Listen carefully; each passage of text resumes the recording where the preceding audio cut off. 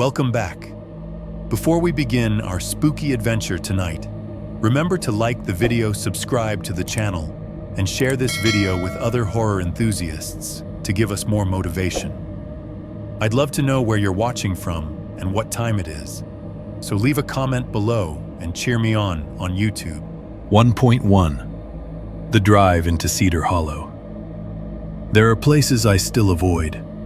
That probably sounds dramatic, and if you had known me at 17, you would have laughed if I'd ever said something like that out loud. Back then, I thought fear was supposed to look obvious.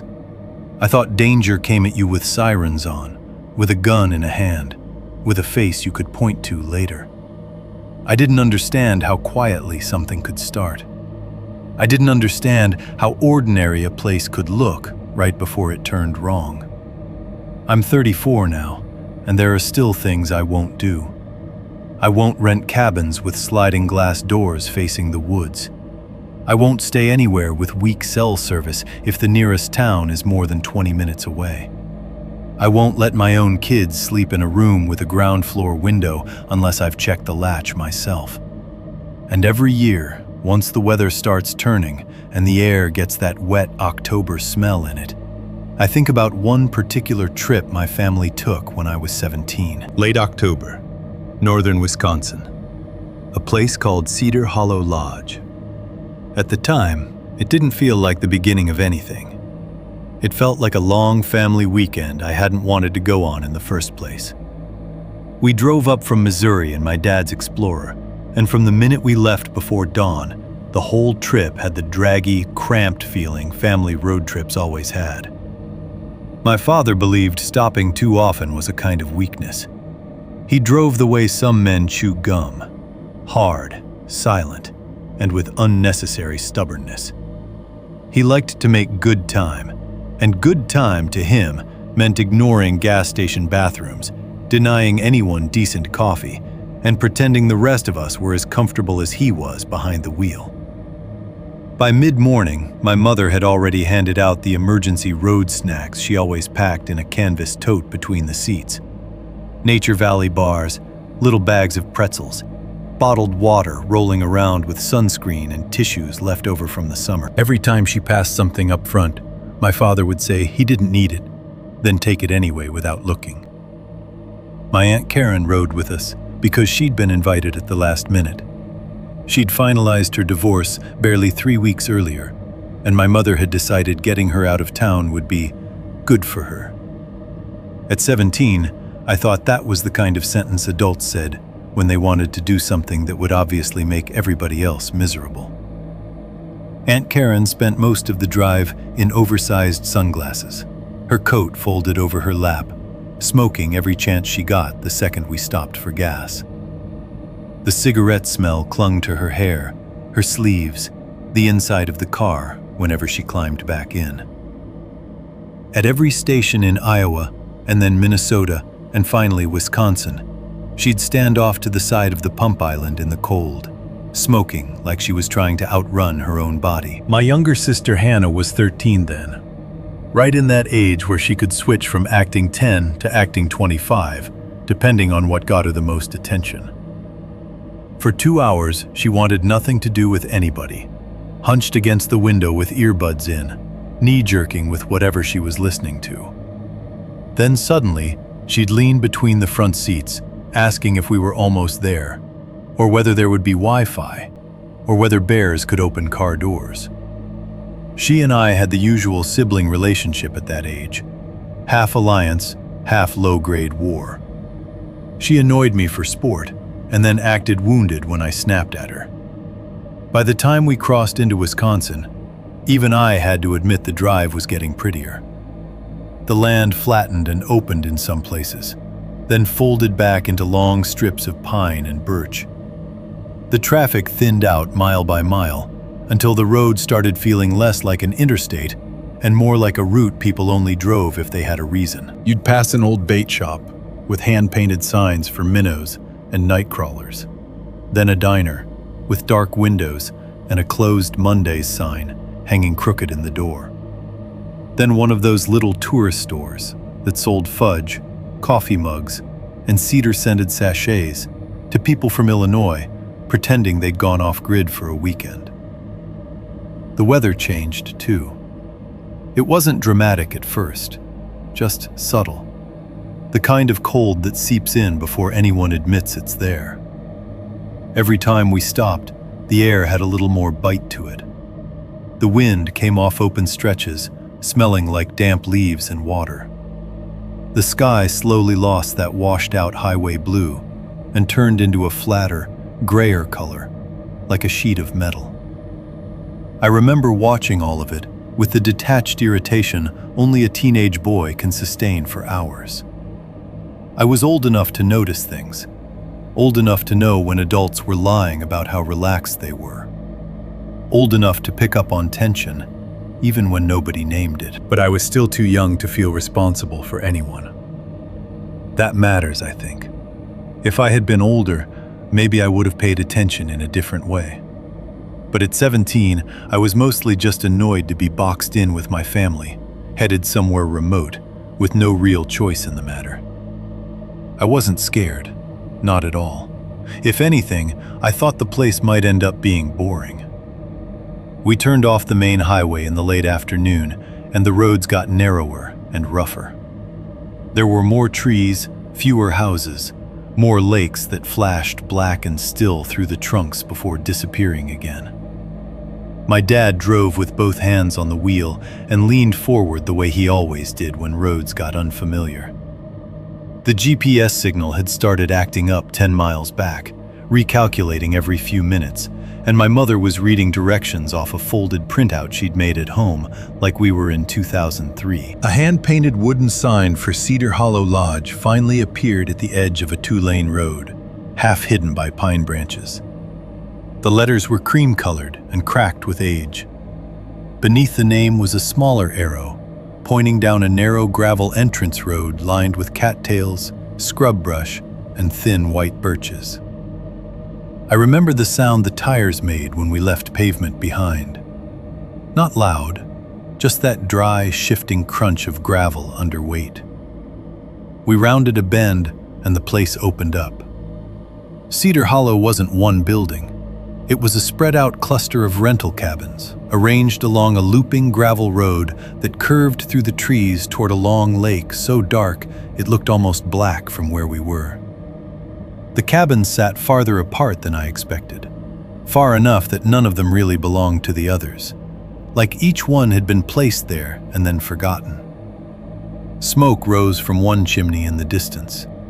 Another place looked shut up and empty, curtains drawn. The woods pressed in around all of it. Not dramatically, not like some storybook wall of forest, but in a steady, patient way. Pines, bare branches, wet undergrowth. More than enough cover for anything to move unseen if it wanted to. Near the entrance sat the main office, which they called the lodge, even though it was really just a low wooden building with a porch and a few yellow lamps already glowing against the coming dusk.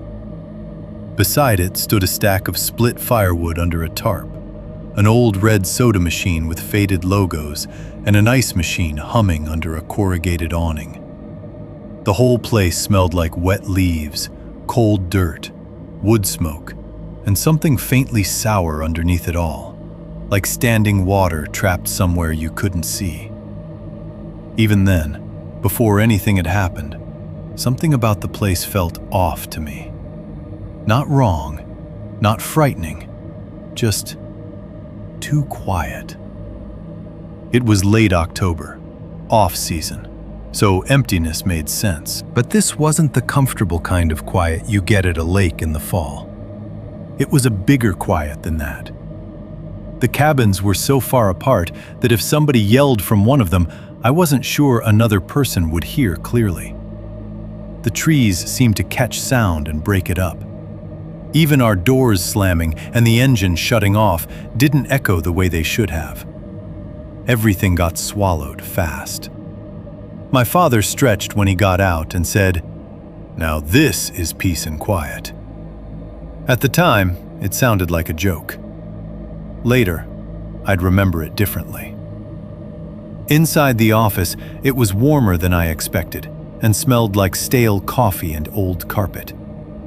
There was a tired-looking woman behind the desk, maybe in her 50s, with reading glasses low on her nose and a sweatshirt that said, "Northwoods Championship Ice Fishing," in faded blue letters. A ceramic bowl of peppermints sat on the counter beside a stack of local brochures. Boat rentals, hiking maps, fish fries, antique stores that probably closed by October anyway. Next to the register was a laminated sheet titled "Cabin Rules" in bold black letters. My mother handled the check-in, while my father stood with his wallet out and looked around like he was evaluating whether the place was worth what he'd paid. The clerk was polite, but in that tired, efficient way people get when they've repeated the same information too many times. Cabin 7, 2 nights, linens included. Firewood extra if we needed more. Checkout by 10. Weak cell reception depending on the weather. Keep food sealed because raccoons were bold this time of year. If we used the grill, make sure the propane was fully turned off. Then she added, almost as an afterthought, "And don't go wandering behind the cabins after dark." My dad gave her a look. "Bears?" She shook her head. "No, just old service trails and uneven ground. There's a drop-off in spots, and people twist ankles back there every season. Woods get confusing at night if you don't know the property." She said it like a practical warning, no different from the thing about raccoons or propane. My mother nodded. My father said we weren't planning on hiking around in the dark anyway. The woman slid over the key attached to a carved wooden tag burned with the number 7, and that was that. No spooky tone, no folklore, no whispered local warning. Just weak signal, seal your food, don't wander in the backwoods. We piled back outside with maps, the key, and a receipt tucked into my mother's purse. The light had changed while we were inside. It was dimmer now, the yellow porch bulbs brighter against the gray. My father drove us the rest of the way around the gravel loop to Cabin 7, joking about how he intended to spend the next 2 days doing absolutely nothing except sitting in a chair and finally getting some peace and quiet away from phones and work and civilization. Cabin 7 sat slightly apart from the others on a bend in the road, with a narrow porch, a patchy gravel parking area, and a line of trees so close behind it that from the back deck you could probably toss a baseball into the woods. The cabin looked exactly like the kind of place people from the suburbs think they want. Dark wood siding, little porch light, pitched roof, a chimney of rough-cut stone, and one broad sliding glass door at the rear facing the trees. I noticed that door right away, though it didn't mean anything yet. We unloaded in stages. My father carried the heavy cooler and duffels like he was proving something.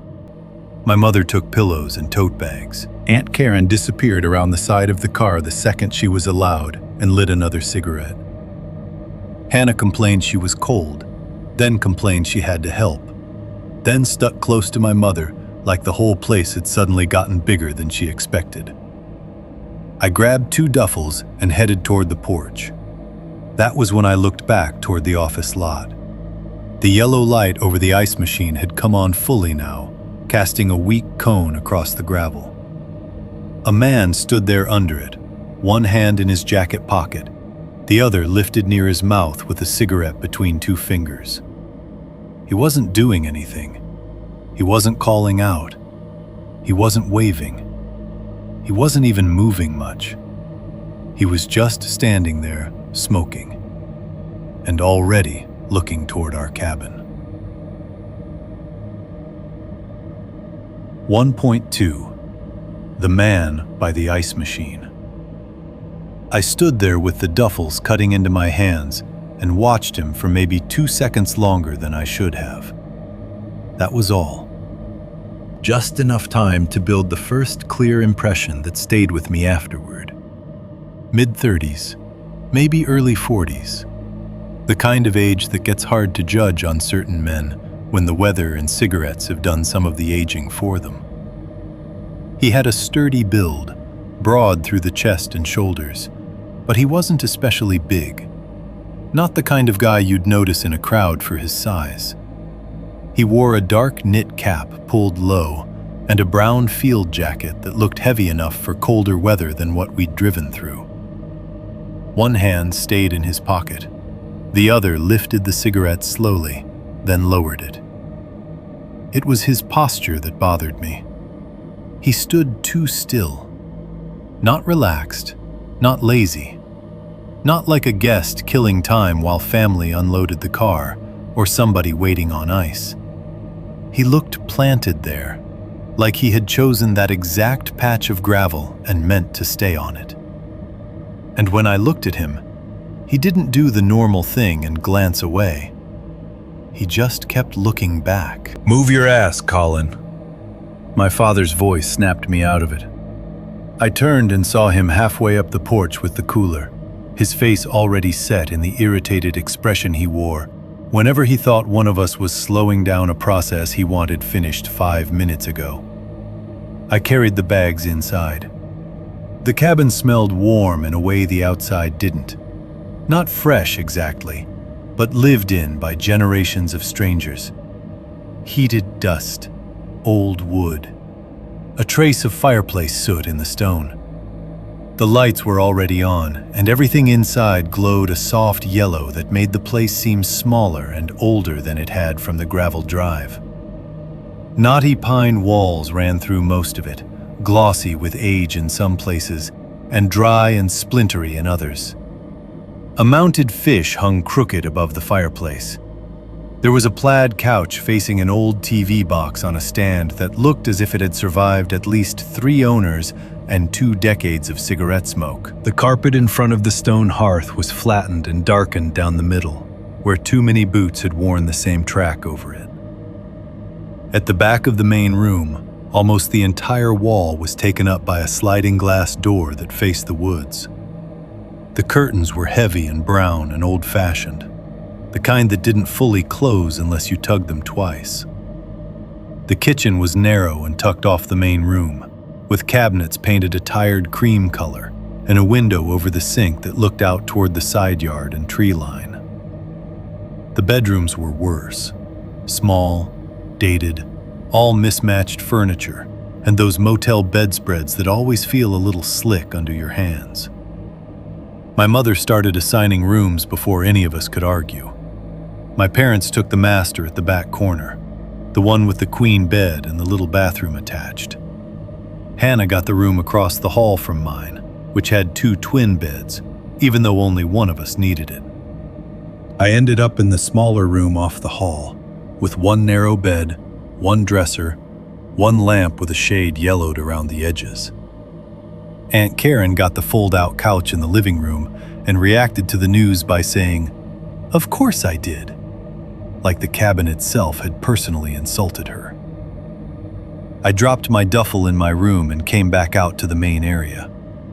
Through the front window, I could still see the far-off glow of the office lights through the trees and between the parked cars. I couldn't see the man anymore.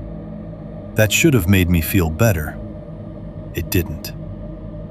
Aunt Karen was dragging her suitcase toward the couch when she caught me looking out the window again. "What?" she asked. I turned too fast. "Nothing." She followed my glance anyway. "You keep staring at something." There was just some guy out by the ice machine. "What kind of guy?" I shrugged in what I hoped was a casual enough way. "Just some guy." She kept looking at me over the top of her sunglasses, which she still hadn't taken off indoors. That helpful. Before I had to say anything else, my mother called for Hannah to bring in the grocery bags before the cold got to the bread, and Aunt Karen let it go. At least on the surface. I moved through the cabin the way people do when they arrive somewhere unfamiliar, but don't want to look like they're checking for danger. I opened a closet, tested a chair with my hand, peeked into the tiny bathroom off my parents' room. The whole time, I was cataloging things without meaning to. Which windows were low enough to see into from outside? Which locks looked decent and which didn't? How far the back of the cabin sat from the road? At 17, I wouldn't have admitted I was doing that. I would have said I was just looking around. I slid open the back door and stepped out onto the deck. The air had dropped another few degrees since we arrived. It hit the damp skin at my neck and slid under my sweatshirt. Behind the cabin, the trees were closer than I'd realized from inside. There wasn't really a backyard, just a strip of patchy grass, a few wet leaves plastered to the ground, and then woods. No fence, no chain, no decorative boundary to make the place feel contained. Just dark trunks and low branches, and the sense that if you walked 10 yards back there and turned around, the cabin might not look as close as it should. To my right, through a gap in the trees, I could see part of another cabin. Just one lit window and the edge of a porch railing. To the left, there should have been another cabin if the loop road map in the office was right, but from the deck there was no sign of it at all. Only trees. The hiddenness of that bothered me more than I would have expected. It meant people could be close without feeling close. I stood there longer than I meant to, looking into the woods like I expected something to define itself if I kept staring. But there was only the slow, evening shift of branches moving against each other, and the occasional drip from leaves still holding rain. No birds, no voices from the other cabins. Even the lake, visible farther off through the trees, looked strange in the failing light. Flat and dark and reflective in a way that made it seem less like water than a long sheet of blackened glass. As the sun dropped, the sky went from dull gray to that ugly iron orange color you get right before full dark in late fall. It looked colder than normal sunset light, harder somehow. One by one, the resort lamps came on around the loop road. Porch lights, post lamps, the office glow, the yellow bulb over the ice machine. Every light made the dark around it feel more deliberate. My mother called from inside for someone to take out the trash from the drive-up. Empty cups, granola wrappers, napkins, gas station receipts. I took the bag because it got me out of the cabin for a minute, and because I wanted another look at the office area without making it obvious. The bin stood near the side of the office building, under a small overhang, close enough to the soda machine and ice machine that the humming from both blended into one mechanical drone. As I got closer, I saw him again. He was standing a few feet off from where I'd first seen him, closer now, near enough that I could make out more of his face. Not handsome, not ugly. Roughened skin. A nose that looked like it had been broken once years ago and set slightly wrong. Light stubble on his jaw. The flattened look of one ear where the cap didn't quite cover it. His eyes were on me before I fully stopped walking. I tossed the trash bag into the bin and turned to head back, telling myself I was being weird for even caring. Then he spoke. "You folks in 7?" His voice was ordinary. That was part of what made it land wrong. Not creepy, not deep, not threatening. Just a man asking a simple question in a quiet place. But I stopped anyway. At 17, there are 100 moments where you answer something automatically, because it seems too small not to. That was one of them. "Yeah," I said. The second the word left my mouth, I wanted it back. I had never told him our cabin number. Nobody had. He could have guessed, sure. Maybe he'd watched us pull in. Maybe there were only so many occupied cabins that late in the season. But the question still felt wrong. Not because of what he said, but because of the way he'd said it. like he was confirming something he already half knew. He took one drag from the cigarette, looked past me in the direction of our cabin, and said, "Good heat in that one." And then he said nothing else. He didn't offer a name, didn't smile, didn't ask where we'd come from or how long we were staying, or any of the filler people use to make casual conversation feel casual. He just let the sentence hang there between us, like he had done his part and the rest was mine to fill if I wanted. Up close, the cigarette smell hit me harder, mixed with something underneath it that reminded me weirdly of wet pennies and old tools left in a damp garage. Metallic, sour. Not strong enough to identify, only enough to notice. "Okay," I said, because I couldn't think of anything better. He nodded once. That was all. I walked back toward cabin 7, trying very hard not to hurry. I could feel his attention on my back for the first dozen steps, maybe longer. When I finally looked over my shoulder from the bend in the loop road, he was still under the yellow light. Still standing there. Not heading to a cabin, not carrying ice, not going inside the office. Just smoking beneath the bulb with one hand in his pocket, as if he had nowhere else to be. By the time I got back, it was full dark outside. Inside, the cabin had taken on that first night clutter all temporary places get when a family settles in fast. Coats over chair backs, grocery bags half unpacked, my father's boots already near the hearth, Hannah's charger draped uselessly over a side table because the cell signal was bad enough that checking her phone had turned into an act of faith.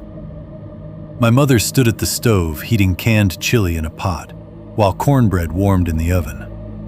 Aunt Karen had claimed one end of the plaid couch and was drinking red wine out of a plastic cup she'd brought from home, as if she'd expected the cabin not to own glasses. We ate at the little table near the kitchen, knees bumping, because the room wasn't really made for 5 adults and a teenager-sized almost adult. The conversation stayed at the level family trips usually do early on. How long the drive felt, whether the weather was supposed to hold, whether the fish mounted over the fireplace was a pike or a muskie. I waited until there was a lull and then said, as casually as I could, "There's kind of a weird guy hanging around by the office." My father didn't even look up from his bowl. "Maintenance, probably." "I don't think so." He tore a piece of cornbread. "Hunter, then." "There was just something off about him," I said. That got Aunt Karen's attention. She looked from me to the window and back again. "That's the guy you were looking at?" "Maybe," I said. "Maybe?" she said. "You got one look at him and stared like you'd seen a body." "I did not." She ignored that. "There was something off about the way he stared." My mother immediately cut in, not sharp exactly, but fast. "Can we not do this in front of Hannah?" Hannah rolled her eyes so hard I heard it in her voice. "I'm 13, not 6. "You're dramatic, that's what you are," my mother said. "There are always odd people at places like this." "What does that even mean?" Aunt Karen asked. "It means not every man standing outside is a serial killer." Nobody said anything for a second after that. My mother looked like she regretted the phrase as soon as she heard it out loud. Hannah gave a short laugh, more because the word serial killer had entered dinner than because she found anything funny. "So what, he just stood there and looked at you?" "Pretty much," I said. "Maybe he thought you were cute," she said, then grinned when I told her to shut up. The subject should have died there, and mostly it did. My father moved on to asking where the extra blankets were kept. My mother started planning breakfast like planning breakfast could keep a place ordinary. Aunt Karen drank more wine and kept glancing at the front window every so often. Not enough to comment on it, but enough for me to notice. Later, when the dishes were done and the TV was on low, and everyone had settled into that awkward first-night tiredness, Hannah came and stood in the doorway of my room while I unpacked a sweatshirt. She leaned against the frame and asked, quieter this time, "Can strangers get into cabins easy?" I looked at her. "Why?" She shrugged too hard. "Just asking." No. It was the kind of lie older siblings tell automatically, because it's easier than admitting you don't know. She nodded like she believed me, but she didn't look convinced. Then she went back across the hall to her room and shut the door. By 10:30, the cabin had gone mostly quiet. My parents were in their room. Aunt Karen had made up the fold-out couch and turned off the lamp by the TV. The hallway light stayed on because Hannah said she hated sleeping somewhere new in total darkness, and nobody had the energy to fight about it. The heater kicked on and off with a metallic groan. Somewhere outside, wind moved through the trees in slow bursts that made the siding creak now and then. I went to the front window before bed just to look out once more. The office lot was visible only in pieces from there, between trunks, over the shoulder of our parked Explorer, across the curve of gravel road. The yellow-lit ice machine area was empty now.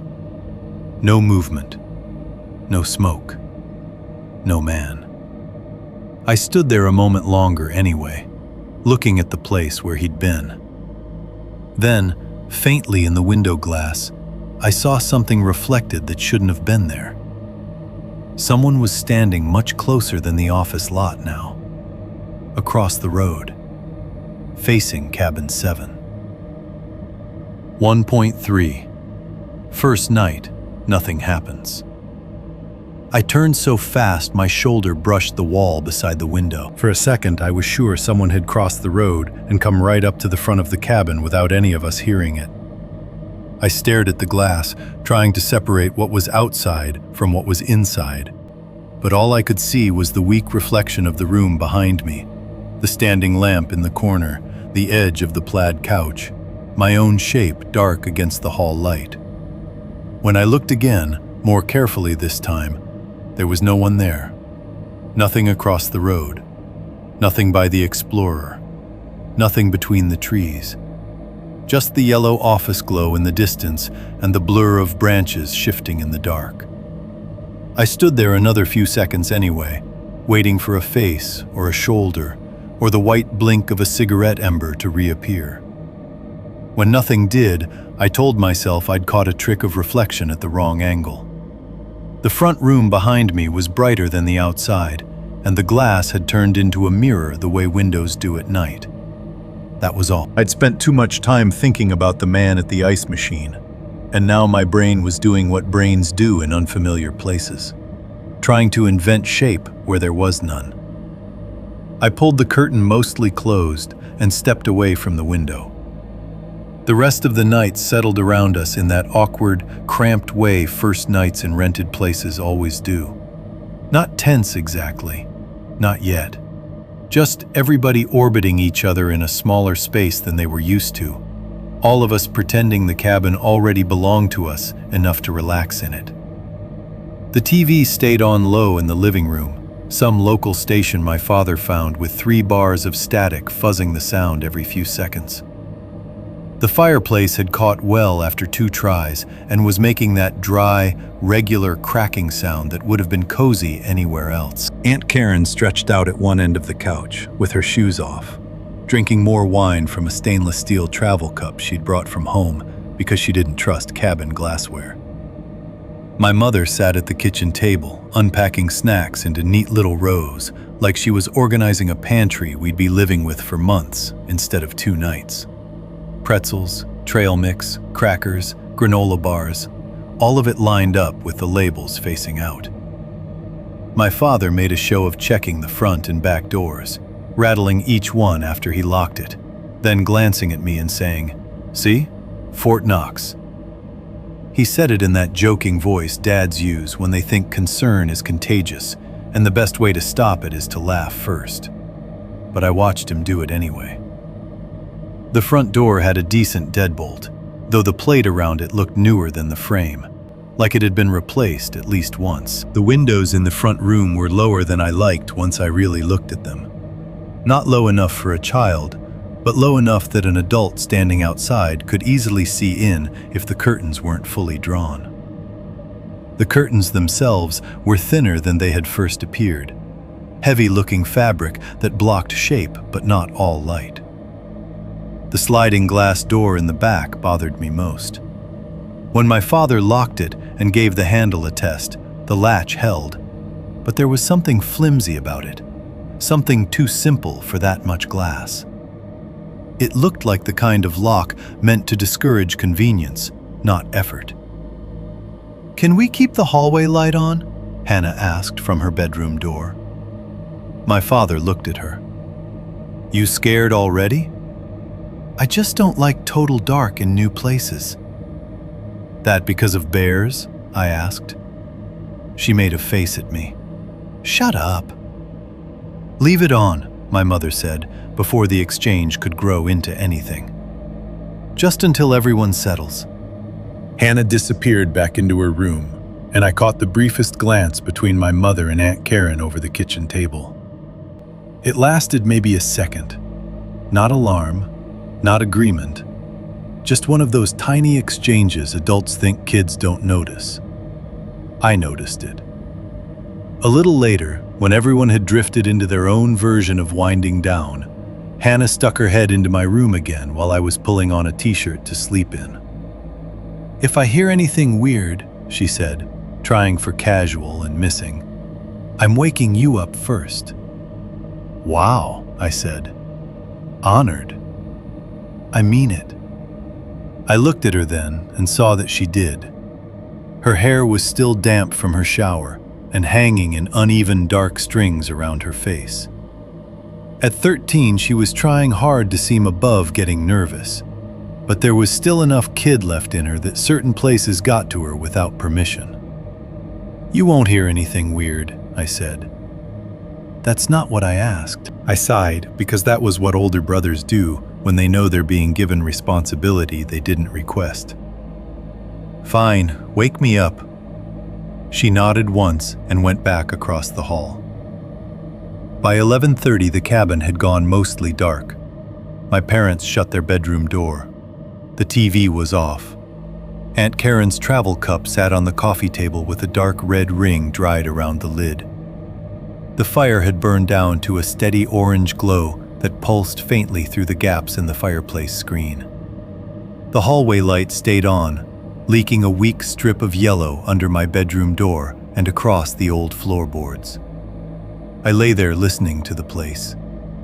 That's one of the things you do in unfamiliar houses, even if you don't realize you're doing it.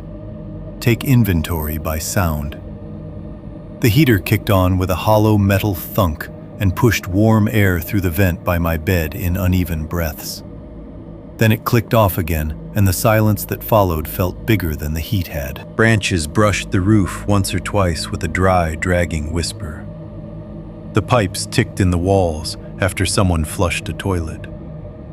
Somewhere farther out, from another cabin, or maybe the road near the office, a car door slammed hard enough to snap through the trees.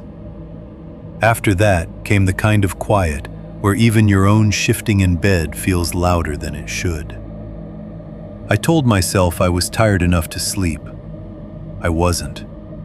I kept replaying the man's question at the ice machine. "You folks in 7?" There were harmless explanations for it. I knew that. He could have seen us pull in.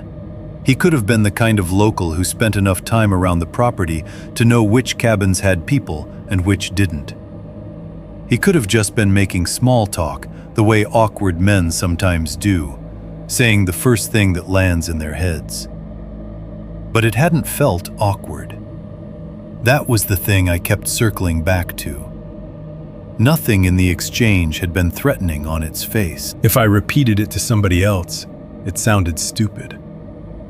Some guy at a resort asked what cabin you were in. So what? But in the moment, standing there with the yellow light over the ice machine and the smell of cigarette smoke and damp metal, it had felt less like he was asking and more like he was checking.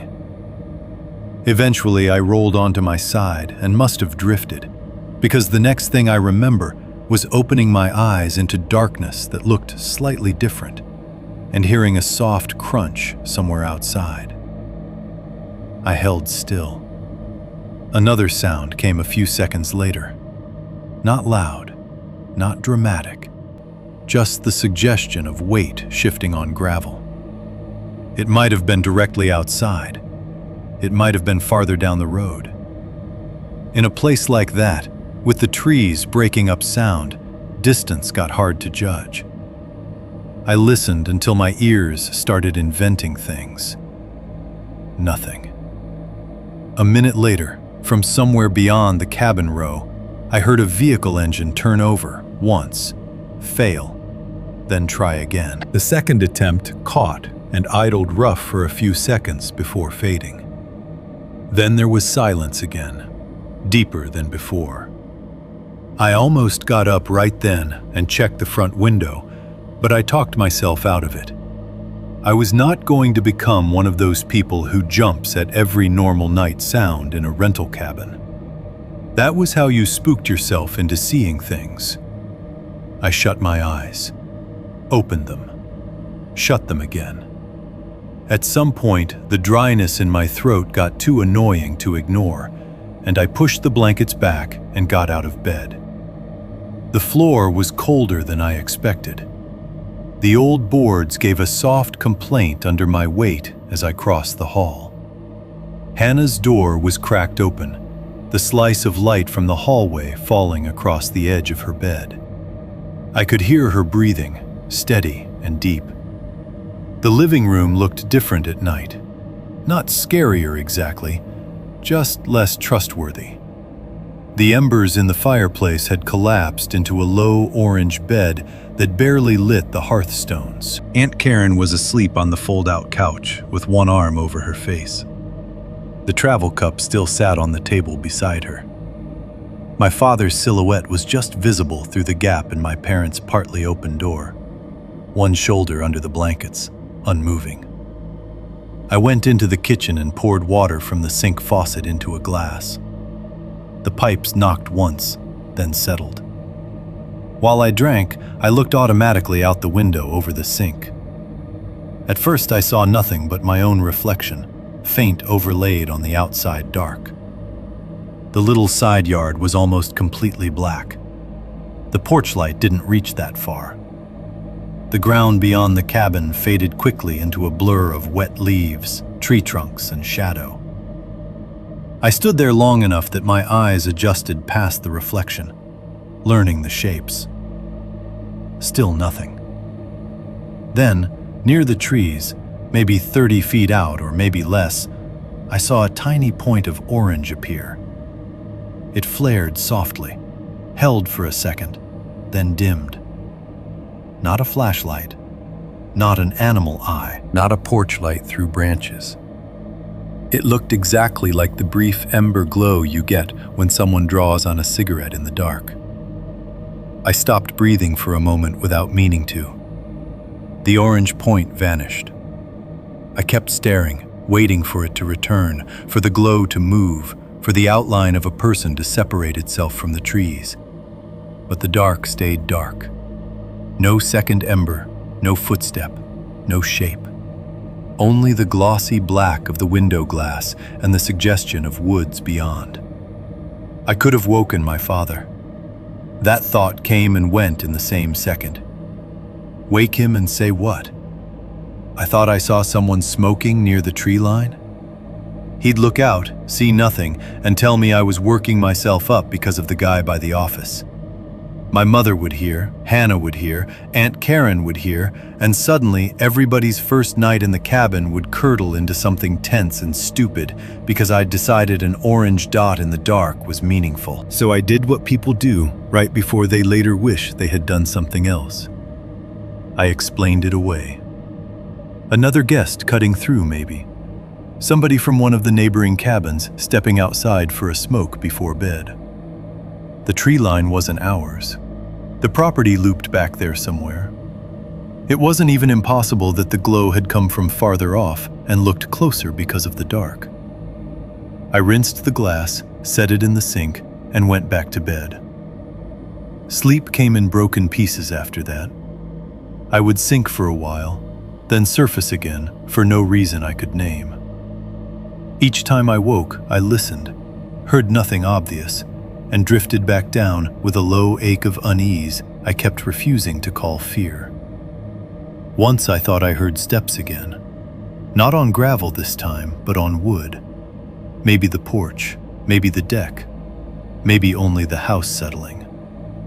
Another time, I was sure I heard the faint rasp of tires somewhere along the loop road. Slow enough to mean a car creeping rather than passing through. Every sound came with a reasonable explanation. Every explanation worked just well enough to keep me still.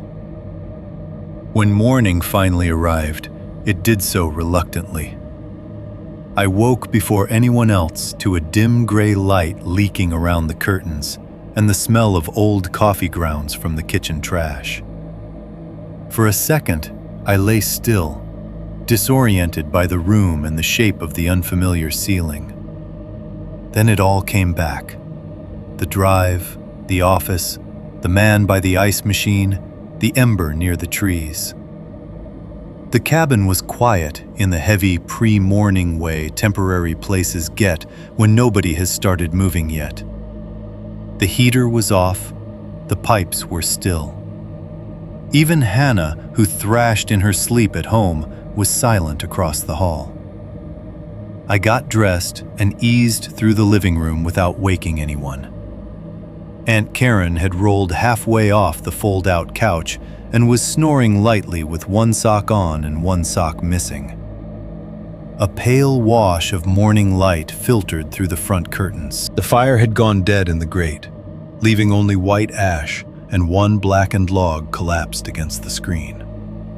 I unlocked the front door as quietly as I could and stepped onto the porch.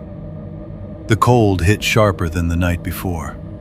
It smelled like wet gravel and wood smoke and the mineral scent that rises off dirt just after dawn. The sky was a flat, colorless gray, and the whole resort looked washed out and tired. The office lights were off now. The ice machine sat dull and silent-looking under its awning. Somewhere farther off, a crow made one harsh sound and then stopped. At first, everything looked normal. Then I looked down. In the damp gravel below the porch, just off the bottom step, were several partial shoe prints. Not clear prints, not neat ones you could lift and study. Just the edges and impressions left by somebody shifting around on wet stone long enough to disturb it. The kind of marks you might miss if you weren't looking for anything. One heel. The front half of a sole. A tread pattern broken by loose gravel. Another partial print crossing the first. Then another. I stood there trying to make sense of them. They were not coming toward the cabin. They were not leading away from it either. They were angled toward the porch, toward the front windows, positioned in a loose arc like someone had stood there for a while, moving slightly from foot to foot, looking in. I don't know how long I stared. Long enough for the cold to find my hands. Long enough for the quiet of the resort to stop feeling restful and start feeling watchful. Nothing had happened our first night. Nothing I could prove. And still, standing there above those half-formed shoe prints in the wet gravel, I had the sick, unmistakable feeling that somebody had come right up to our cabin while we were sleeping and stayed there long enough to watch us through the glass. 2. 1. Morning rules, normal faces. Morning made the cabin look smaller and less threatening, which was probably why people trusted mornings too much. By the time the rest of my family woke up, the shoe prints in the gravel had already started losing their shape. The sun never really came out, but the weak gray daylight was enough to flatten everything. What had looked strange and deliberate at dawn now looked messy, almost accidental, like the kind of marks anybody could leave if they stepped around in wet gravel carrying groceries or firewood. I stood at the kitchen sink while the coffee maker wheezed and coughed on the counter and told myself exactly that. I kept turning it over in my head anyway. If I mentioned the prints, my father would go outside, squint down at them, and probably say I was seeing patterns because I'd decided that man by the ice machine was important. My mother would hear the edge in my voice and instantly start trying to smooth it over. Aunt Karen might take me seriously, which somehow felt worse.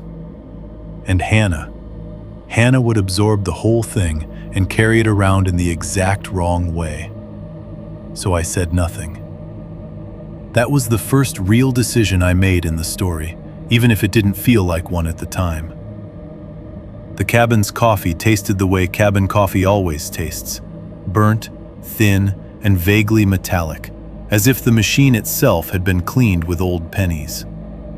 My father drank 2 cups of it anyway and pronounced it good enough, which was his highest compliment for most things. My mother made toaster waffles in batches, setting them on paper towels because the plates were all still packed wrong in the cabinet from whoever had stayed there before us. The toaster was slow and inconsistent, burning one edge while leaving the center pale. Butter didn't melt right in the cold room air. Anna came out in mismatched socks and one of my mother's oversized sweatshirts, hair sticking out on one side like she'd slept with her head wedged into a couch cushion. She was gloriously, reassuringly normal that morning. Sullen, hungry, and already annoyed at being asked what she wanted for breakfast. "You're in a bad mood for somebody getting waffles," Aunt Karen said from the table. "I'm cold," Hannah muttered. "You were cold yesterday, too." "Yeah, because it's freezing here." "It is not freezing," my father said without looking up from the folded map he'd taken from the office. He had spread it on the table beside his coffee like he was planning a campaign.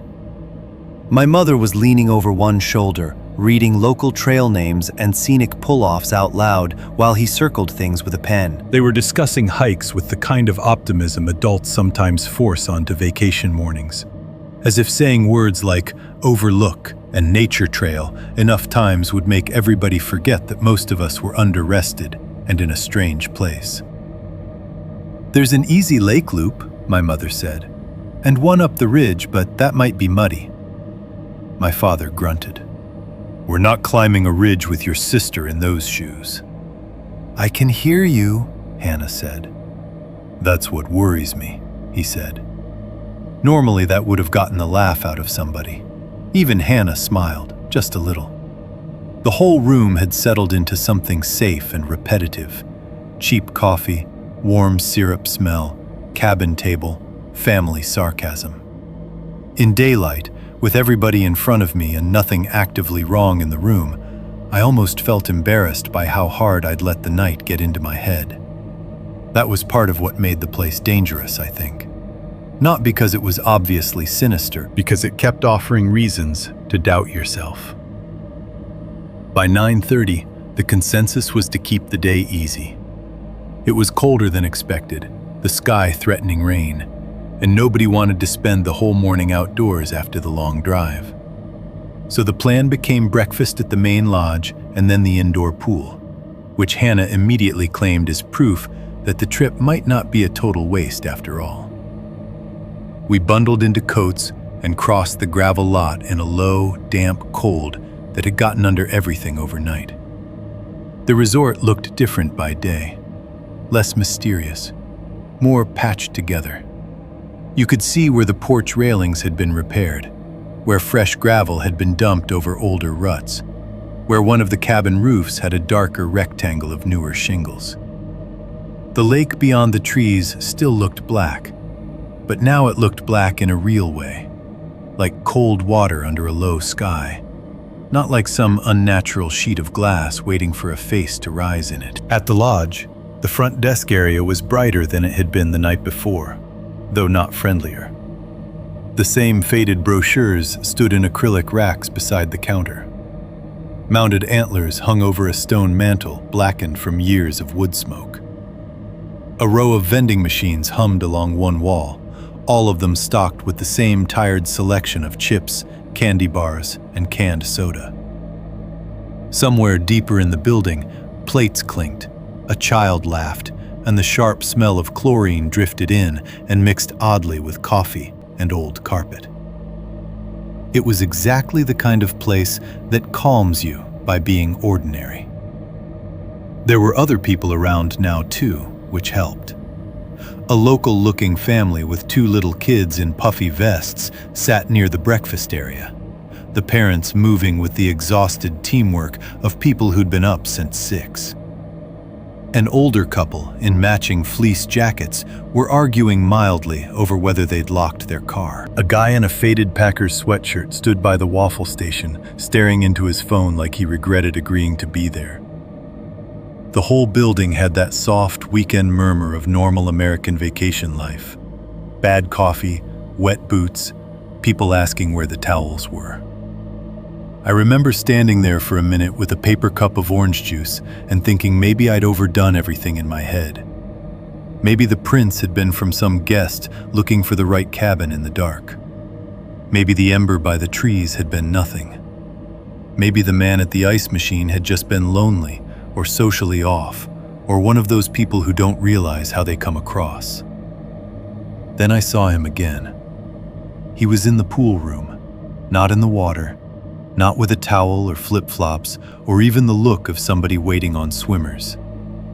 He was seated in one of the molded deck chairs along the far wall, beneath a bank of windows gone white with condensation. His brown field jacket was zipped halfway up. The same dark knit cap covered most of his hair. He sat with his legs slightly apart and his forearms resting loosely on his thighs, posture forward, but still watching. That was what made the sight of him hit harder in daylight than it had the night before. There was no mystery to him now. No yellow bulb, no distance, no cigarette smoke to blur anything. I could see him clearly, and seeing him clearly did not help. He looked rougher than I'd realized. His skin had the wind-chapped, overused texture of someone who spent a lot of time outdoors or in cold air. There were tiny, broken red capillaries around the sides of his nose. One ear, the left one, sat flatter against his head than the other, crumpled slightly at the top, as if it had been smashed or rubbed down over time. His hands were bare now, and even from across the room, I could see pale scar lines crossing the knuckles and the backs of his fingers. Not fresh cuts, older marks. Repeated marks. He wasn't looking at the pool in any normal way either. People watching swimmers usually let their attention drift. They glance at the water, check the clock, look toward the snack machine, glance at whoever they came with. This man tracked movement. That was the only way I can describe it. His gaze followed patterns instead of people, or maybe people as patterns. He noticed who got up to use the restroom, who left towels unattended on chairs, which parents stayed close to their kid, and which one wandered off toward the hot coffee urn near the entry doors. Which groups broke apart naturally, and how often. Once I noticed it, I couldn't stop seeing it. He watched the little boy from the local family run dripping toward the deep end until the kid's father intercepted him. He watched the older couple set their tote bag near a chair and then both move toward the hot tub together, leaving it unguarded. He watched a teenage girl peel away from her mother to go check the vending machine outside the pool room. None of his glances were long enough to call out on their own. That was part of what made them so bad. He looked with the patience of somebody who didn't need to stare because he trusted he had time. Then his eyes found Hannah. She was in the shallow end, complaining about the temperature before she even got all the way into the water. My mother was laughing at her. Aunt Karen sat with her jeans rolled to mid-calf on a pool chair, smoking withdrawal making her twitchy enough that she kept tapping one heel against the tile. My father had gone to get coffee. Hannah pushed her wet hair back with both hands and made some theatrical face at my mother. And the man watched her too long. It wasn't lust. I want to be clear about that, because that would have been easier to name. Easier to hate in a straightforward way. It was something colder than that. Appraising, almost. The way you might study an unlocked window, or count how many people are in a room before entering it. For the first time since we'd arrived, my discomfort changed shape. Until then, I'd mostly been irritated at myself for noticing him so much. I'd felt embarrassed, defensive, like I was inventing a threat because I needed one. But when his attention settled on my sister and stayed there a beat too long, something in me shifted from unease into something more specific. Protectiveness, maybe. Or just the first ugly scrape of instinct. I moved without really deciding to. One second I was standing near the towel rack, pretending to look for a dry chair.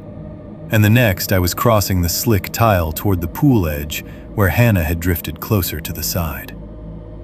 "Mom said don't run," she said automatically when she saw me coming. I wasn't running. "You were doing that thing you do where you act like you're not." I crouched near the water and kept my voice low. "Stay with Mom, okay?"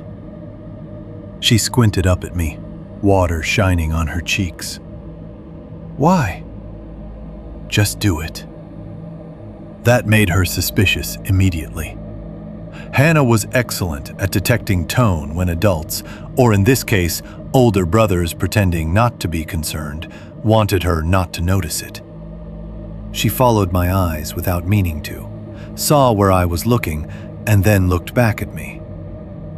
"That guy?" she asked. I hated how quickly she understood.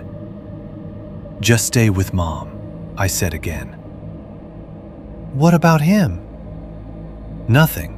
Just don't wander off by yourself." She rolled her eyes because that was her defense against any situation that made her feel smaller than she wanted to be. "I'm not 5. "No, you're 13, which is somehow worse." That got the tiny flash of irritation I wanted. Better annoyed than curious. I stood back up and tried to act normal. The pool room suddenly felt too enclosed. Every slap of water against tile sounded thinner. The windows were fogged from the heat inside and the cold outside, turning the world beyond them into a white blur. The air smelled like chlorine, wet concrete, and machine coffee from the hall. It should have been comforting. Families, noise, daylight, everything visible. And still that man sat there, ordinary enough to disappear into the room if you weren't looking for him. That was the part I understood later, long after I stopped telling myself this story was about one bad weekend. Men like that don't rely on being invisible. They rely on being explainable. A little off, maybe. A little too interested, maybe. But still ordinary enough that anyone who notices too much starts doubting themselves before they say anything out loud. My father came back with 2 coffees balanced in cardboard cups. He followed my line of sight only because I failed to look away in time.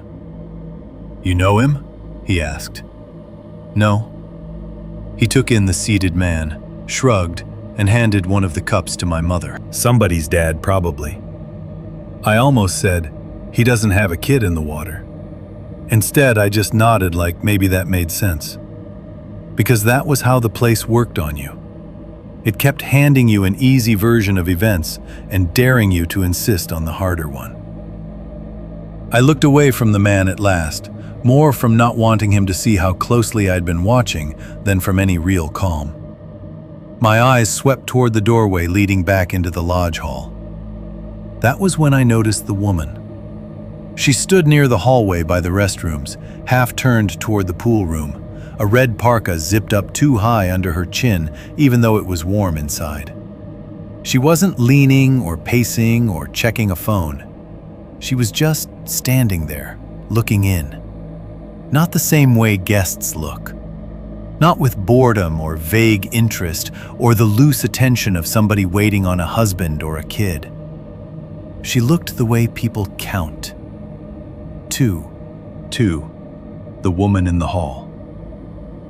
Once I noticed her, I kept expecting her to do something that would make the feeling go away. That's the strange thing about people who set off your instincts without breaking any visible rule. Your mind starts bargaining with itself almost immediately. If she smiles, you think, maybe she's just waiting on someone. If she checks her phone, maybe she's only killing time. If she walks into the restroom, then fine, case closed. Normal person, normal day, normal place. She didn't do any of that. She just stood there in the hall near the restrooms, half turned toward the pool room, as if she'd paused on her way somewhere and forgotten to continue. She looked to be in her early 40s, though there was the same hard-to-place age quality about her that there had been about the man. The kind of face weather and cigarettes and bad sleep can drag forward several years. Her hair was a washed-out blonde, pulled back loosely enough that strings of it had slipped free around her temples. Her skin had that wind-burned texture some people get after spending too much time in cold air. Reddened across the cheeks, dry around the mouth. The red parka she wore was zipped too high for indoors, the collar almost touching the bottom of her chin. Her face was what stayed with me, though. Not ugly, not blank exactly, just flat in a way I didn't trust. Patient. The kind of expression that revealed nothing because it wasn't built for sharing anything in the first place.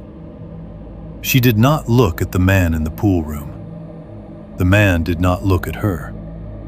And still, even across that distance, their timing felt linked. That's hard to explain without sounding dramatic. Nothing visible connected them. No glance, no nod, no shift in posture when the other moved. But the lack of connection itself became a kind of connection. They were too careful not to register each other, like actors told to avoid eye contact on stage, who become obvious precisely because they try so hard not to seem aware. I stayed near the towel rack longer than I needed to, pretending to compare two folded towels that were obviously identical. My mother was still with Hannah in the shallow end.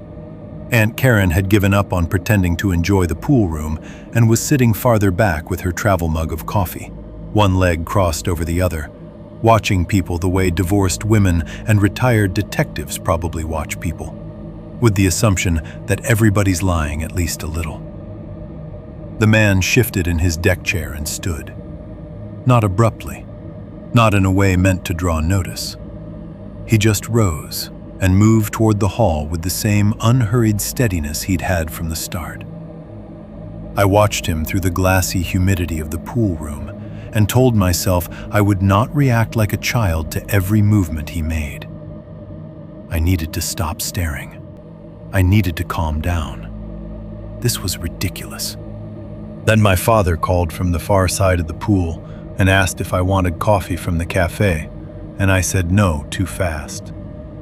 By then I was cold from sitting too long in damp air, so I finally headed for the men's changing room to dry off and get dressed. The hall outside the pool had tile floors that carried every sound sharper than they should have. The chlorine smell thinned there, replaced by coffee, wet coats, and the stale heat of old ventilation. As I crossed toward the changing room door, I saw the woman in red from the corner of my eye. She still hadn't moved much. Not enough to justify standing there. She was close enough to the restroom entrance that anyone coming out would have had to step around her. She wasn't blocking it outright, but she occupied the space the way some people do when they want to see who enters and who leaves, without making it obvious that's why they chose that spot. When I pushed into the men's changing room, the air changed again. More chemical, more enclosed, carrying damp concrete and old soap. The room was bigger than it needed to be, with rows of beige metal lockers, a long bench down the center, and rubber mats darkened by tracked water.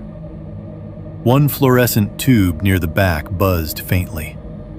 Somewhere beyond the showers, a locker door banged shut, the sound flattening itself against tile and echoing too long. I remember that space very clearly because of how empty it felt. Not abandoned empty, just the kind of temporary emptiness where any new sound immediately belongs to you. I hung my towel over one shoulder, dropped my key on the bench, and started pulling on my sweatshirt. Wet tile squeaked under my feet every time I shifted. Somewhere down the far row, another locker door clanged once, then stopped. A second later, the door behind me opened. I looked up into the mirror mounted over the sinks before I turned, and there he was. The man from the pool room stepped inside with no towel, no dry clothes draped over his arm, no visible reason to be there except that he had chosen to enter. He didn't say anything. He just crossed to the locker bank nearest mine and stood there with one shoulder angled toward me as if he were deciding which compartment belonged to him. The room suddenly felt enormous and too small at the same time. That's the thing about certain kinds of tension. It doesn't make space disappear. It stretches it. Every squeak of the floor, every drip from the shower area, every reflection in the mirror behind you becomes too clear. I heard another locker shut somewhere outside the room. Heard someone laugh faintly in the hall. Heard the plumbing knock inside the wall near the sinks. And through all of it, I was aware of the fact that the man had entered after me and still hadn't begun changing. He rested one hand near the locker latch in front of him. That was when I saw what he was holding. A wooden key fob. It looked like the same kind issued for the cabins, carved, rectangular, darkened with age, a metal ring through one end. For just a second, when he turned it in his fingers, I thought I saw a burned-in number on the face. Maybe a 7, maybe an 8. The light in that room was bad, and my angle was wrong, so I couldn't tell. But the sight of it hit me with a weird little punch of recognition all the same. He noticed me looking at it. "Cold out there," he said. I gave a non-committal nod and kept pulling my shirt down, pretending this was still ordinary. My hands had gone clumsier than they should have been. I dropped one sock, bent to get it, and when I came back up, he was still standing in almost the exact same posture. Then he asked, in the same flat, casual tone he'd used by the ice machine the night before, "You folks staying through Sunday?" Every muscle in my shoulders tightened. Because yes, we were. That had been the plan. 2 nights, leave Sunday morning. There was no reason for that question to feel private, but it did. Not because it was unusual in itself. Plenty of vacation small talk sounds similar. But because of the pattern forming around him. Cabin number, now length of stay. Small pieces of information, each one harmless alone. Together they started to feel like inventory.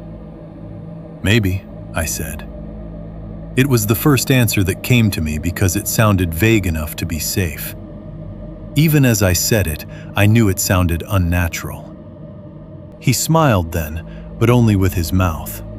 His eyes didn't change, didn't warm, didn't even really narrow. It was the kind of smile people use when they know you've lied and have chosen not to call attention to it. He said. That was all. Just that tiny acknowledgement, like we both understood something had been offered and withheld. I grabbed my towel and left before he could say anything else. I didn't run. I didn't even walk especially fast until I was through the changing room door and back in the hall. Then my steps picked up on their own.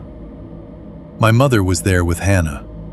They were halfway down the corridor, heading toward the women's restroom. My mother holding Hannah's towel and shampoo bottle, while Hannah complained that the pool water had made her hair feel gross.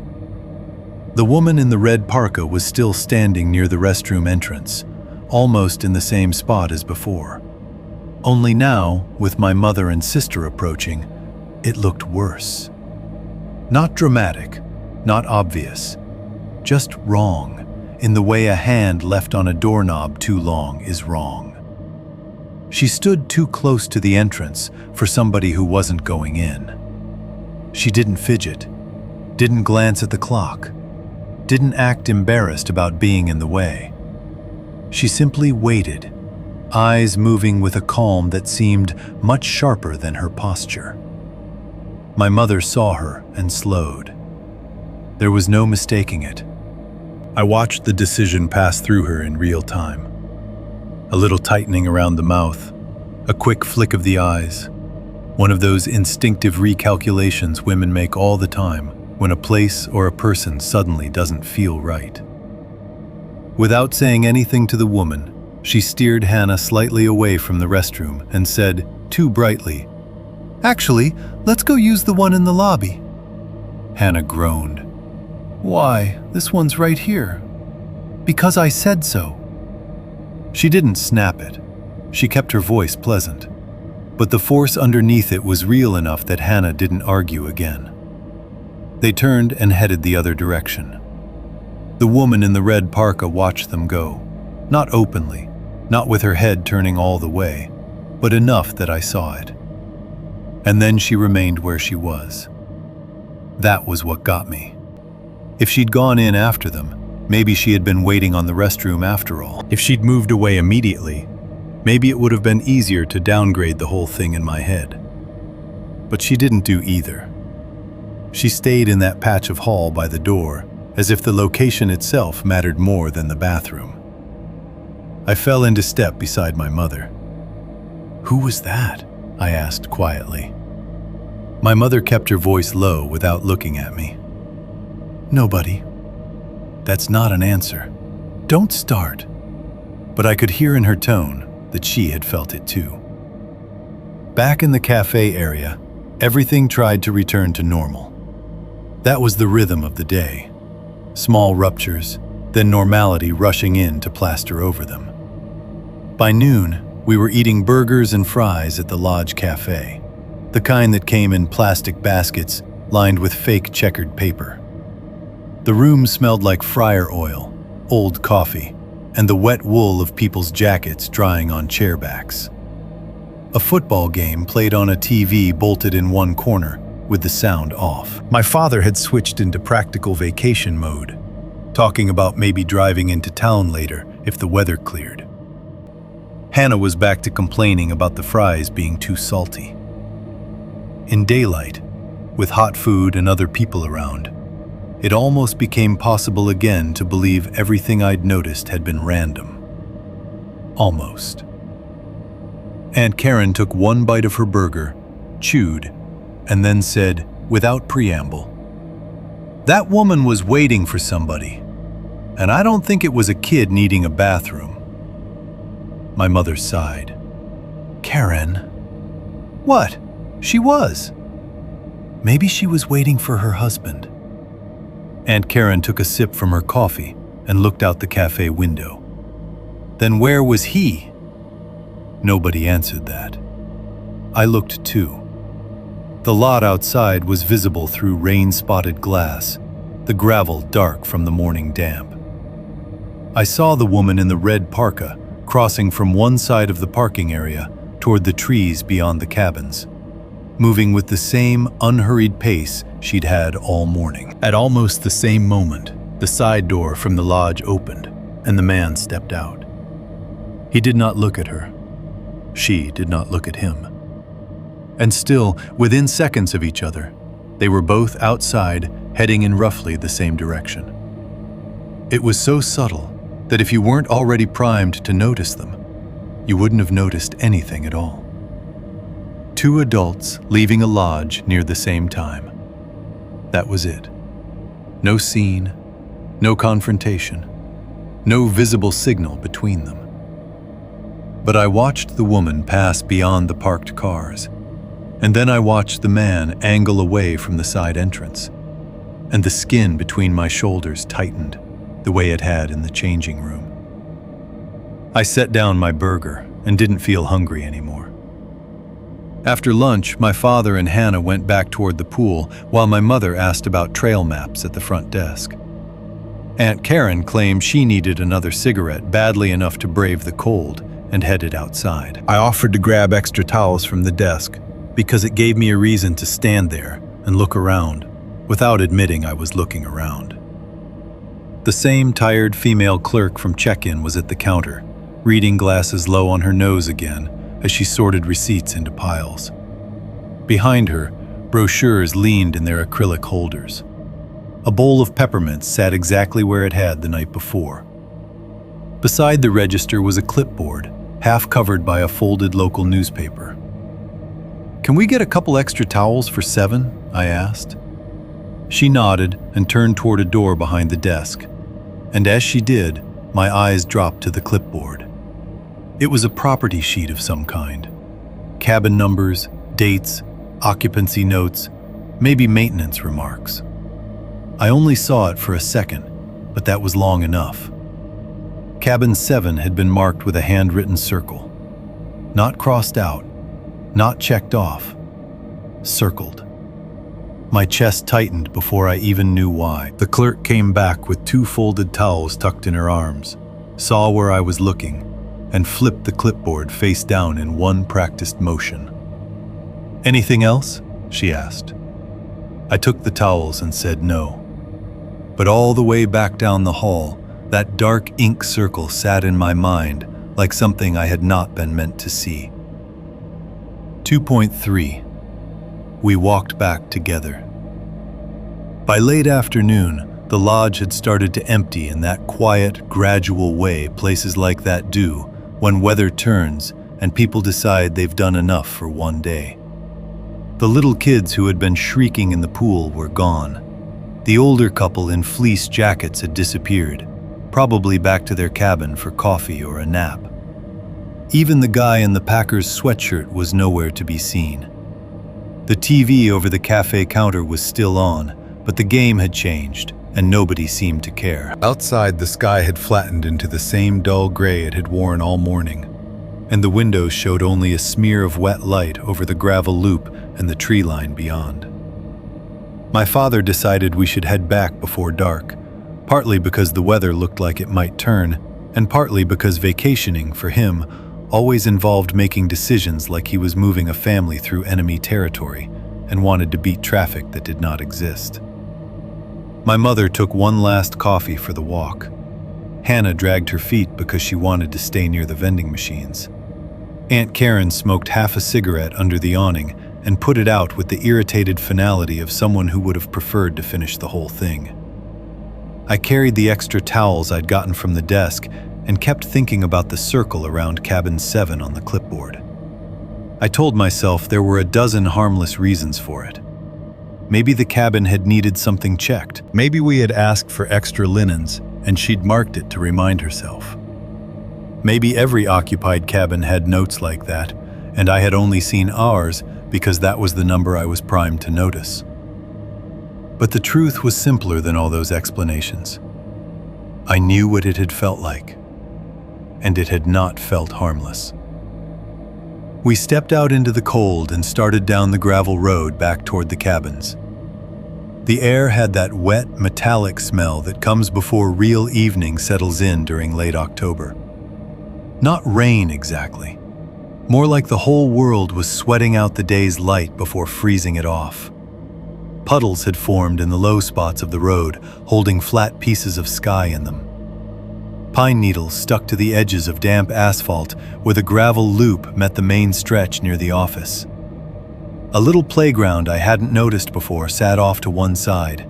A metal swing set, one low plastic slide, all of it empty and beaded with moisture. The swings moved once in the breeze and then hung still again. There were no other guests outside. That was what got me first. Not that the place was empty, exactly. We knew people were here. Cars were parked outside several cabins. Someone had left a pair of muddy boots by one porch. Smoke rose from one chimney farther down the loop.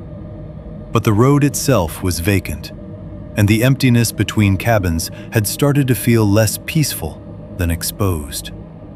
Every stretch of gravel now felt longer than it had in daylight, and the trees between buildings seemed thicker, more private, more willing to swallow sightlines. I checked behind us without meaning to. Then I checked again. The third time, I saw her. The woman in the red parka was several cabins back, near enough that I knew it was her, far enough that pretending otherwise would have been easy if I'd wanted to. She wasn't carrying a towel or a bag. She had no dog, no coffee, no visible destination. She was simply walking in the same direction we were, head level, pace unhurried. Not fast enough to seem like she was catching up, not slow enough to be going anywhere else. For a few seconds, I told myself exactly what my mother would tell me if I said anything. She's just walking. Then I looked again. She matched our pace, loosely. When we slowed around a puddle, she did too. When my father stopped to yank his jacket zipper higher, she didn't stop, but somehow the distance between us stayed nearly the same. I felt my shoulders stiffen. My mother must have noticed, because she glanced behind us and then at me. "What?" "That woman," I said quietly. She looked again. Maybe she's just walking. It was almost word for word what I had expected, which somehow made it worse. Aunt Karen, on the other hand, did not say maybe anything. She turned her head just enough to see the red parka in the distance, then looked back toward the road ahead and went very quiet. That silence from her did more to confirm my fear than if she'd said, "I know." My father noticed the shift in the group without fully understanding it.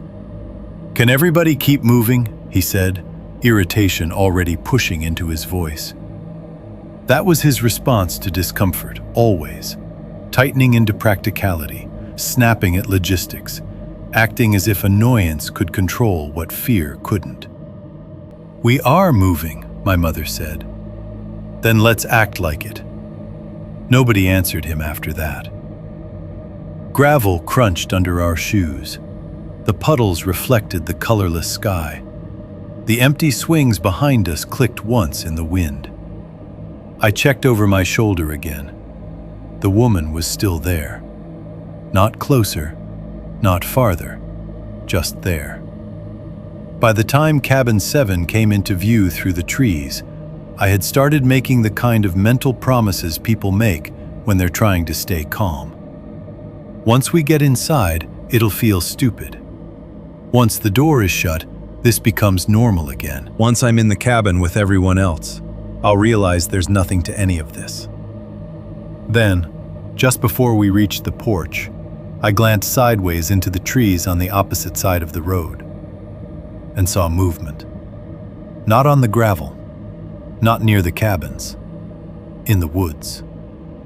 A figure slipped between two trunks parallel to us, far enough back that I only caught a slice of brown jacket and dark cap before the shape was gone again. He was moving in the same direction we were, but not on the road. He was inside the tree line, pacing us through the woods. My mouth opened before I could stop it. I almost said, "There!" I almost pointed.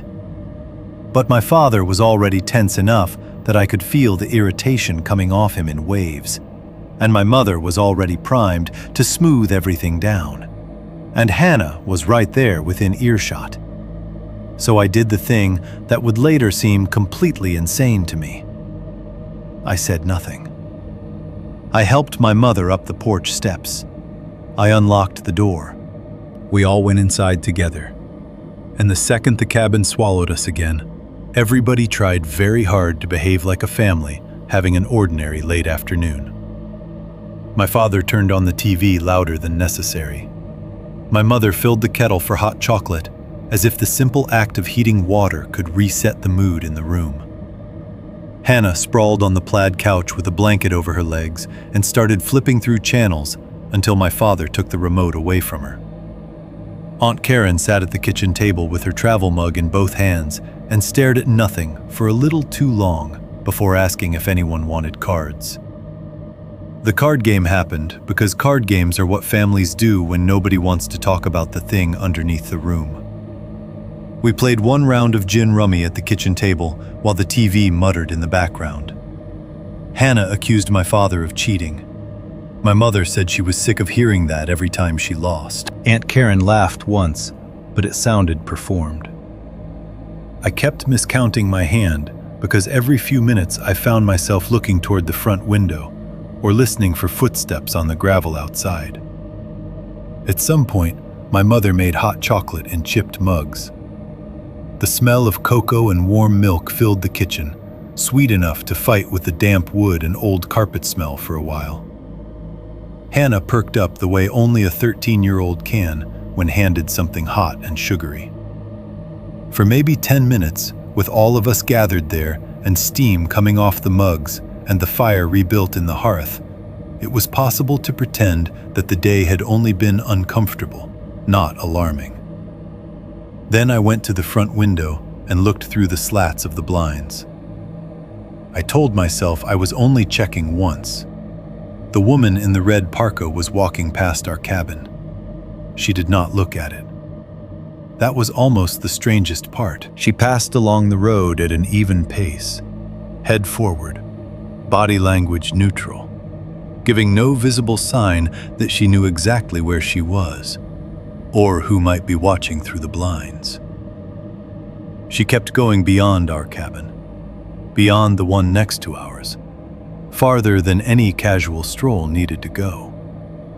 Then, instead of following the curve of the road, she angled off behind the neighboring cabin and disappeared into the tree line. Not onto a visible path, not toward the office, into the woods. I stood there so long, my hot chocolate cooled untouched in my hand. That was not guest behavior. Even if the property had service trails back there, old ones, the clerk had said, why cut behind somebody else's cabin at dusk instead of staying on the road? Why move out of sight right where the trees thickened and the back of the cabins lost line of sight with one another? I pulled away from the window and found my father in the kitchen, rinsing out his mug. I need to tell you something, I said. He looked at my face and set the mug down without joking. What?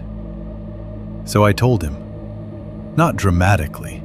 I didn't launch into a speech or say I knew for sure that something bad was happening. I just laid out the pieces the way they had happened. The man at the ice machine knowing our cabin number. The question in the changing room about whether we were staying through Sunday. The woman in the hall near the restroom. The way she'd stood too close to the door. The way the two of them had left the lodge within seconds of each other without acknowledging each other. The woman following us back toward the cabins. The movement I'd seen in the woods just before we got to 7. And finally, because by then not saying it felt more foolish than saying it, I said, I think we're being watched. My father listened with his jaw set and his arms folded across his chest. He didn't interrupt. That was what I remember most. Normally, he would have cut in halfway through with some practical objection, some correction, some don't jump to conclusions speech. Instead, he just listened. When I finished, he glanced toward the front room where my mother was stacking the cards and Hannah was complaining that the marshmallows in the cocoa had melted too fast. If it gets worse, he said quietly, we leave early. That was the first time any adult in the room had answered the fear as if it might be legitimate. My mother came in just in time to catch enough of the tone to know something had shifted. "What gets worse?" My father looked at me, then back at her. "Colin thinks those two people from the lodge have been hanging around us all day." My mother's face changed instantly, not into panic, but into resistance. "That is not what he said." "It's what he meant." "I said I think they've been watching us," I said. My mother gave a short breath through her nose. Because a woman walked back to the cabins? Because some man asked what cabin we were in? There's more than that. There's always more than that when you're already in your head about something. Aunt Karen spoke from the table before I could answer. "No, he's right." Everybody looked at her. She held my mother's gaze and said, calmer than I expected, "That woman by the restroom was wrong. The guy in the pool room was wrong. Maybe it's nothing dangerous yet, but it's wrong." My mother crossed her arms. "You're both making a pattern out of strangers being strange." "And what if they are?" Aunt Karen said. "What if they're not just being strange?" My father rubbed his mouth once with the back of his hand, a sign he was more unsettled than he wanted to show. "We're not doing this loud." Nobody had been speaking loudly. That was how I knew the room had fractured in a real way. We weren't arguing over whether the place had enough towels, or whether Hannah could have another packet of cocoa. We were suddenly split along a different line entirely. The people who still wanted ordinary explanations, and the people who had started to feel those explanations thinning out under them. Hannah appeared in the kitchen doorway right on cue, holding her mug with both hands. "Doing what loud?" "Nothing," my mother said too quickly. Hannah looked from one face to another and knew better. But instead of asking, she sank down onto the couch again and turned the TV up a little. For the next hour, we all acted around the subject instead of through it. My father checked the windows with more focus than before. My mother cleaned the kitchen. I stood by the front blinds often enough that it should have embarrassed me, but by then I didn't care. Dusk thickened beyond the glass, the road losing shape first, then the tree line, then the space between cabins. It was my father who found the first thing we could not easily explain.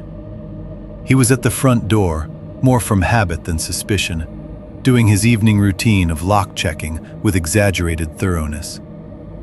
He turned the deadbolt, tested the knob, then frowned and leaned closer to the strike plate on the frame. "What the hell is that?" he said. "You don't know that." "Yes, I do." He opened the door to look more closely at it from the outside. Cold air came in around him, along with the smell of wet gravel and leaves. The porch light threw a weak yellow cone over the steps and the mat. He bent, glanced once, then straightened too fast. "What?" I asked. Instead of answering, he reached down and picked something up from beside the welcome mat. It was a cigarette butt, crushed into the damp wood of the porch floor. One second, we were still pretending the evening had only become uncomfortable. The next, my father was standing in the open doorway with the porch light behind him, holding that crushed filter between two fingers, like it might explain itself if he looked at it hard enough. Cold air moved around his legs into the cabin. I could smell the damp paper on the cigarette, the wet wood of the porch, the metallic edge of rain still trapped in the gravel outside. My mother was the first one to speak. "That could have been from earlier," she said. My father turned toward her with a look that made it clear he had already rejected that possibility before she finished saying it. "It's warm." "Warm doesn't mean anything." "It means somebody was standing on our porch." Aunt Karen rose from the kitchen table so abruptly, her chair legs scraped the floor. That's exactly what it means. Hannah, who had been half curled on the couch under a blanket, pushed herself upright. What means somebody was standing on our porch? Nobody answered her right away, which of course made it worse.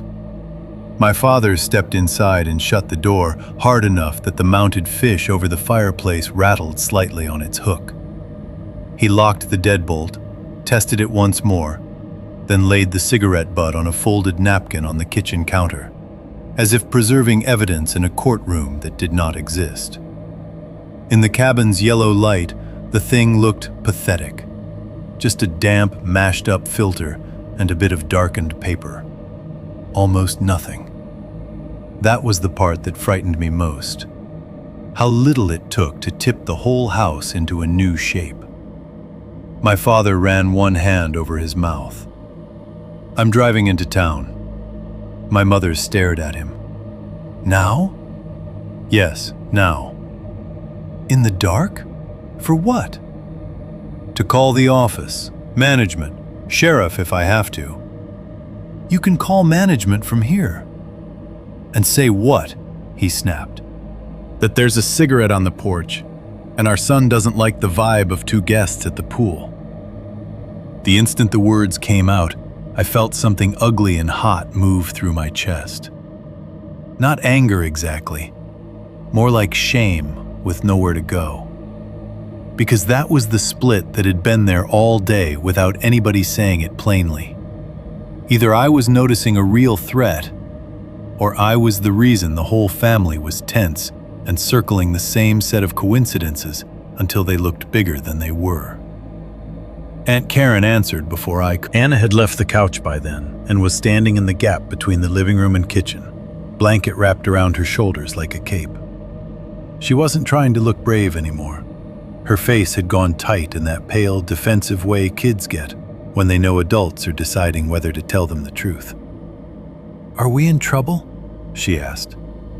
"No," my mother said immediately. My father said nothing, which was worse. I should have helped. I should have stepped in and said something calming, something ordinary, something older brotherish that would let Hannah settle back down. Instead, I just stood there, feeling responsible for all of it. Not rationally. Some part of me knew that if there really were people outside paying attention to us, that was not my fault. But family tension has a way of making the person who names a problem feel like the person who created it. My father pointed at the front window. "I don't like this. We should have left before dark." "That's easy to say now," my mother replied. "It was easy to say 2 hours ago, too." "So what?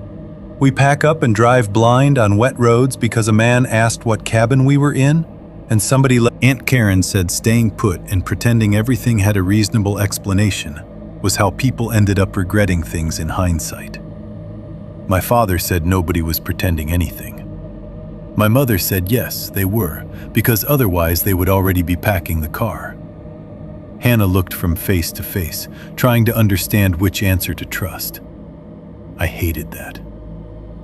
"I'm sorry," I said, before anyone else could. Maybe I shouldn't have said anything.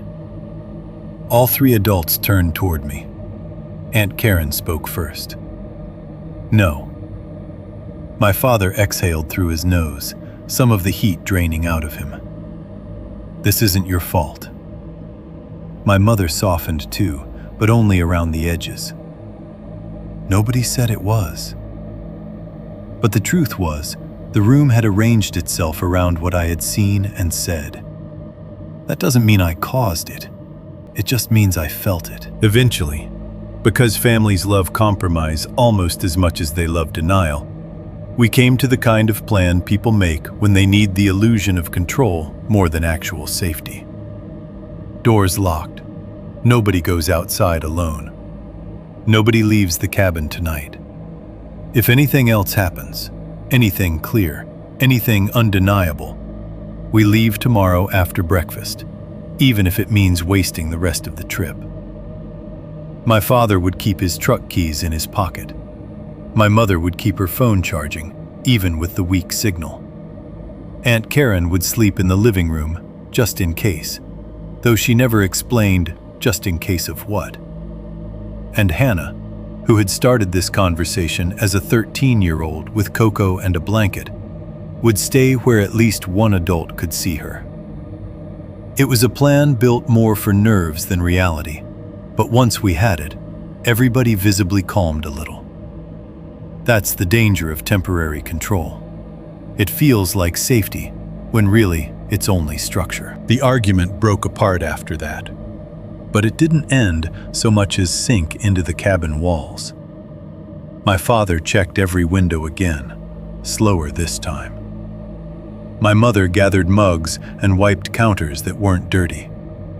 Aunt Karen refilled her travel cup with wine and stood near the fireplace without drinking from it, staring into the room as if she expected something to step wrong under observation.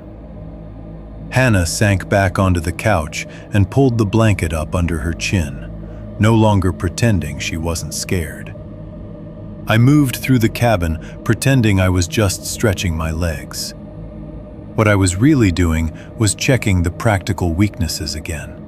Only this time with the specific knowledge that somebody had probably stood on our porch. The side bedroom window across from mine did not fully latch unless you lifted it slightly while turning the lock.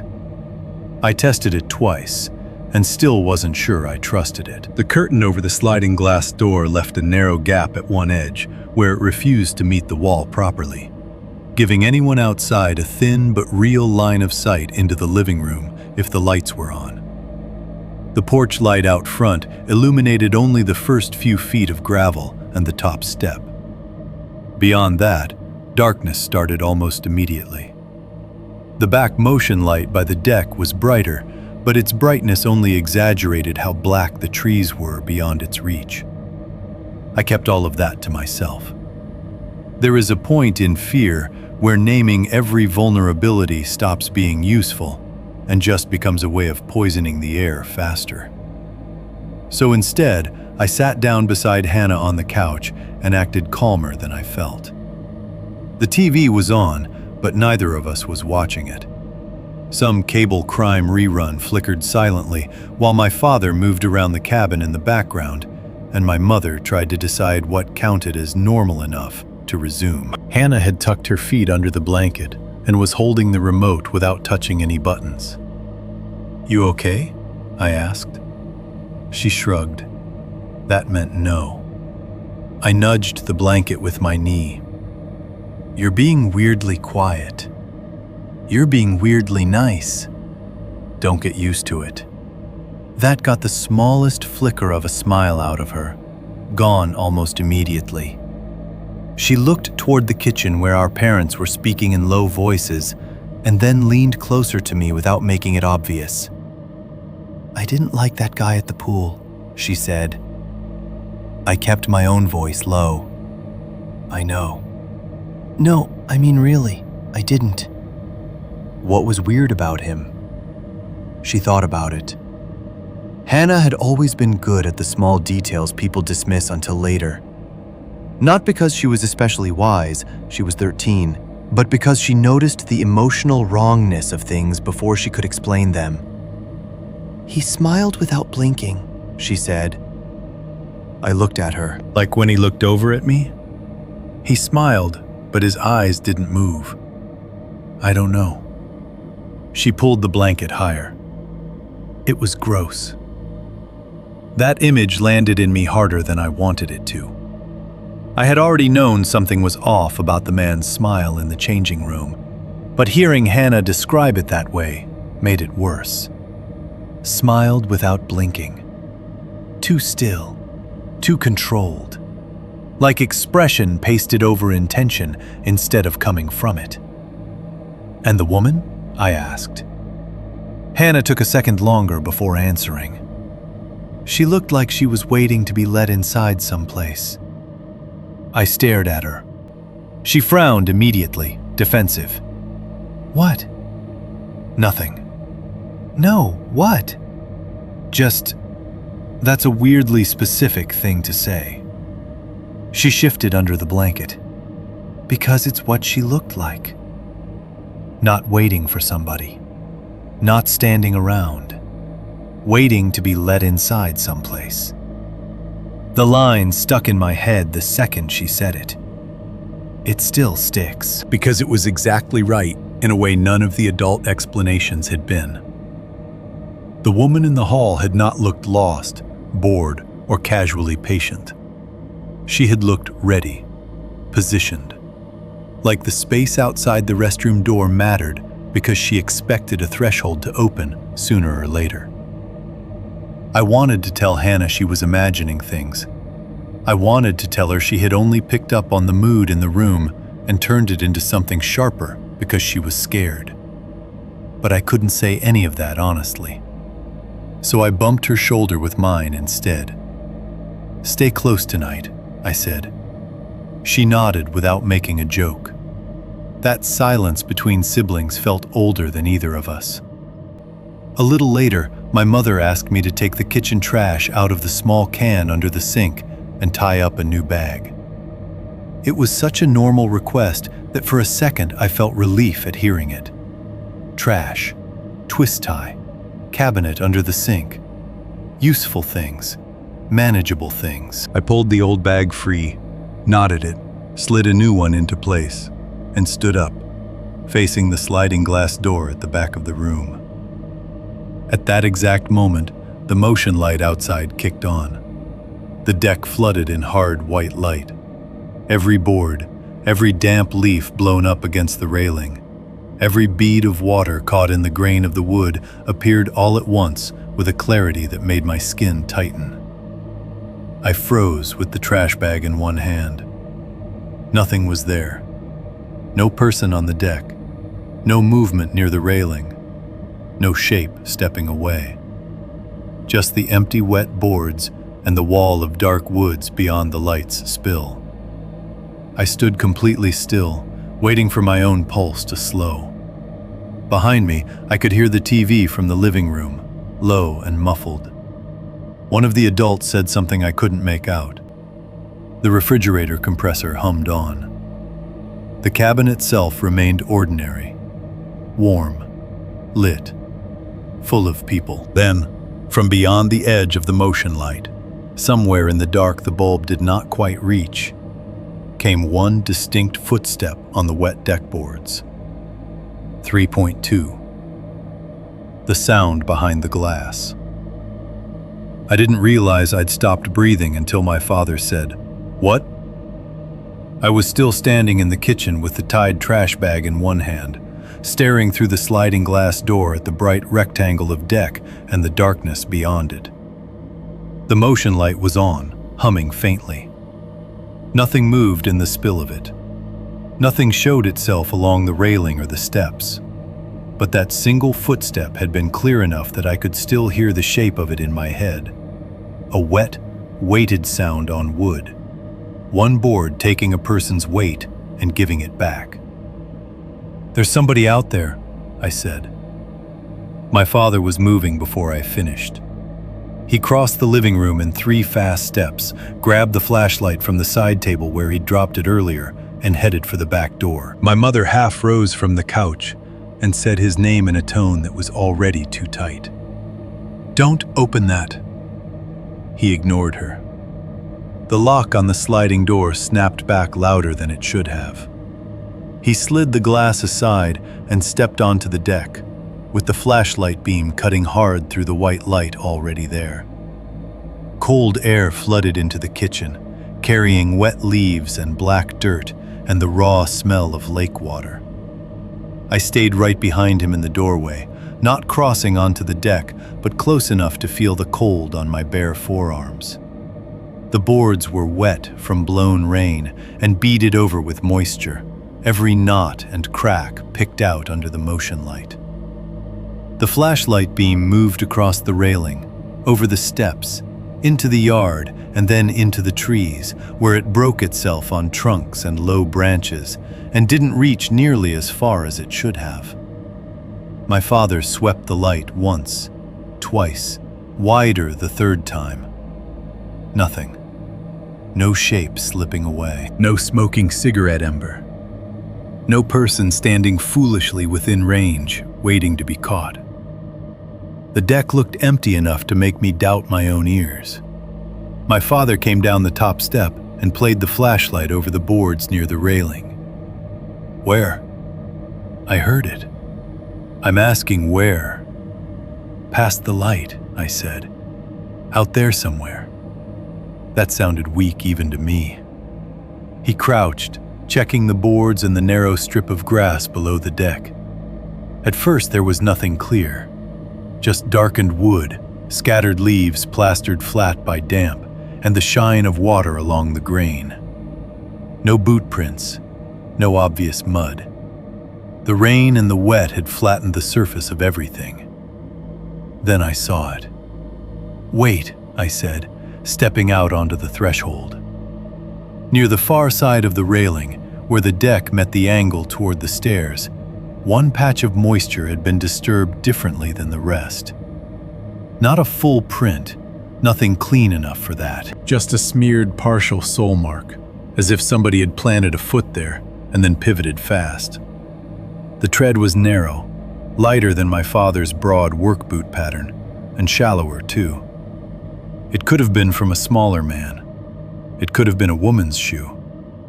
My father shone the flashlight on it and went very still. Behind us, my mother said, "What is it?" Neither of us answered immediately. That was answer enough. She came to the kitchen then, close enough to see over my shoulder, and I heard the fear in her before I saw it. Up until then, she had been holding on to explanation with both hands. Practical explanation, social explanation, coincidence, timing, nervousness. But the moment she saw my father's flashlight fixed on that smeared print, something in her gave. "Close it," she said. "Please close it." My father remained outside for another 15 seconds, maybe 20. Long enough to sweep the beam through the trees again and along the side yard. Long enough to make me think he was trying not to come back in without a better answer. Then I heard a step too. But there wasn't a better answer waiting for him in the dark. He came inside and shut the glass door hard. The lock clicked home. After that, the cabin changed. Not physically. The same warm lamps, same plaid couch, same mounted fish, same ugly carpet and old pine walls. But the emotional geometry of the place shifted all at once. The back of the house no longer felt like scenery. It felt like an edge. My mother crossed the room and shut the curtains all the way over the sliding door. Then she did the front windows, then the kitchen window. She didn't say she was afraid. She didn't have to. All the curtains shut, all the lines of sight cut off. We clustered in the living room because that was the only thing people do when they stop trusting the perimeter.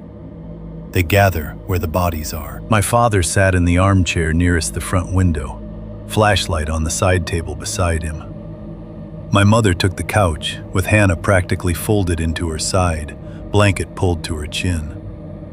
Aunt Karen sat on the hearth with her knees drawn up, travel cup forgotten on the floor beside her.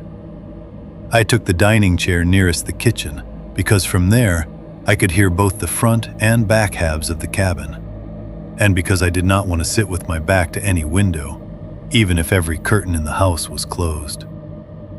The TV stayed on low because turning it off would have made the silence too obvious.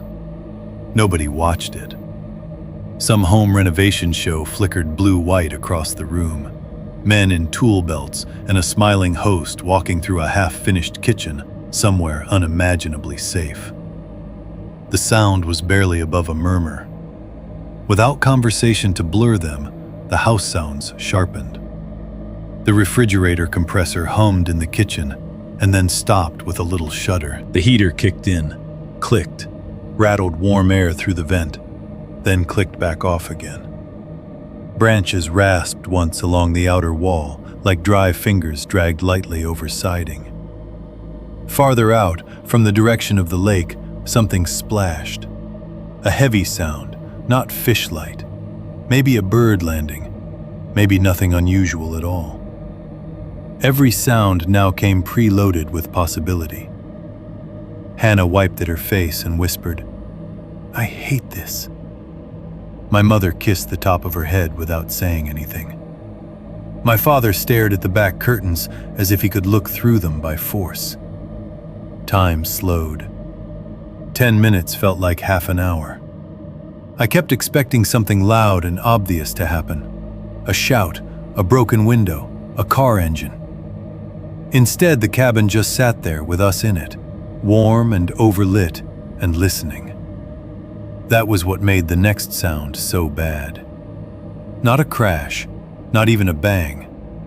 Just 3 hard, deliberate taps on the glass behind me.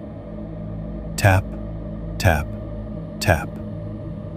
At shoulder height, close enough to the dining chair that I felt the sound more than heard it. A small, sharp vibration through the room, as if somebody had rapped knuckles or something metal against the outside of the sliding glass door with calm, measured force. Everybody froze. Hannah made a small choking noise and then started crying outright. Not loud at first, but with the immediate, helpless tears of somebody whose body has decided for her that this is fear now. My mother pulled her tighter and covered her mouth with one hand instinctively, either to comfort her or quiet her. I don't know which came first. My father stood up so fast, the armchair legs scraped the floor. Then he killed the lights. Not all of them, just the lamp nearest the back of the room and the one over the kitchen sink, plunging the rear half of the cabin into a dimness broken only by firelight and the television flicker. It was enough to cut our reflections on the glass. If somebody dared look through the curtain gap, the room got smaller in the dark. I remember hearing my own breathing and trying to make it quieter. I remember the blue pulse of the television on the plaid couch. I remember the curtain over the sliding door moving slightly from the heater draft and hating it for that small, stupid motion. My father stepped toward the back door and used 2 fingers to pinch the curtain open half an inch. From where I sat, I could see only reflection at first. The room, faint and ghosted against the glass. My father's outline. The white edge of the dining chair. The pale suggestion of my own face hanging in the dark like something already outside. Then, for 1 second, a second so fast I still can't say with certainty what I saw. A pale oval rose into the lower edge of the glass and vanished. Could have been a face. Could have been a flashlight flare.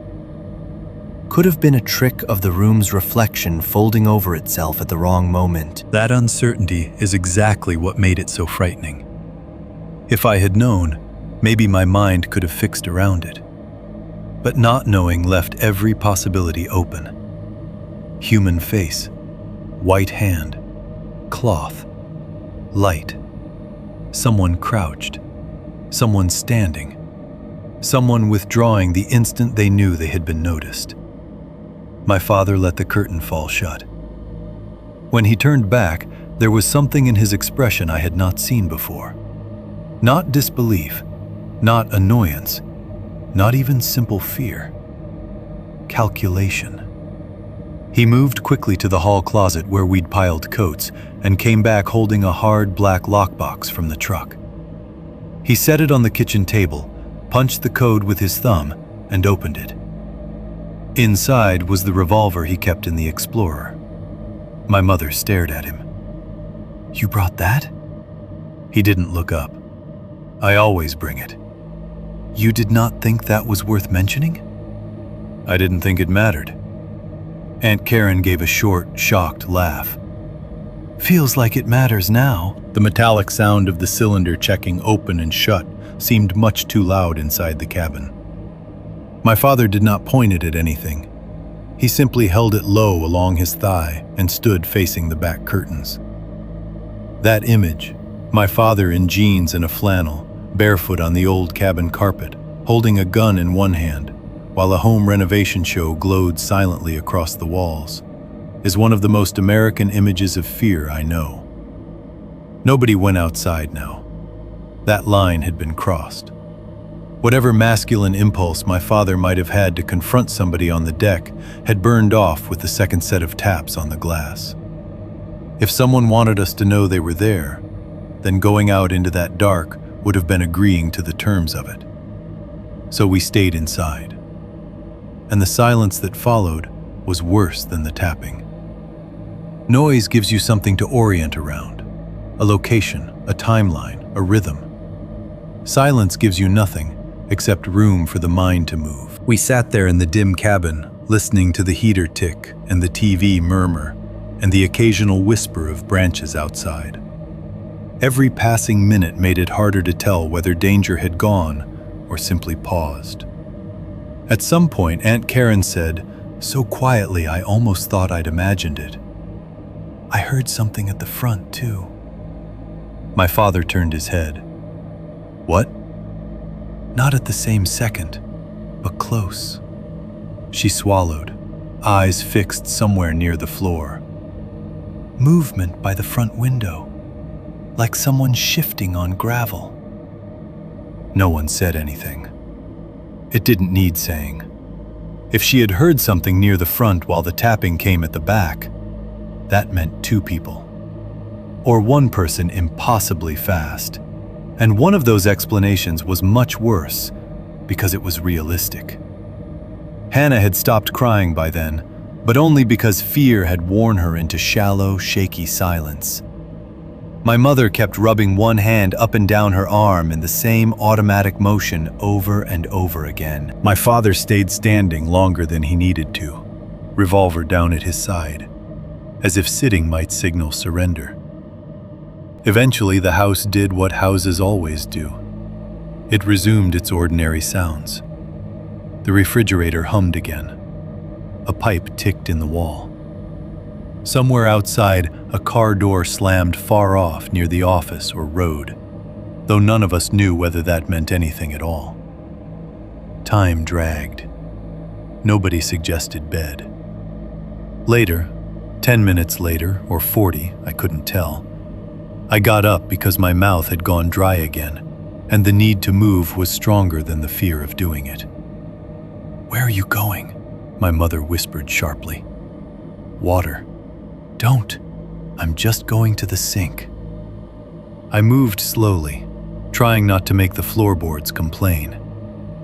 The kitchen was mostly dark except for the weak spill from the living room and the small orange light over the stove clock.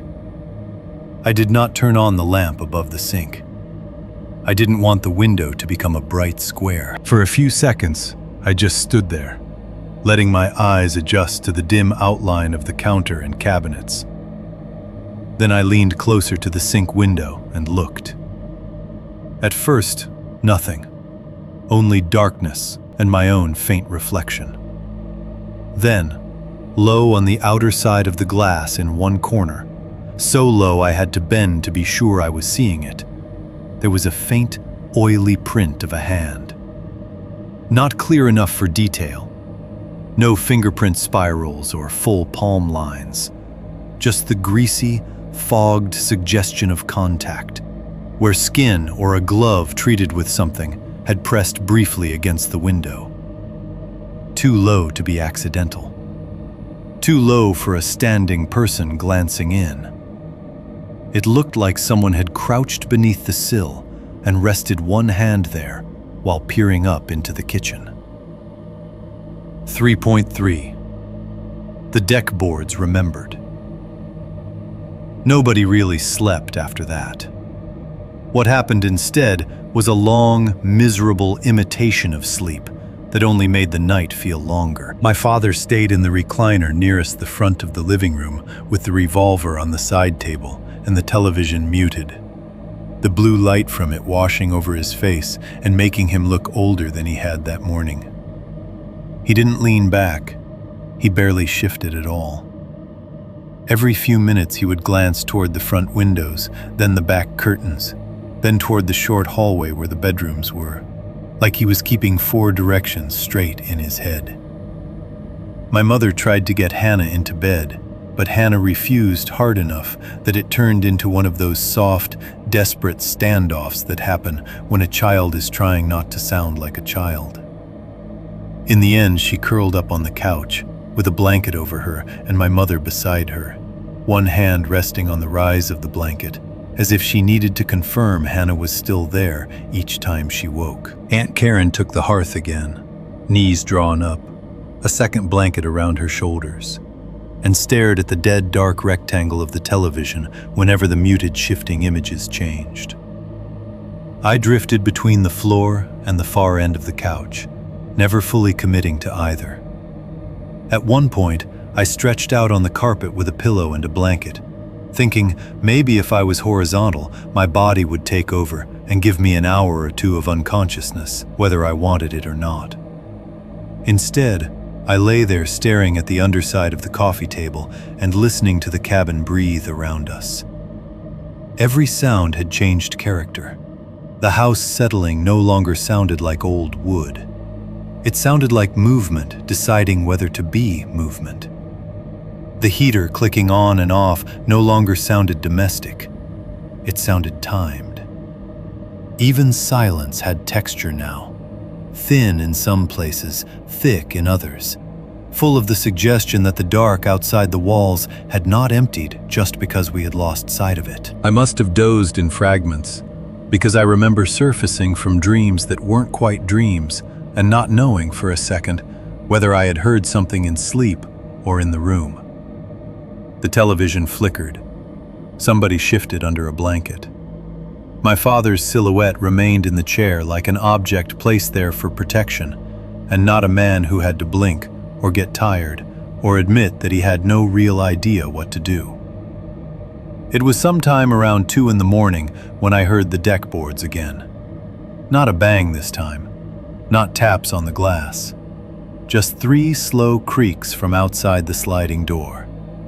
1. A pause. Another. A longer pause. Then a third.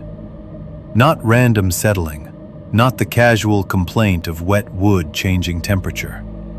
These were weighted sounds, spaced by intent, as if someone was testing where to place their feet or shifting from one board to another while keeping most of their body still. My eyes opened at the first one.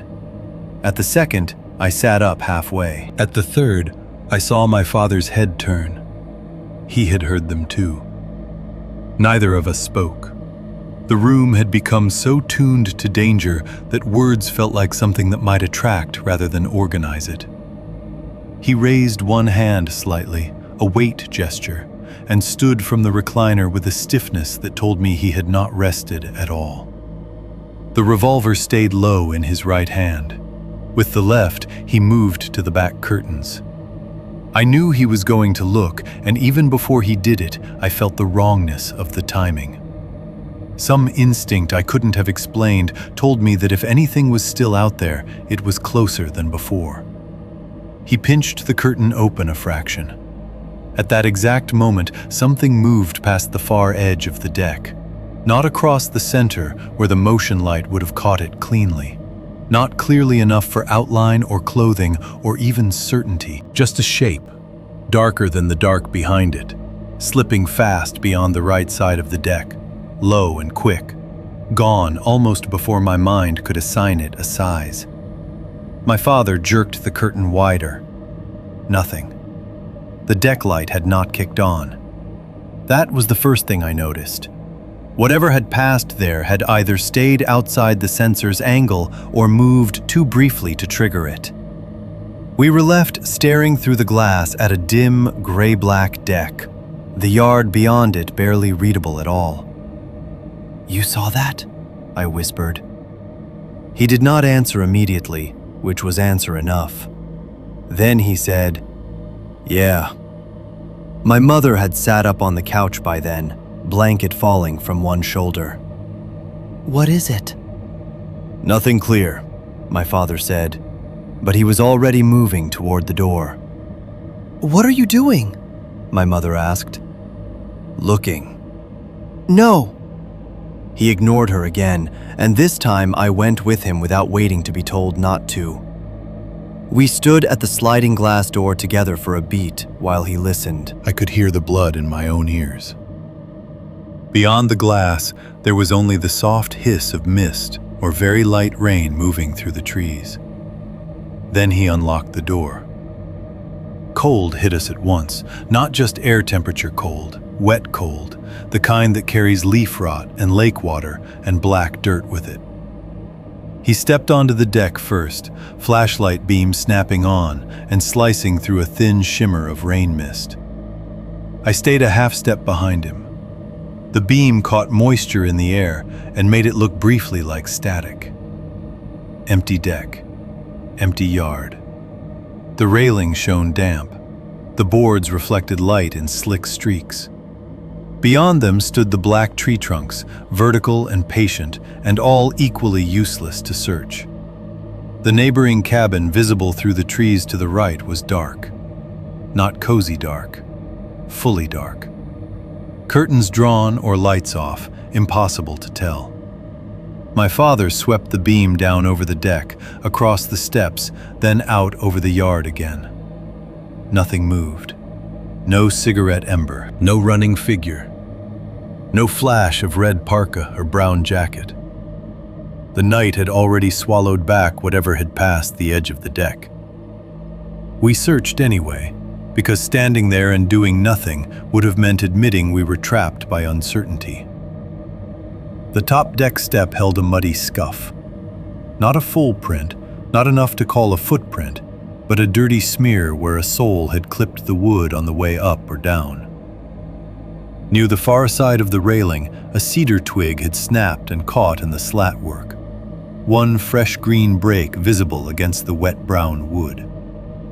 And across the outer surface of the glass door itself, at roughly chest height, ran a long, wet streak that had not been there earlier. It was too broad and uneven to be a finger mark, maybe a sleeve, maybe a gloved hand dragged across the surface while somebody moved past. I watched my father's face as the flashlight beam found each thing. He was no longer trying to fit any of it into a harmless shape. That was over. "We're leaving at dawn," he said. "Not if something else happens. Not maybe. Not after breakfast. At dawn." I nodded, even though he had not been speaking to me alone. We made a quick circuit around the deck, not venturing far into the yard because the ground dropped off unevenly behind the cabins, and the trees beyond the motion light were just a wall of dark verticals. Rain mist touched my face. The flashlight beam caught nothing useful. If someone had been there seconds earlier, they had moved with the confidence of somebody who knew the property better than we did. Back inside, the cabin felt even smaller for having gone outside and found signs instead of certainty. My mother saw our faces before she saw the details. "What?" "We're leaving first thing," my father said. That was all. He didn't describe the scuff or the twig or the wet streak on the glass. He didn't need to. Something in his voice made my mother stop asking questions. Aunt Karen stood and came to the back of the room, looked once at the curtain, then at my father, and seemed to understand the scale of the shift. Nobody argued, not then. That was its own kind of terror, too. The point where a family stops trying to persuade one another and starts accepting the changed shape of the night without negotiation. I shut the sliding door, locked it, and turned back toward the room. That was when I noticed Hannah staring at the curtains. She was sitting upright now on the couch, blanket pooled in her lap, eyes fixed on the back of the cabin with a look I can still call up exactly if I let myself. Not wild fear, not crying. Something quieter and worse. A child recalculating how long she has already been in danger. "What?" I asked. She looked at me, then at the door again. "That wasn't the first time I heard somebody out there," she said. Nobody moved. Even my father stayed still. "What do you mean?" my mother asked. Hannah licked her lips. "Earlier, before dinner." "Earlier tonight?" She nodded once, eyes still on the curtain seam. "I heard whispering under my window." The whole room seemed to narrow around that sentence. "Why didn't you say anything?" my mother asked, too sharply. Hannah flinched. "I thought it was people walking back from another cabin." "Whispering?" Aunt Karen said. "I don't know, like voices. Low." Hannah wrapped both arms around herself. "I thought it was adults outside, or maybe from the road. I didn't know." My father said, "Which window?" She pointed down the hall toward her bedroom. "The room across from mine. Side of the cabin. Low window. The one I had already distrusted because the latch felt weak." "What did it sound like?" I asked. "I couldn't tell the words." Her voice had gone small. "Just whispering, right under it. Like somebody didn't want me to hear, but I could anyway." That line went through me in a way the taps and creaks hadn't. Not because it was louder or more dramatic, because it meant proximity and time. Somebody had been under my sister's window long enough for her to register voices and then decide they belonged to ordinary people passing by. Which meant whoever had been out there had felt no urgency.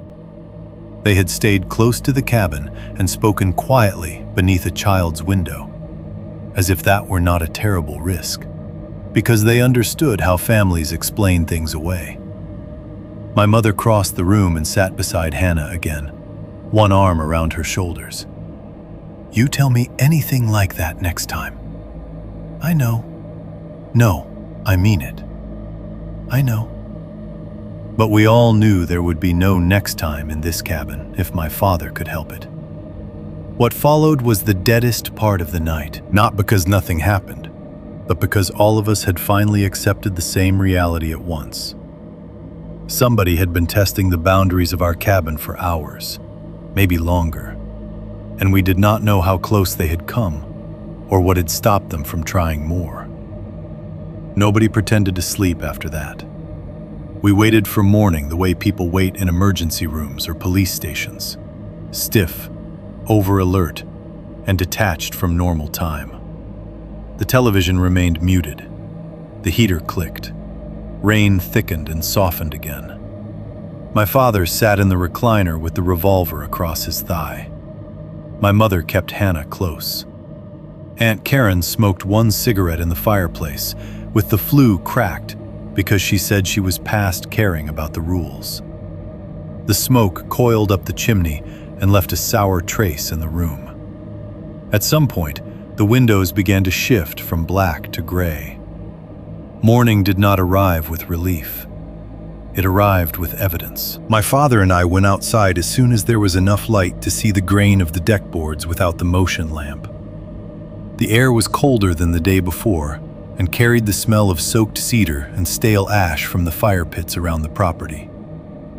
The yard behind the cabin looked ordinary in the way scenes of dread often do by daylight. Small, manageable, almost embarrassingly plain. Then we saw what had been there all along, in the back corner of the deck. On the top rail, near the far end where the tree line came closest, was a small cigarette burn mark, dark and round against the damp wood. Fresh enough that the char looked clean, not weathered. Just below it, tucked beneath the lower edge of the railing where you would not notice it unless you crouched, lay a flattened beer can mottled with moisture and pine grit. My father bent and picked it up without a word. I stared at the burn mark. Someone had not just stepped onto our deck. Someone had stayed there long enough to smoke, long enough to drink, long enough to watch the inside of our cabin while we moved through it, believing the walls meant separation. 4.1. We should have left then. We should have left then. That's the sentence I've gone back to more than any other over the years, more even than the sounds on the deck or the tapping on the glass or the things we found afterward. Not because it would have fixed everything, I don't know that it would have, but because there was still a window then, small, ugly, inconvenient, but real, where leaving was possible, where the whole shape of what happened might still have bent another way. Morning had come fully by then, gray and damp and cold enough that every breath outside looked thin and temporary. The cabin was all stale heat, old coffee, and the sour edge of cigarette smoke from the one Aunt Karen had finally lit in the fireplace before dawn. Nobody had showered. Nobody had changed into anything properly clean. We moved around each other in the heavy, detached way people do after a night with no real sleep. Too tired to be sharp, too alert to relax. Every task performed with the brittle seriousness of a drill. My father started packing before anyone officially decided to. That was how he handled urgency. He didn't announce it. He lifted the duffels off the bedroom floors, zipped what had been left open, rolled charging cords into his palm, carried things to the front door in firm, efficient trips. My mother was still standing at the kitchen counter with both hands around a mug of bad coffee when she realized what he was doing. "You're serious," she said. He didn't look up. "Yeah." "We're really leaving?" "Yes." There was no drama in his voice anymore, which made it more convincing. The argument from the night before had burned through whatever energy there had been for debate. He had crossed into decision. That should have been enough. It should have pulled all of us into motion behind him. In a better version of the story, maybe it would have. Instead, the room fractured around one last delay. My mother set the mug down. "We need to stop at the office first." My father paused with the duffel halfway lifted. "No." "Yes." "No. We get in the car and we go." Her jaw tightened. "I'm not just driving away from this. We are not staying here 1 minute longer than necessary." "I didn't say stay. I said stop at the office." Aunt Karen, who was folding blankets off the couch with the mechanical anger of somebody trying to keep her hands occupied, said immediately, "He's right. We go." My mother turned toward her. "And what? Say nothing? Let the next family walk into this blind?" "There may not be a next family until the weekend." "That's not the point."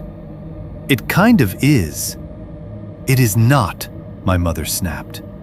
"What if they do this to somebody else?" That sentence hit the room harder than I expected. Because underneath all the fear and exhaustion, she was right too. However much she had resisted naming the danger the night before, she had crossed over fully by morning. Now the thing driving her was not disbelief, but the need to make somebody official take ownership of it. Management. The sheriff. Anybody with a title and a desk and a clipboard and some obligation to do more than sit in a recliner with a revolver and wait for daylight. My father dropped the duffel by the door. "We call from town." "With what signal? And tell them what, after the fact?" "With enough distance between us and this place." Aunt Karen said, "The office already knows more than they've said." My mother looked at her sharply.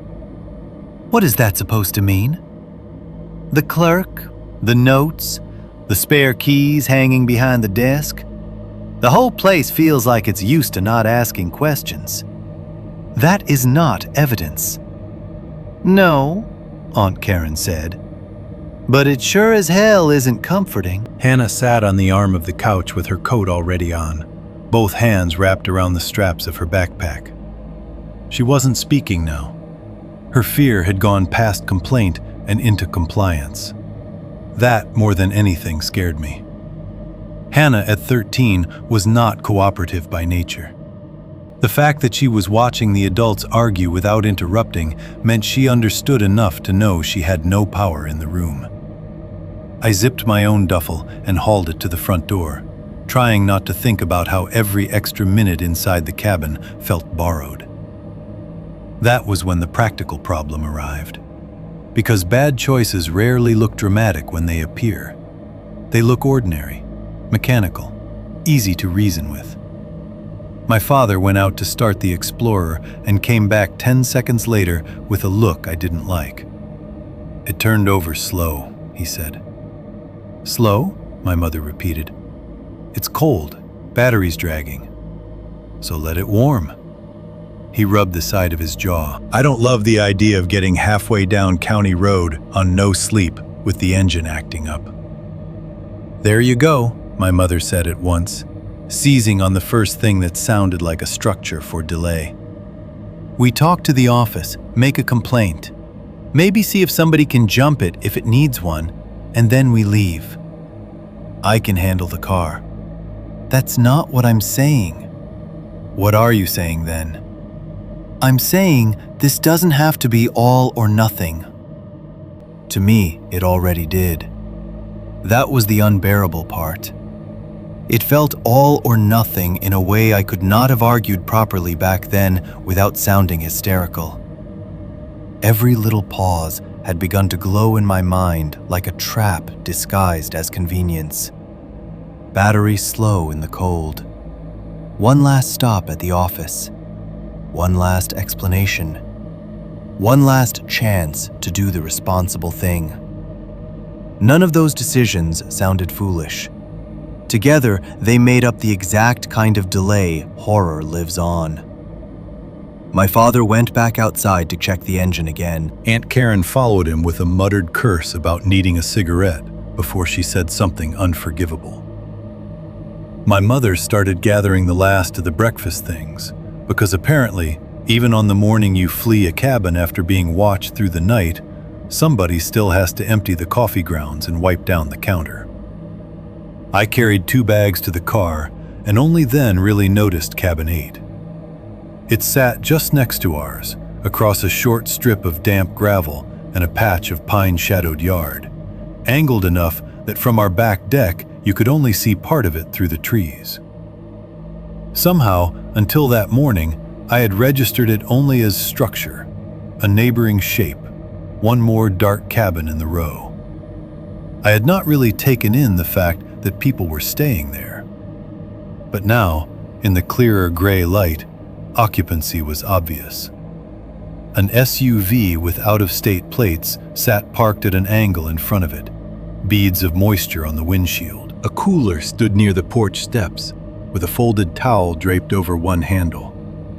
On the little table by the front porch were 2 coffee mugs, one dark blue and one white, close enough together to suggest people who had sat there not long ago.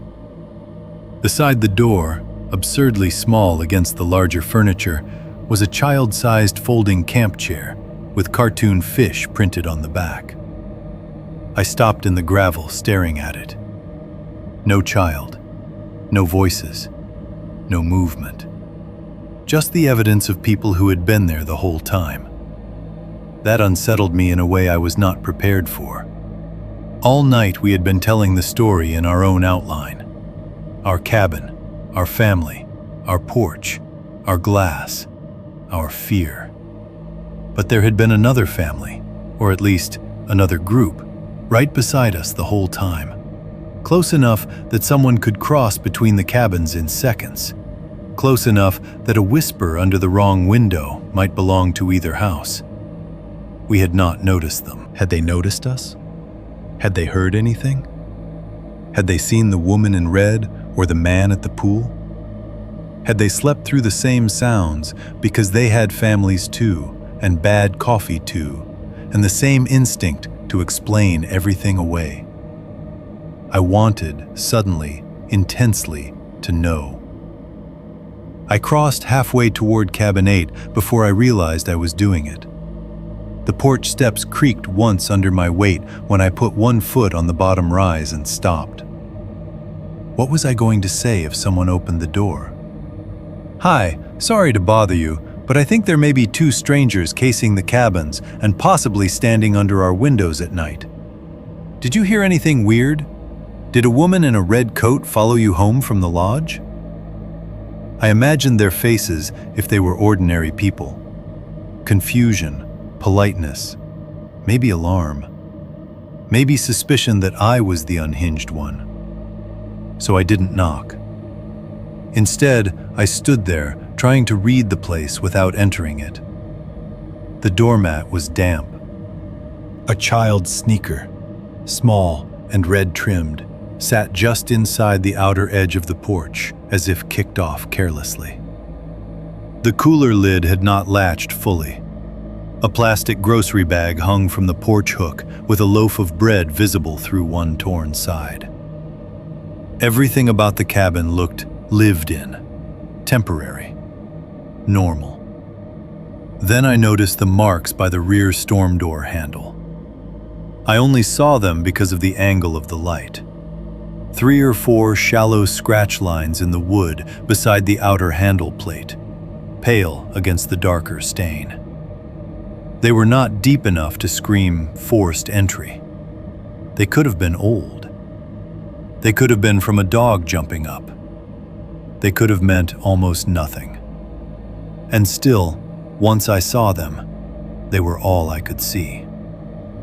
My father called my name from beside the Explorer. I turned and pointed toward the door frame. "There," I said when he came closer. "Those weren't on ours?" He frowned at the scratches, then at me. "Could be anything."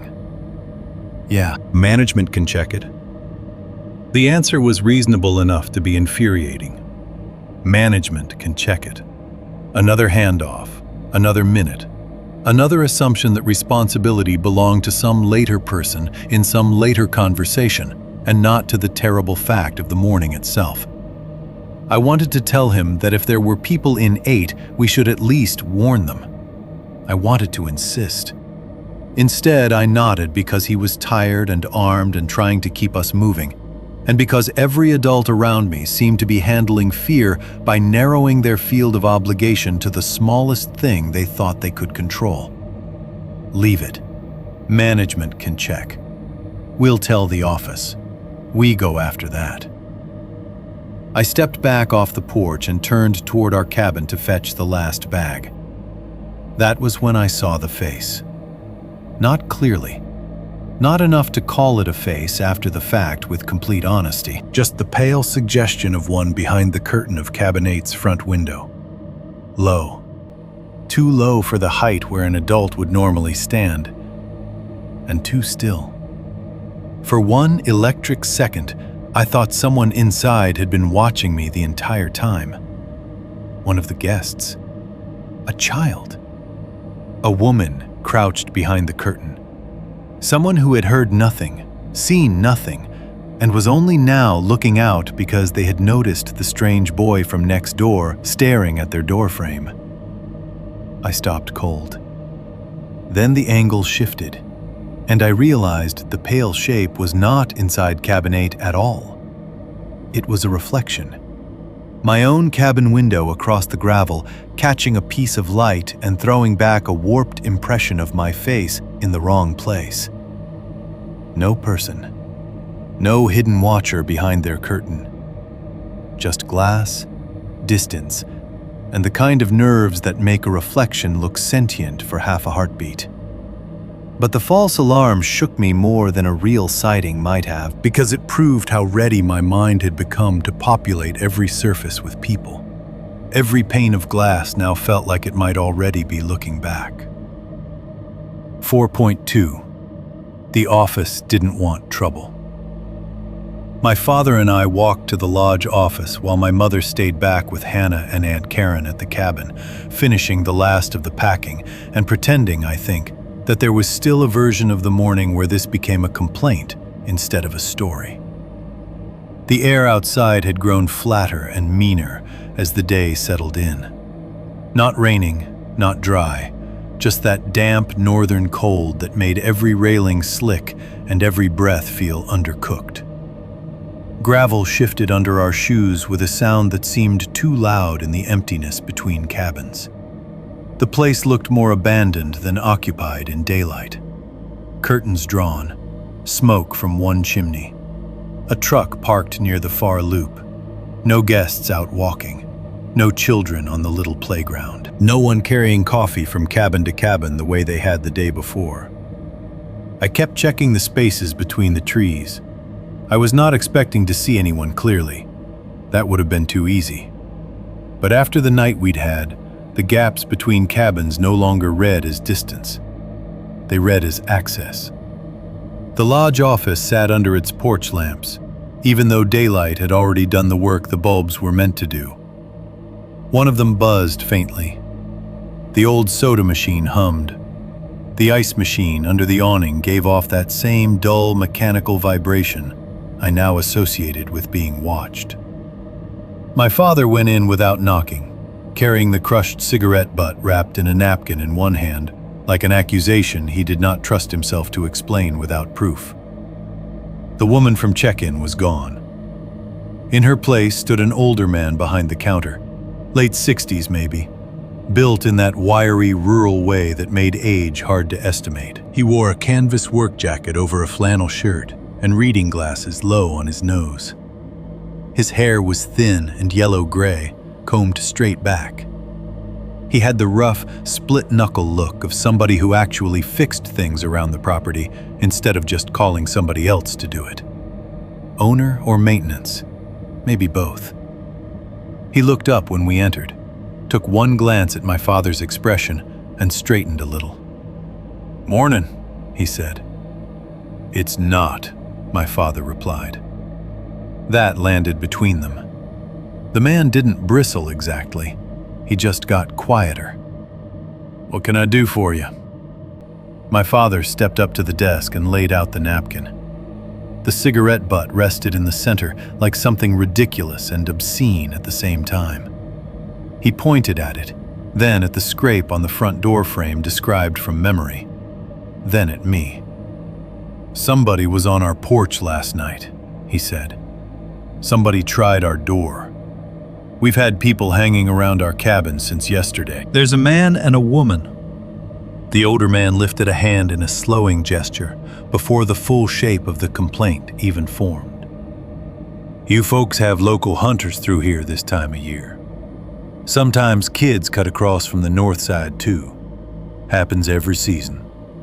People hear things, see shadows, get themselves worked up." It was a smooth answer. Too smooth. Not polished, not corporate, but practiced. The kind of minimizing response a person gives when he has used the same script before and knows exactly how much skepticism sounds reasonable without sounding dismissive. My father did not lower his voice. "A cigarette butt warm on my front porch this morning is not shadows." The man glanced at it again. "Could be from one of the cleaners yesterday." "No," my father said. "You can't know that." "I can know it was warm." That made the older man pause. Not long, just enough that I saw the calculation behind his eyes. He had expected an uneasy guest. He had not expected a guest arriving with details and anger and no patience for softening language. My father kept going. He described the scrape at the lock plate, the tapped glass, the movement around the cabin, the woman in the red parka standing by the restroom hall, the man at the pool, the questions about our cabin and our length of stay. I watched the older man's face closely because by then I no longer believed much in outright confessions or obvious tells. I was looking for the small things, where he interrupted, which details he ignored, what made him ask for repetition. He let most of it pass with the same lined, tired expression. But when my father got to the woman, red parka, blonde hair, standing too close to the restroom entrance. The older man's reaction shifted. Barely. A tightening around the mouth. A blink he didn't need. Then he said, too casually, "What'd you say she was wearing?" "Red parka," my father said. The man nodded once. And the guy? My father described him again. Brown field jacket, dark knit cap, rough face, one flattened ear. The older man asked for the woman's description twice. That was enough. "I don't know them," he said finally. He said it with the bluntness of somebody expecting that to end the conversation. I didn't believe him. Not because I thought he necessarily knew their names or had welcomed them personally. It was the opposite, almost. He reacted like someone recognizing a problem category before recognizing a person. The kind of quick internal adjustment people make when they hear a detail they hoped not to hear again. He turned to the reservation binder and flipped through several pages with a finger darkened by grease or ink. The office smelled like old carpet, stale coffee, and damp paper. Somewhere in the back, a space heater clicked. The bowl of peppermints still sat on the counter like all of this was still part of a pleasant family resort morning. "No woman in a red parka checked in under her own name," he said. "No man matching that either." That should have made me feel better. Instead, it made the room colder. Because if those two weren't registered guests, then they had been moving freely around the pool, cafe, and cabin loop without a cabin officially attached to them. That did not sound like relief. It sounded like a property nobody monitored closely enough to know who belonged to it.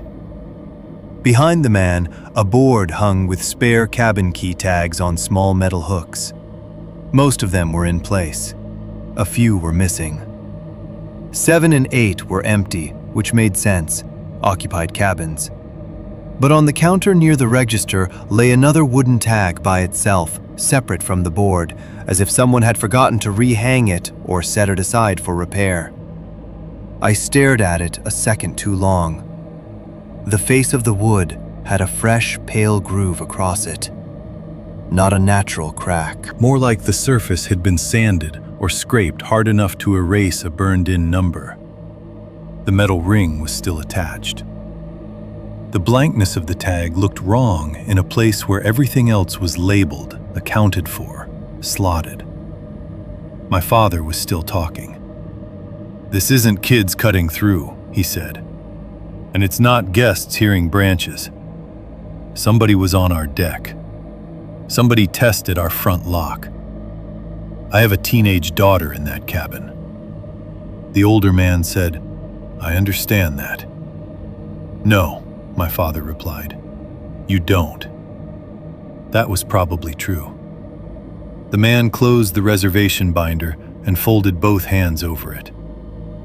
"Best I can tell you is there's no registered guest matching your description. We've got hunters come through, snowmobile guys sometimes, local kids who know the back service trails. Folks hear things around here every season. Shadows between cabins, somebody smoking where they shouldn't. Sound carries funny by the lake." There it was again, that phrase, every season. Not this once. Not that's unusual. Every season. My father heard it too. "So this happens a lot?" The older man hesitated just long enough to know he shouldn't have said it that way. "Complaints happen. About strangers on porches? About sounds. About people wandering where they shouldn't." "Then why aren't you doing more about it?" The man spread his hands slightly, a gesture meant to read as practical helplessness, and instead came off as unwillingness. "I can drive through the property later, see if anybody's cutting around where they shouldn't be." Later. The word almost made me laugh. A patrol drive later, after a night like that. After a man and a woman had been close enough for us to hear them move around the cabin. The response was so weak, it stopped even pretending to belong to the same reality we were in.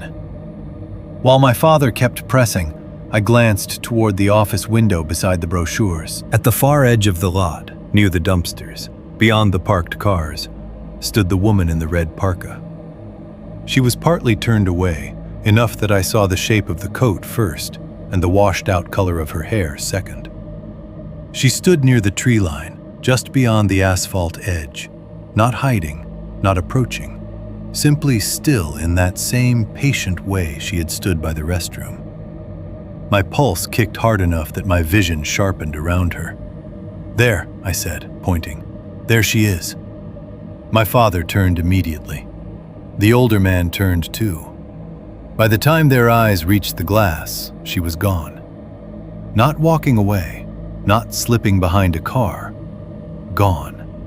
1 second visible, the next swallowed by the angle of the lot and the trees beyond it. The older man looked at me, then at the empty stretch near the dumpsters. "Could have been anybody in a red coat." "No," I said. His expression closed further after that. Maybe he thought I was a frightened kid, seeing what he expected to see. Maybe he knew exactly who I meant, and had already decided he did not want the responsibility of recognizing her out loud. I still don't know which possibility is worse. My father finally gave up trying to force urgency into a man who had none.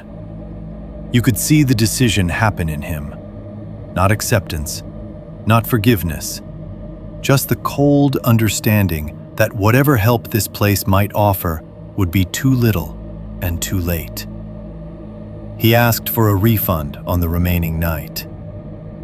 The older man said he'd make a note of it, though his tone suggested he was doing us a favor rather than responding to a threat report.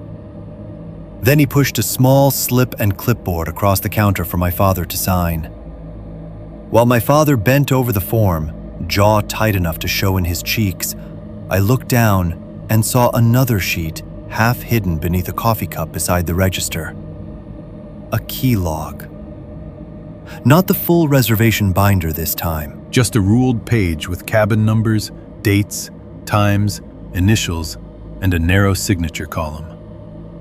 The coffee cup covered the top half, but cabin 7 was visible far enough down the page for me to read it. 7. Spare key. Previous evening. The line after it held a signature that was not a signature so much as a smear of hurried pen strokes. Not legible, not even close. The sort of line people draw when they know nobody intends to verify it. My throat tightened. I looked up at the keyboard again. 7's hook empty. Of course it was empty. We were in 7. But the spare key had been checked out the previous evening, and whoever signed for it had left a name nobody could read. 4.3. Something was wrong next door. By the time my father and I got back from the office, the cabin had taken on that stripped-down look temporary places get when people are no longer staying in them, only passing through. Blankets were folded. Food had been shoved back into grocery bags. Chargers and wet swimsuits and travel-sized shampoo bottles were all packed away or abandoned by the sink. The rooms looked smaller without our mess spread across them, like the cabin was already shrugging us off. My mother had lined the mugs by the sink to rinse them before we left. Aunt Karen had her coat on and her purse over one shoulder. Hannah sat on her duffel in the living room, holding her backpack between her knees, like someone waiting in a station after missing a train. "We're almost done," my mother said the second we came in, as if we had somehow delayed the process rather than tried to make it official. My father did not answer right away.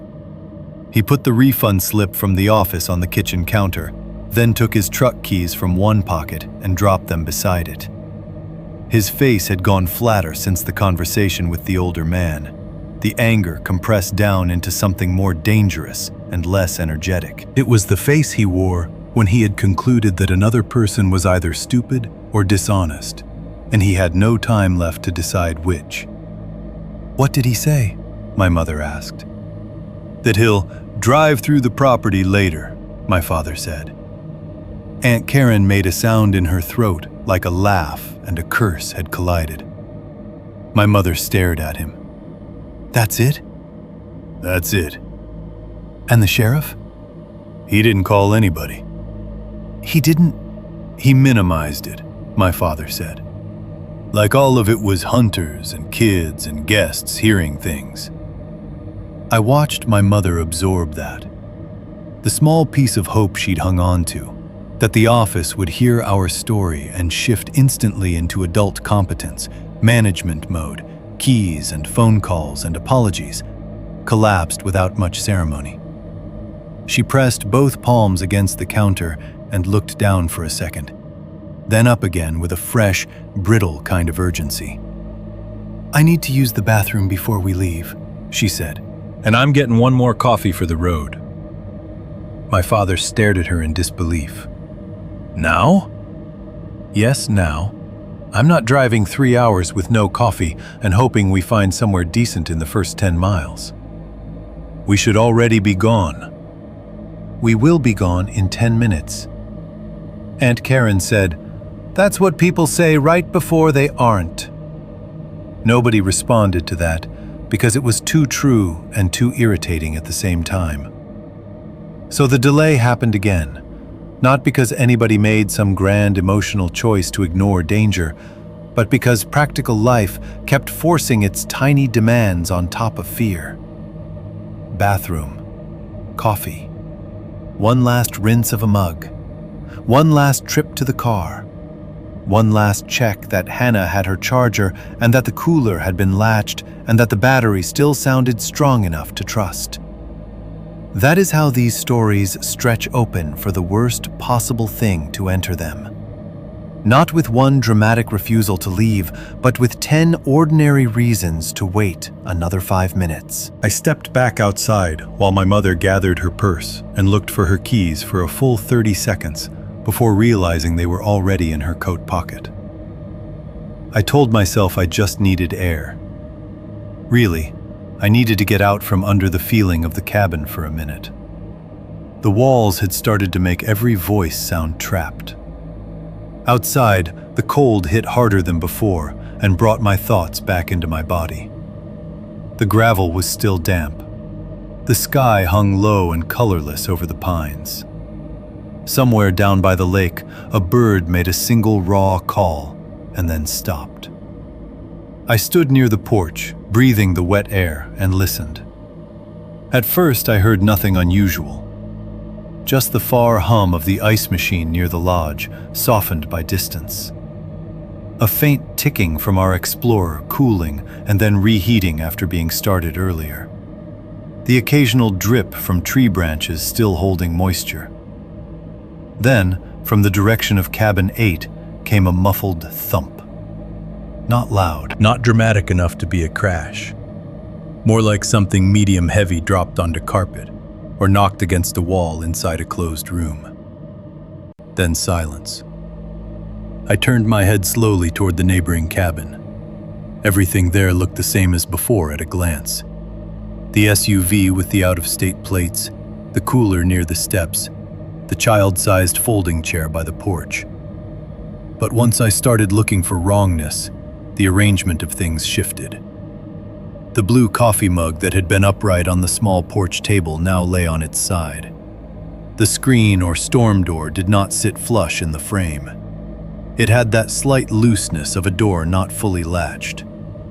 One small white sock, child size I thought at first, though I couldn't be sure from where I stood, lay half on the porch step and half in the damp gravel, as if somebody had stepped out with an armful of laundry and dropped it without noticing.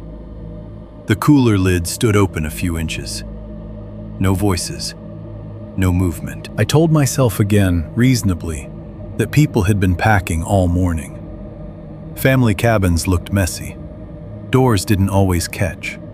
Children lost socks. Someone could have knocked over a mug and not cared. Every piece by itself remained explainable. Then why did my pulse climb the way it did? I crossed the gravel without deciding to, Nearing the porch, I heard something else from inside cabin 8. The television. Too loud. Not blaring, not distorted, just turned up past normal daytime background volume. Loud enough that dialogue bled into the porch air in a constant, restless stream. The sort of volume people use when they are trying to drown something out, or when they leave in a hurry and forget they've done it. "Hello?" I called, aiming for casual and missing. No answer. I took the porch steps slowly. The knocked-over mug had leaked coffee that was now drying in a rust-brown crescent on the table boards. The sock on the step had a dark heel and cartoon fish around the ankle. The storm door stood a fraction open, enough that if I knocked it would move rather than take the full hit. "Hey!" I called again. "You guys okay?" Nothing. Only the television from inside. Too loud. An ad now, then a jarring burst of laughter from some daytime host. I knocked. The door shifted inward slightly under my hand. That tiny movement changed the whole feeling of the porch. I froze with my hand still hovering where I had touched it. The gap between door and frame widened just enough to show a thin slice of the cabin interior beyond. The dim hall, the edge of a chair, the moving color spill from the television farther inside. I should have stepped back then. I know that now. Instead, I looked. Not entering, not pushing the door wider, just looking through the narrow opening, because by then, the sense that something was wrong had become heavier than the embarrassment of being caught looking. A suitcase lay face down in the hall just beyond the threshold. One wheel still spun lazily in place. Or maybe my eyes invented that later, I'm not fully sure. But I remember the impression of recent disturbance, of a thing knocked over and left where it fell. Near it, half in the hall and half dragged toward the kitchen, was what looked like a towel or small blanket twisted into itself. Farther in, at the edge of the kitchen linoleum where it met the darker flooring, I saw a stain. Dark red-brown. Not much, not a movie puddle, not enough for certainty. It might have been spilled wine. It might have been sauce, coffee, dirty mop water catching bad light. But there was something about the placement of it, narrow, irregular, too close to the transition between rooms, that made my body understand before my mind allowed the word blood to form. Panic rose all at once, not in a cinematic flash, but in a tightening sequence. Chest, throat, scalp, fingers. "Hello?" I said one last time, and my voice came out wrong. No answer. I backed off the porch so fast I nearly slipped on the wet step. Then I ran. By the time I reached our cabin, my father was just coming out, with his jacket half on. Irritated in the way he always got when multiple last-minute tasks tried to occupy the same 10 seconds of his life. "What? There's something wrong next door." He frowned immediately. "What do you mean?" "I mean, something's wrong." I was breathing too hard now, which I knew was hurting me. Fear always makes witnesses sound less trustworthy. The door was open. The TV's on. There's stuff knocked over and there's a stain on the floor. "What kind of stain?" "I don't know." "That's not an answer." "It looked..." I swallowed. "Just come look." My father took one glance at my face and decided not to argue there. He said over his shoulder to my mother, "Stay here with Hannah," and followed me back across the gravel. Cabin 8 looked different already. The storm door was shut. Not wide, not obvious, just fully shut now, seated flush in the frame as if it had been that way all along. The television was off. The porch had gone still enough to make my scalp prickle. No sound from inside, no movement behind the curtains. Even the air felt changed, as if the little scene of disarray I had found 30 seconds earlier had folded itself back up before producing any evidence. My father turned to me as we stepped onto the porch. "You may have spooked them." I stared at him. "I didn't imagine it." "I didn't say you did. You said maybe I spooked them." "I'm saying maybe they're in there, and now they don't want to answer the door because some kid from next door is acting." "Acting what?" He stopped because he saw the look on my face. Or maybe because in that exact moment, he also saw the porch details more clearly. The fallen mug, the sock on the step, the cooler lid gaping open by the handle. He reached for the doorknob. Before he touched it, I said, "Wait." At first, I thought it was a trick of the damp welcome mat, a shadow in the woven fibers near the threshold. Then my eyes adjusted and the line resolved itself. A fresh, narrow, red-brown seep had appeared beneath the door. Not a gush, not dramatic enough for instant certainty. Just a thin thread of dark liquid working its way from the interior threshold into the edge of the mat, soaking the fibers by degrees. Not much, enough.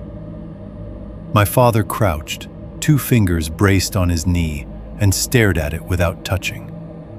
When he looked up at me again, his face had changed completely. The last remains of skepticism were gone. I saw calculation, fear, and something else underneath both. Self-blame arriving too early to be useful. "Get back," he said. I stepped off the porch at once. He stood and pulled his flashlight from his jacket pocket, though it was still broad morning and no extra light was needed on the porch. Habit, maybe. Or the instinct to arm one hand with anything while deciding whether to kick in a door that might already hide something worse than the line beneath it suggested. "We need the office," I said. "We need—" He stopped. From the woods behind Cabin 8 came the distinct crunch of footsteps on wet brush and gravel. Not near. Not far either. Close enough that we both turned toward the sound at once.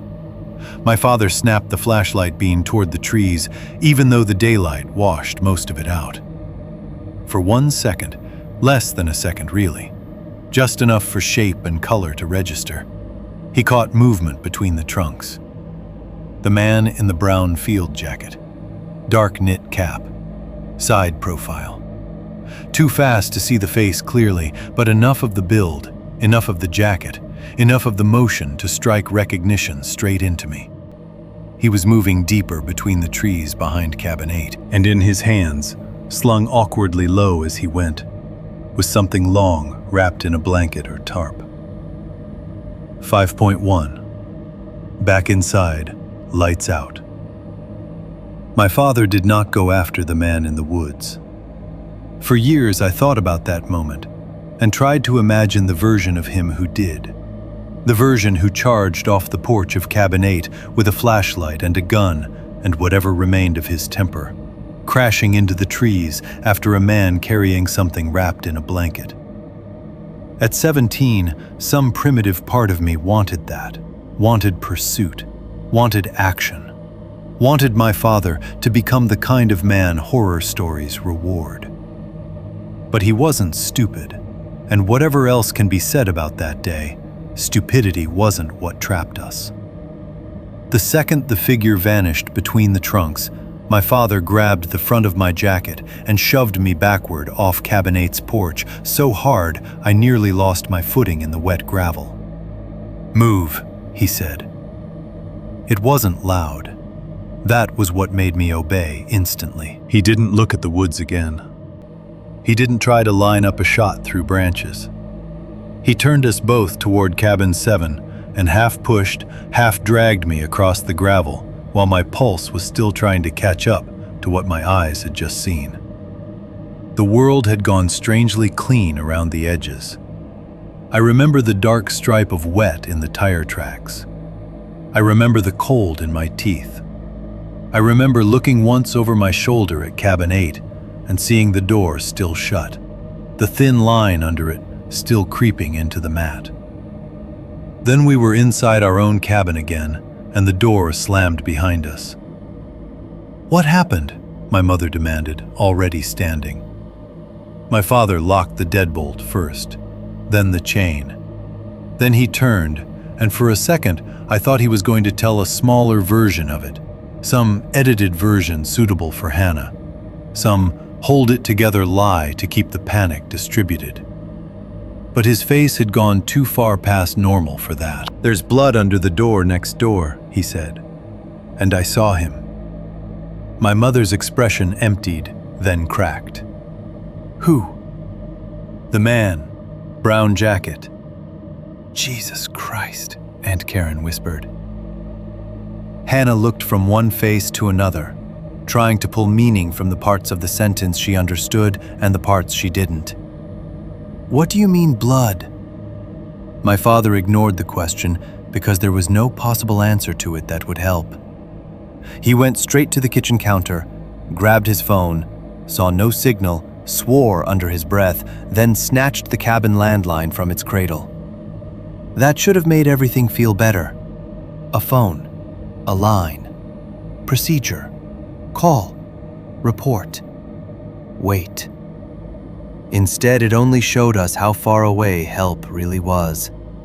The first call to the office rang too long before anyone picked up. When they finally did, my father had to say nearly everything twice, because the line kept crackling and dropping in volume, as if even the wires here did not want to commit to carrying bad news properly. He gave cabin 8, cabin 7, the blood under the door, the suspicious people, the man in the woods. Whoever was on the other end kept interrupting with questions that felt insultingly small in the face of the situation. Was somebody hurt? How much blood? Did you enter the cabin? Could it be an animal? My father's voice got flatter with every answer. No, I did not enter the cabin. No, I do not know how much blood because I did not go measuring it. No, I do not think it's an animal. Then came the part that changed the emotional temperature of the room completely. The office told him they were calling the sheriff's department from the main line because the signal there was better.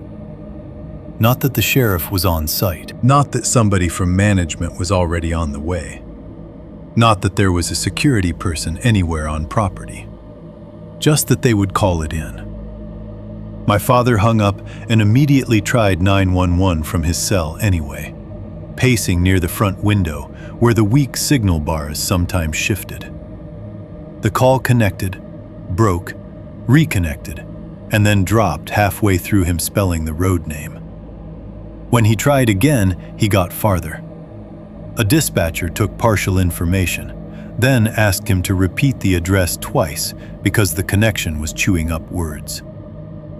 Cedar Hollow Lodge, County Road spur off the highway, cabins 7 and 8.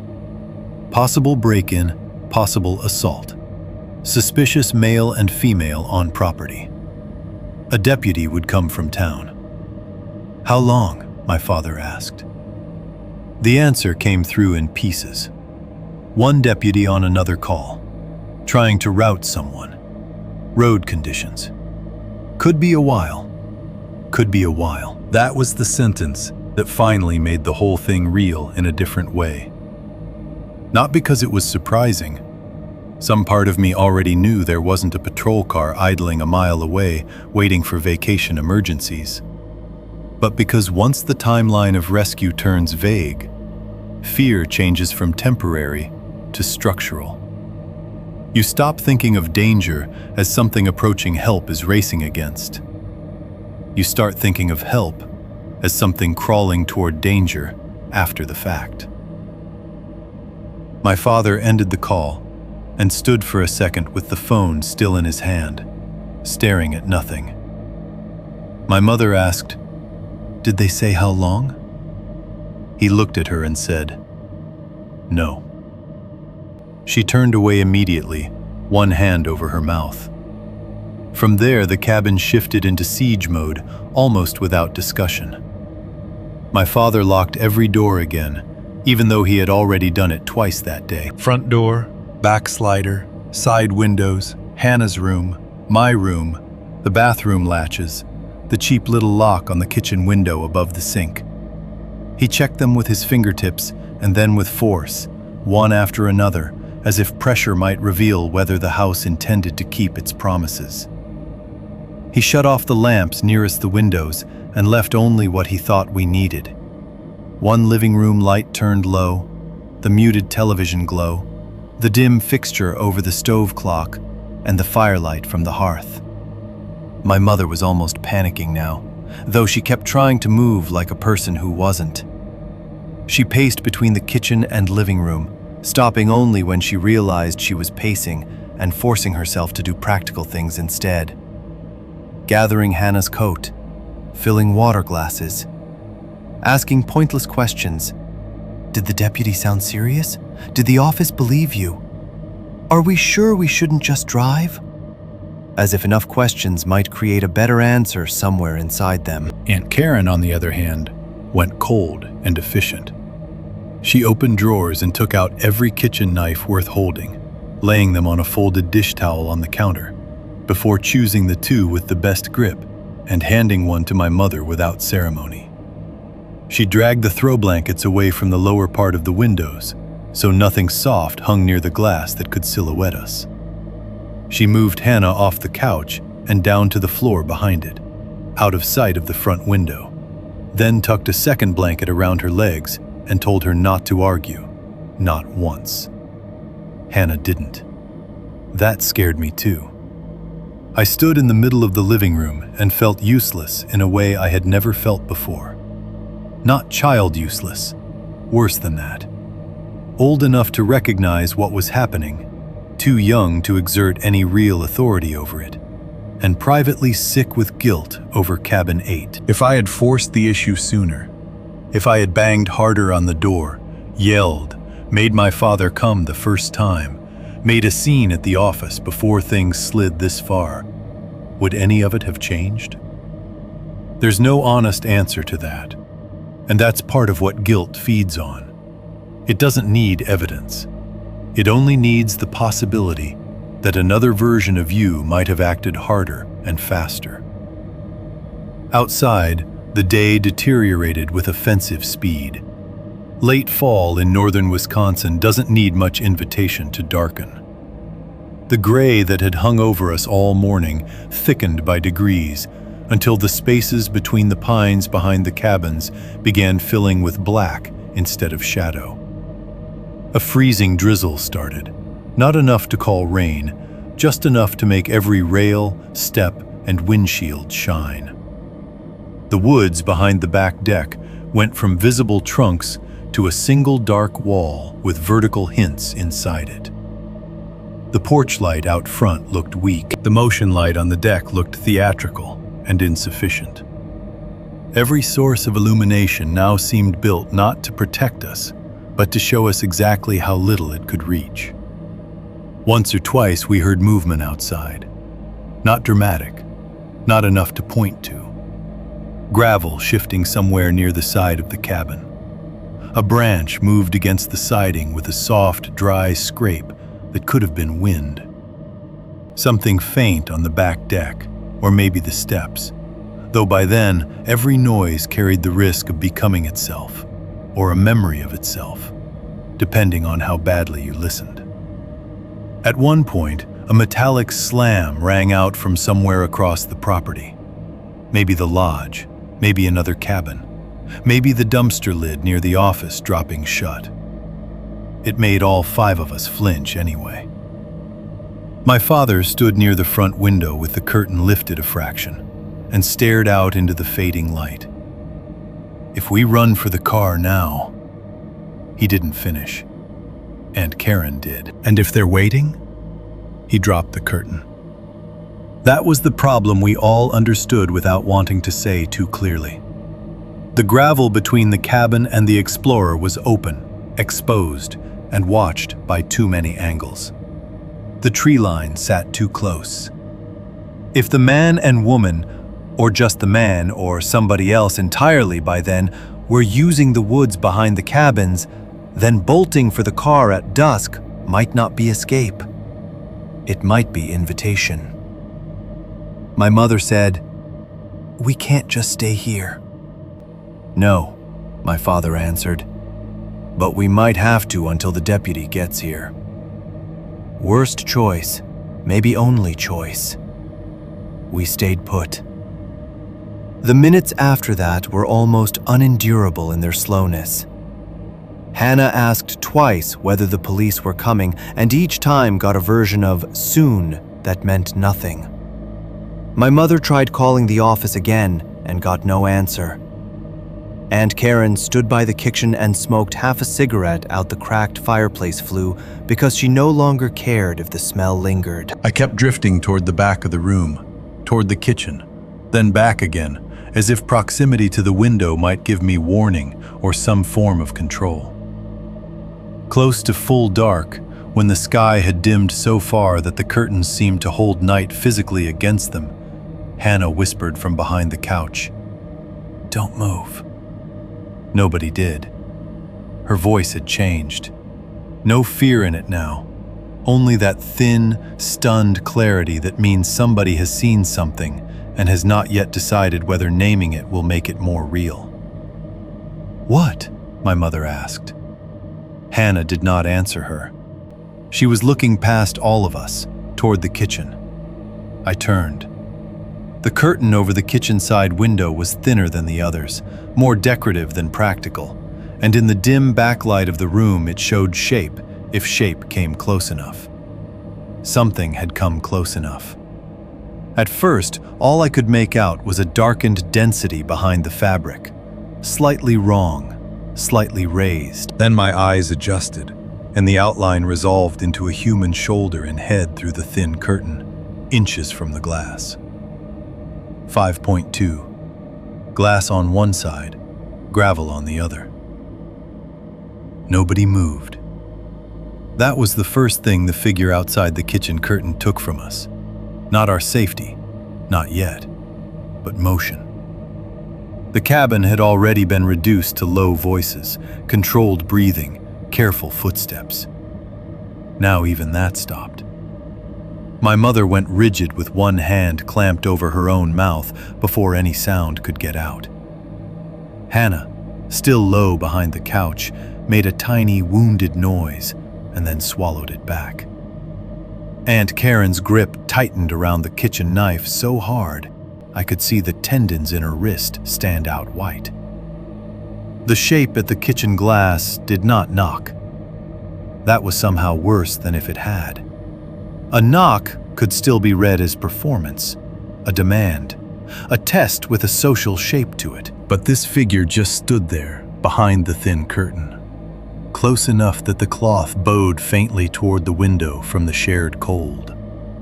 Close enough that the outline of a shoulder, a head, and the downward line of one arm could be seen, without imagination doing much work at all.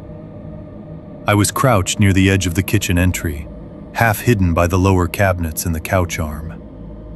From where I was, I could make out more than I wanted. The figure's hand hung low beside the curtain line, gloved and still. Something slender dangled from it. At first I thought it might be a knife, then a flashlight, then some narrow strip of metal. A second later it touched lightly against the outer door frame with a tiny, almost gentle tick. Not loud, not meant to frighten by force, meant to let us know it was there. My father had the revolver up by then, both hands on it, elbows bent, body angled toward the kitchen. But he could not shoot through the curtain. He didn't have a clear target, and he knew it. The figure was too close to the glass and too obscured by fabric and reflection and poor light. One shot through that door could just as easily blow the frame apart and shower the kitchen in glass without hitting anything that mattered. So he stood there with the weapon raised and did nothing. That helplessness spread through the room like cold. Then, from the front side of the cabin, came 3 hard knocks on the window. Not taps, knocks. Heavy enough to make the front glass tremble in its frame. My mother did scream then, or tried to. What came out was smaller, more like the start of one, because she caught it with both hands and folded forward over her own knees like she could physically push the sound back inside. Hannah burst into tears again behind the couch. My father pivoted halfway toward the front room, then back toward the kitchen, and I saw in that motion what the night had really become. Pressure from 2 sides. Aunt Karen whispered it before anyone else could. "There's 2 of them." She said it like someone naming a number on a hospital form. Flat, final, no drama left in it. Outside, the sounds changed. No more standing still at the kitchen glass. No more waiting at the front window. Now there were footsteps beginning around the exterior of the cabin. Measured, unhurried, deliberate. Not running, not rushing. Whoever they were, they knew exactly how much fear they had already built inside the house and had no need to hurry the rest of it along. One set moved across gravel near the front steps. Another, or maybe the same one circling too fast to follow, brushed close along the side wall with a soft, dry whisper as fingers or a sleeve moved over rough siding. Then the front doorknob turned once. Only once. Not hard enough to force it, just enough to test whether it would give. The sound of the latch taking that pressure carried through the cabin with almost obscene intimacy. Our house, our lock, our cheap little rented door mechanism meeting a stranger's hand in the dark. A second later came a long, slow scrape across my parents' bedroom window. My mother actually flinched as if something had touched her skin. It sounded like metal dragged lightly over glass, or maybe a ringed hand, or maybe the edge of a tool. Not enough force to shatter, enough force to leave a memory behind, even if it left no mark. I realized then that I could hear something else at the kitchen frame. Breathing. Very faint, very close. Not theatrical or loud. Just the smallest hitch and release of air coming from the other side of the glass, or the gap near the slider frame. So close, I could not tell whether I was truly hearing a person or hearing my own mind translate the pressure of the moment into something human. My father stepped toward the kitchen curtain. "Don't," my mother whispered. He ignored her. He pinched the edge of the fabric between 2 fingers and opened a slit no wider than his thumb. The movement was so careful, so slight, that for a second I thought whoever was outside might not register it. Then I saw my father's face change. Not in some dramatic movie way. No gasp, no recoil. Just a fast, hard tightening, like every muscle around his eyes and mouth had pulled at once toward the center. He let the curtain open half an inch more. Later, trying to reconstruct the exact line of sight, I understood what he must have seen. The man in the brown field jacket was standing at the kitchen glass, close enough that his features were flattened slightly by reflection and angle, but close enough to identify. Dark knit cap, the same rough face from the pool room and the ice machine. Skin wind-burned and too still. On his right sleeve, just below the forearm, there was something dark smeared across the fabric. Mud, maybe. Wet leaves. Something else. And in his gloved hand, he held a wooden cabin key fob. I know that because my father said it later. But I also know it because I saw the movement from where I crouched. The slight shift of his wrist. The hard little shape lifted toward the glass.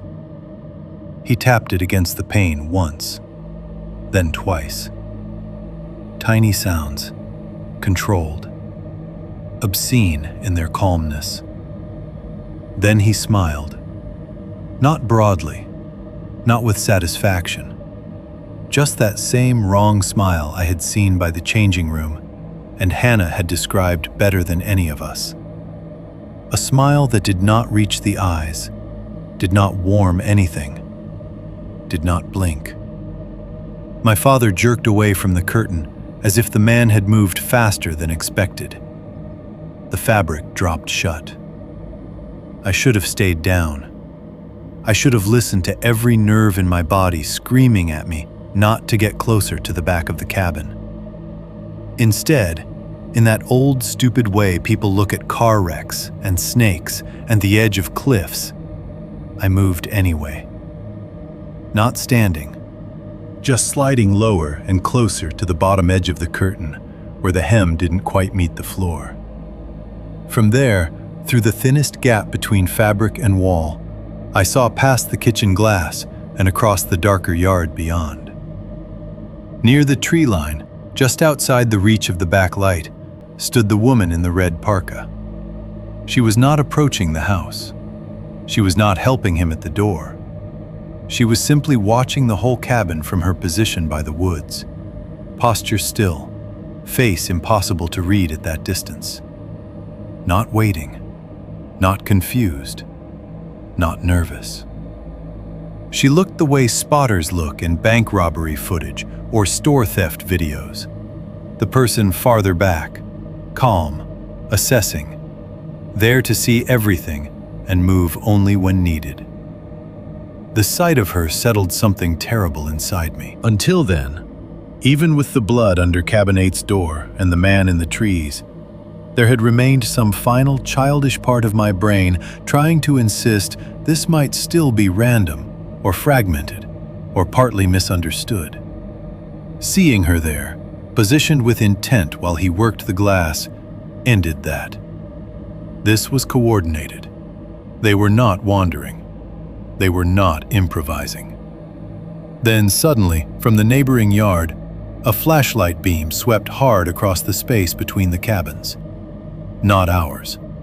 Brighter and more erratic than my father's controlled searches had been.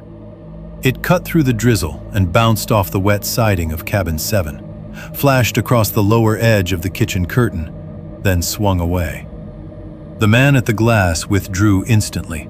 No hesitation, no visible startle, just gone, folding back into dark with a speed that made it look practiced. Gravel crunched close outside. A low voice said something. Another answered.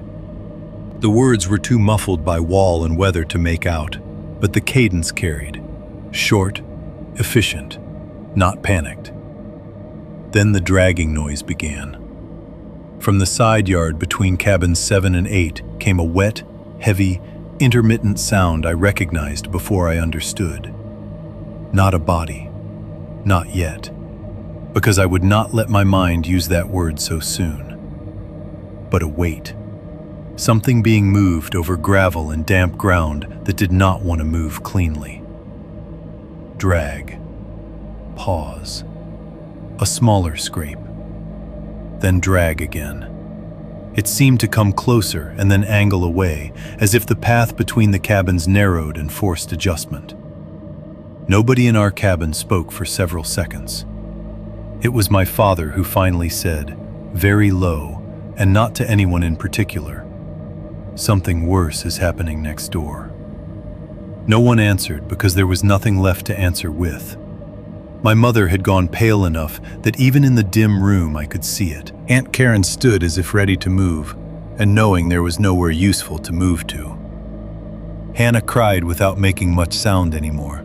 Just those awful, trembling breaths a person takes when fear has burned through the dramatic part and left only the body's refusal to calm. Outside, the dragging continued for another few moments, then thinned into gravel sounds farther off. After that came a different kind of silence. Not empty, occupied. The kind that follows action instead of preceding it. We remained where we were because movement now felt like exposure. The house held us in our positions like the memory of a photograph. My father by the kitchen curtain with the revolver low but ready. My mother crouched over Hannah, Aunt Karen near the hearth with the knife, me on one knee by the lower wall beneath the window, every muscle in my body aching from how still I was making it stay. And then something struck the outer wall very softly near where I was crouched. Not a bang, not a thrown object, just a light impact, wood against wood, or something hard, landing and rolling once against the siding before coming to rest. I didn't look at first. I couldn't. The seconds after it happened stretched so thin they almost snapped. I listened for another sound, footsteps, a hand on the frame, the whisper of fabric outside the curtain. Nothing came. The object, whatever it was, remained where it had landed. Finally, with my pulse hammering hard enough to blur my hearing, I leaned down and lifted the curtain hem the smallest amount. Just outside the glass, on the wet deckboard near the wall, lay a wooden cabin key fob. The burned number on it was clear, even in the weak spill of interior light. 8. 5.3. He had the wrong number. The key fob outside the glass changed the shape of the night more than the blood under Cabin 8's door had. Up to that point, terror had still been moving in one direction, toward us, around us, pressing at our windows and circling the walls. The man at the kitchen glass had felt personal. The woman by the tree line had felt personal. The taps, the tested doorknob, the scrape at my parents' window, all of it had arranged itself around one central fact. Someone wanted us afraid inside our own cabin. Then I saw the number burned into the wooden tag outside the slider. 8. For a second, my mind refused to take it in properly. It was just a cabin tag, a wet rectangle of wood on the deck boards, the metal ring still attached, glistening in the backlight from the kitchen. Then the meaning hit all at once, and with sickening clarity. Cabin 8. Not ours. They had either come to 7 by mistake, or they had come to 7 to check which cabin matched the key. I lowered the curtain hem slowly and looked up at my father. He saw something in my face and crossed the kitchen in 2 steps. I didn't have to say anything. I just pointed down. He bent, lifted the fabric enough to see the tag, then went completely still. The room around us felt suspended. My mother, still clutching Hannah behind the couch, whispered, "What is it?" Neither of us answered her. I think some part of my father was trying to decide whether speaking the truth aloud would help us or just make the terror more precise. I knew, instantly and irrationally, that the man had wanted us to see it. He hadn't dropped it by accident. He had left it there in the spill of the backlight like a message or a correction or a joke only he understood. A key, the wrong number, the right cabin next door. My father moved away from the slider and toward the front of the cabin instead, keeping low, revolver still in hand. He pinched the living room blind open a fraction and looked through. I shifted after him, not beside him, but behind enough to catch some part of his line of sight if he moved. Through the slats, across the strip of wet gravel and the black cut of yard beyond, I could make out Cabin 8 in broken pieces. The porch edge, the pale blur of the door frame, the slick shine of the cooler lid still hanging open where no one had closed it. Then a flashlight beam jerked violently across the porch. It wasn't the clean, searching beam of law enforcement or management. It was frantic, whipping too fast, striking the porch railing, the gravel, the lower door frame, then bouncing upward in a quick white slash before vanishing completely. A second later, the door banged. Once, then again, harder. The sound traveled strangely in the wet air, flattened by the rain and the trees so that it seemed both close and muffled at the same time. Then came a scream. Not loud enough to be cinematic, not long enough to be helpful. Just one muffled human sound cut short so fast, it almost convinced me afterward that maybe I had imagined the whole thing. Until I remembered what came next, and knew I hadn't. My mother reacted before thought. She half rose from the couch and made for the front door with both hands out, some impossible maternal instinct to run toward whoever was hurt, overriding every survival instinct she had left. My father caught her by the arm and hauled her back so hard the heel of her shoe slipped on the carpet. "Don't," he said. She fought him once, just enough to show she meant it. "Someone's in there." "I know." "We can't just—" "Yes, we can." It was the ugliest thing I had ever heard him say to her. Not because it was cruel, but because it was true. Hannah started sobbing in earnest then, face pressed into my mother's side, the sound small and wet and terrified. Aunt Karen still held the kitchen knife like it meant anything, like a good grip and a sharp edge had not already become useless in the kind of night we were in. The house had contracted around us until there was nothing left but waiting and listening. And so we listened. That was the worst part of it, worse even than what my father saw later through the blind. The auditory shape of violence in another cabin, close enough to hear, too close to misunderstand, and too broken up by walls and weather to resolve into anything the mind could settle around. A crash that sounded like a table or lamp hitting the floor. Pounding steps, heavy, fast, then abruptly altered as if the movement changed rooms or footing. One choking cry, almost more air than voice. Then that dragging sound again, wet, heavy, intermittent. Every noise invited imagination to do the rest. A body falling against a side table. Someone trying to get their feet under them on a wet floor. A hand over a mouth. Blood on tile. A lamp cord wrapped around an ankle. The brain is monstrously efficient when supplied only fragments. It fills in what mercy would leave blank. I kept seeing things I had not seen. The knocked-over suitcase from the cracked open door earlier. The stain at the edge of the kitchen linoleum. The child's sock on the step. The too loud television. I imagined the occupants of Cabin 8 suddenly understanding too late why the porch had felt wrong. Why the door hadn't latched.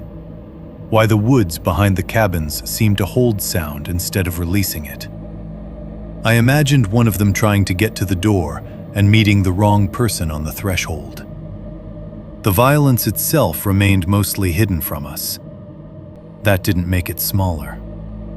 At some point, minutes later, though it felt much longer, my father risked another look through the blind.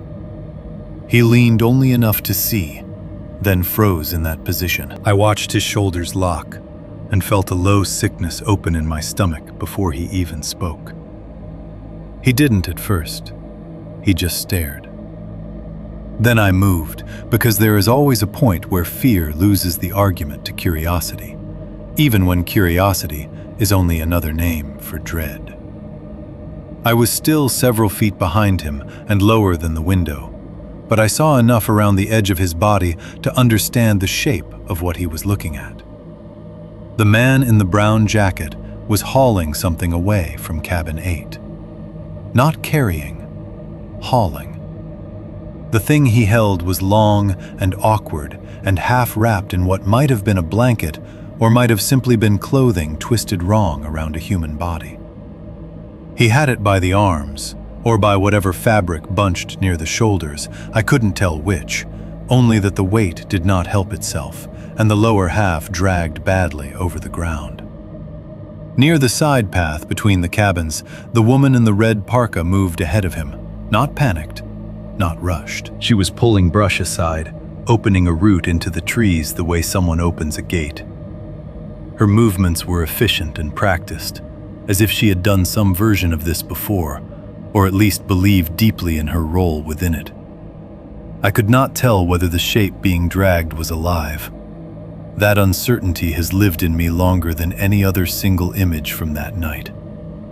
My father yanked back from the window so violently the blinds snapped against the sill. He turned toward us, shaking, not dramatically, not enough that anyone who didn't know him well would call it shaking, but I had never seen his hands do that before. He looked at my mother, then at Hannah, and said only one thing: "Don't let Hannah see." That was the closest he came to admitting the scale of it. After that, we blacked out the cabin as much as we could. The living room lamp went off. The television went dark. The fire was left to die on its own behind the grate. Only the clock over the stove and the faintest wash of light from the range hood gave the room any shape at all. The windows turned into black mirrors. Every person in the cabin became mostly breathing and outline. We waited for law enforcement. No one came. Minutes dragged. The freezing drizzle continued. Every now and then, one of us thought we heard something outside. A voice, a footstep, gravel shifting, maybe a car door from far down the road. But none of it resolved. The immediate violence next door had burned itself out into a silence more terrible than the sounds had been. Not peaceful silence, completed silence. The kind that implies the work of a night is moving elsewhere now. Eventually, there may have been a car door slamming somewhere across the property. Or perhaps I have forced that sound into memory because I needed some sign that the people outside had left in a vehicle rather than simply dissolved back into the trees. I remember hearing something metallic and distant through the rain, and not knowing whether to call it a trunk lid, a door, the dumpster near the lodge, or just the nerves in my ears creating punctuation where none existed. My father refused to move from his place between the front room and the kitchen. My mother kept Hannah low and held so tightly that Hannah finally stopped crying from exhaustion more than calm. Aunt Karen sat against the lower cabinets with the knife across her lap, and her eyes open so long they had gone red-rimmed and dry. I stayed near the slider because some part of me believed that if anything happened at the back of the cabin again, I needed to be the first one to see it, as if witnessing could still count as usefulness. At some point, the dark outside stopped feeling like night and started feeling like the backside of dawn. Not lighter exactly, just altered. The black at the windows shifted to charcoal. The outlines of the lower deck rail began to separate from the yard. The glass of the slider showed a faint skin of fog where the warmer interior air had met the cold and hung there. Just before full morning, when everyone else had sunk into that awful half-state between alertness and collapse, I dared to look at the kitchen door again. The wooden key fob marked 8 still lay where it had been dropped. But now, just above it on the lower fogged pane, someone had written a single number with a wet fingertip from outside. 7. Not a smear, not an accidental streak, a deliberate numeral, meaning they had understood the mistake before they moved on. 6.1. Sirens at last. Gray dawn came slowly, and when it finally arrived, it did not feel like rescue. It felt like exposure. The dark outside the cabin windows thinned by degrees until the glass stopped being a mirror and became a surface again. Shapes returned in layers. The lower rail of the deck, the slick boards, the yard fading toward the trees, the bare suggestion of cabin 8 through wet branches. Nothing about morning softened what had happened. If anything, daylight made it worse by forcing edges onto things we had been hearing all night without fully seeing. No one said much while we waited. My father still stood watch between the front room and the kitchen, his face colorless and unshaven, revolver low but never far from his hand. My mother sat on the floor with Hannah against her side, blanket pulled over both of them, even though the cabin had gone warm and stale from the dead fireplace and too many frightened bodies breathing the same air. Aunt Karen looked like she had been aged 10 years overnight. Her hair had come loose, her mascara had smeared faintly under both eyes, and the kitchen knife she still held across her lap had lost even the illusion of usefulness. I felt hollowed out, every nerve still live, my body exhausted but unwilling to drop its guard. We heard the sirens before we believed them. At first it was just a faint, mechanical rise and fall through the trees, so distant it might have been highway noise carried the wrong way by weather. Then it came again, stronger, joined by another, and then the unmistakable chop of tires over gravel as vehicles entered the property. Blue-red light began flashing in broken pieces against the pine trunks outside. Not bright enough to flood the cabin, but enough to pulse through the seams of the curtains like something electrical trying to get in. My mother made a sound I had never heard from her before, half sob, half collapse of tension. My father didn't move for another 5 seconds. He stood still and listened, making certain it was real, making certain the engines kept coming, making certain the lights did not stop and go dark the way a flashlight beam might. Only then did he lower the revolver fully and exhale through his nose. "Stay together," he said. When we stepped out of cabin 7, the morning felt colder than it should have. Mist hung low over the gravel loop. Wet leaves were plastered to the porch steps and the tire tracks beside the cabins. Pale steam came from our mouths in quick bursts. Across the property, blue-red emergency lights stuttered against tree trunks, cabin siding, and the side of our Explorer. County deputies, one patrol SUV, then an ambulance behind it, all of it arriving too late to be rescue and right on time to become procedure. Cabin 8 was already drawing them in. The deputies moved quickly once they saw the blood at the threshold. Not dramatically, not running, but with that abrupt, stripped-down economy people in those jobs develop when they stop hoping for a misunderstanding. One deputy ordered us back from the area. Another moved toward the woods behind cabin 8 with his hand near his sidearm. The ambulance crew stayed where they were at first, waiting for the cabin to be cleared before committing themselves to the porch. My family emerged from our cabin numb and stiff, all of us walking like our joints had rusted overnight.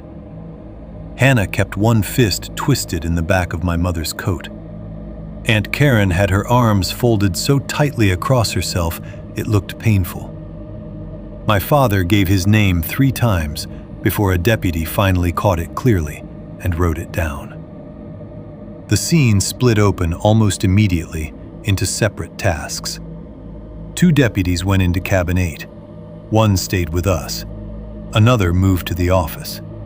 A 5th, or maybe the same one coming back around, began stringing a line of yellow tape between 2 porch posts and a tree. The wet morning made every motion look flatter, more procedural, less human than it really was. They separated us for statements before the first full 10 minutes had passed. I was taken a little way down the gravel loop near the side of the lodge building, close enough to see cabin 8 through the trees, but not close enough to hear clearly what was being said on the porch. A deputy with a lined face and a county jacket too thin for the weather asked me to start at the beginning and not leave anything out, then looked immediately skeptical when the beginning turned out to be a man by an ice machine and a woman in a red parka watching the pool. That skepticism sat on him at first in ordinary ways. He asked me to repeat the descriptions, asked whether the man had threatened me verbally, asked whether the woman had ever actually approached Hannah, asked if I had maybe been primed by movies or stories to read too much into strangers behaving strangely. If he had said that last part aloud, I would have told him to go to hell. Instead, he only implied it, and I heard it anyway. So I gave him the facts as flatly as I could. The man by the pool room, the same man in the changing room with the wooden key fob. The question about whether we were staying through Sunday. The woman in the red parka standing too close to the restroom hall. The cigarette butt on our porch. The tapping on the glass. The key fob marked 8 left outside the slider. The dragging sound between the cabins. The glimpse of the brown jacket in the trees. I tried to say the words in the driest, plainest order possible, because I had already learned enough by then to know that fear makes you sound less believable, even when fear is the correct reaction. The deputy's expression shifted only a little as I spoke. Then one of the other deputies came out of cabin 8 and called something low to him that I couldn't make out. Whatever it was, it changed the energy immediately. The lined-faced deputy looked back toward the porch, then at me, and when he resumed asking questions, the skepticism had thinned. Not disappeared, but thinned. They had found enough inside to stop hoping for a domestic misunderstanding or a drunken accident. From where I stood, I saw only fragments of the body discovery. That was more than enough. The male victim was inside, somewhere between the kitchen and the hall, if I understood correctly from the movement of the deputies and the angle of the ambulance crew when they finally went in. I never saw him directly. What I did see was the amount of blood on the linoleum near the threshold once the door stood open wider under official hands. And the way one deputy stepped backward from the interior with the careful, exact tread of someone making sure not to contaminate anything worse than it already was. Later, I heard enough of the radio traffic and adult conversation around me to piece together that the man had suffered a catastrophic wound to the throat. Massive blood loss. Found inside. The female victim was worse in a different way, because I saw part of her before they fully shielded the area. She had been found behind the cabin, partially concealed by brush and wet leaves at the edge of the tree line. Not hidden well enough to suggest care, more like dropped in a hurry where the dark had done most of the hiding until dawn. I saw one leg first, bent wrong beneath the line of the coat. Then hair matted dark against pale leaves. Then one hand turned at an angle that no living hand should hold. Fingers curled inward toward the palm. The wrist broken or twisted backward. They moved quickly to block the view after that, but not before the image fixed. There are smells that belong to procedural horror more than to any ghost story or slasher fantasy. I learned that then. Cold metal from the open ambulance doors. Wet wool from deputies' jackets and the blankets pulled from emergency bags. The faint, dusty smell of opened insulation and damp cabin walls where doors were standing wide in bad weather. And underneath all of it, unmistakable once it reached you, the copper-rich thickness of blood in cold air. Blood does not smell loud. That surprised me. It smelled close. While the deputies moved in and out of 8 and the questions continued, I kept finding my eyes pulled back toward the porch details that had bothered me before the night went fully bad. The small folding chair with cartoon fish on the back. The child's sock on the step. The stray sneaker still tipped against the porch leg. The bright-colored bread bag hanging from the hook. Objects that suggested a child so strongly my mind refused to leave them alone. I finally asked the deputy, "Was there a kid in there?" He looked up from his notepad. "What?" "The chair, the sock." I pointed toward the porch. "I thought maybe there was a kid." He checked another sheet clipped under his notes. No child listed on the reservation. That answer should have helped. Instead, it left me with a different, stranger unease. because now those objects became untethered, evidence of somebody absent in a way that was harder to place. Maybe the chair belonged to previous guests and had been left by the porch. Maybe the sock had nothing to do with the people staying there. Maybe vacation cabins simply accumulate the debris of family life until every porch starts looking inhabited by ghosts of former weekends. But if there was no child listed with the guests, why did the small things bother me so much? Why did I keep searching the brush line for some smaller form the deputies had missed? Why did I feel, irrationally and persistently, that an absence had entered the scene along with the bodies? The deputy must have read something in my face because his tone changed when he asked the next question. "Show me where you saw the man standing outside your kitchen door." I took him behind cabin 7. The drizzle had softened to mist, but the ground was still wet enough to hold impressions. The deck boards looked harmless in daylight, and that in itself was sickening. The same boards that had carried our fear so clearly in the dark now looked like any damp rental cabin deck in the North Woods. I pointed to the spot near the slider where the curtain had shown the outline of the man's shoulder and head, where my father had peeked through the slit and seen the brown jacket and the wrong smile and the key fob. The deputy crouched near the edge of the deck and played his flashlight. Not because it was dark, but because trained people sometimes trust light to separate textures better than tired eyes can. There were footprints in the mud beyond the deck. Not perfect impressions, but enough. A narrower sole than my father's boot. A second partial track leading off toward the side yard. Nearby, partly pressed into the wet ground, were the crushed remains of a cigarette, with the filter split and dark from moisture. Then the deputy pointed his flashlight at a narrow depression in the soil just off the deck's edge. At first, I didn't understand what I was seeing. It wasn't a print exactly, more like a shallow, water-darkened oval where repeated pressure had compressed the mud and allowed rainwater to pool more densely around the outer edges. "He was standing here a while," the deputy said. "Not moving through, not passing by. Standing still long enough for water to gather around the soles of his shoes while he watched our kitchen window." 6.2. The blood between the cabins. Once the deputies stopped treating Cabin 8 like a possible disturbance and started treating it like a crime scene, the whole property changed shape in front of us. Not emotionally, structurally. Tape went up, voices lowered, doors stayed open too long.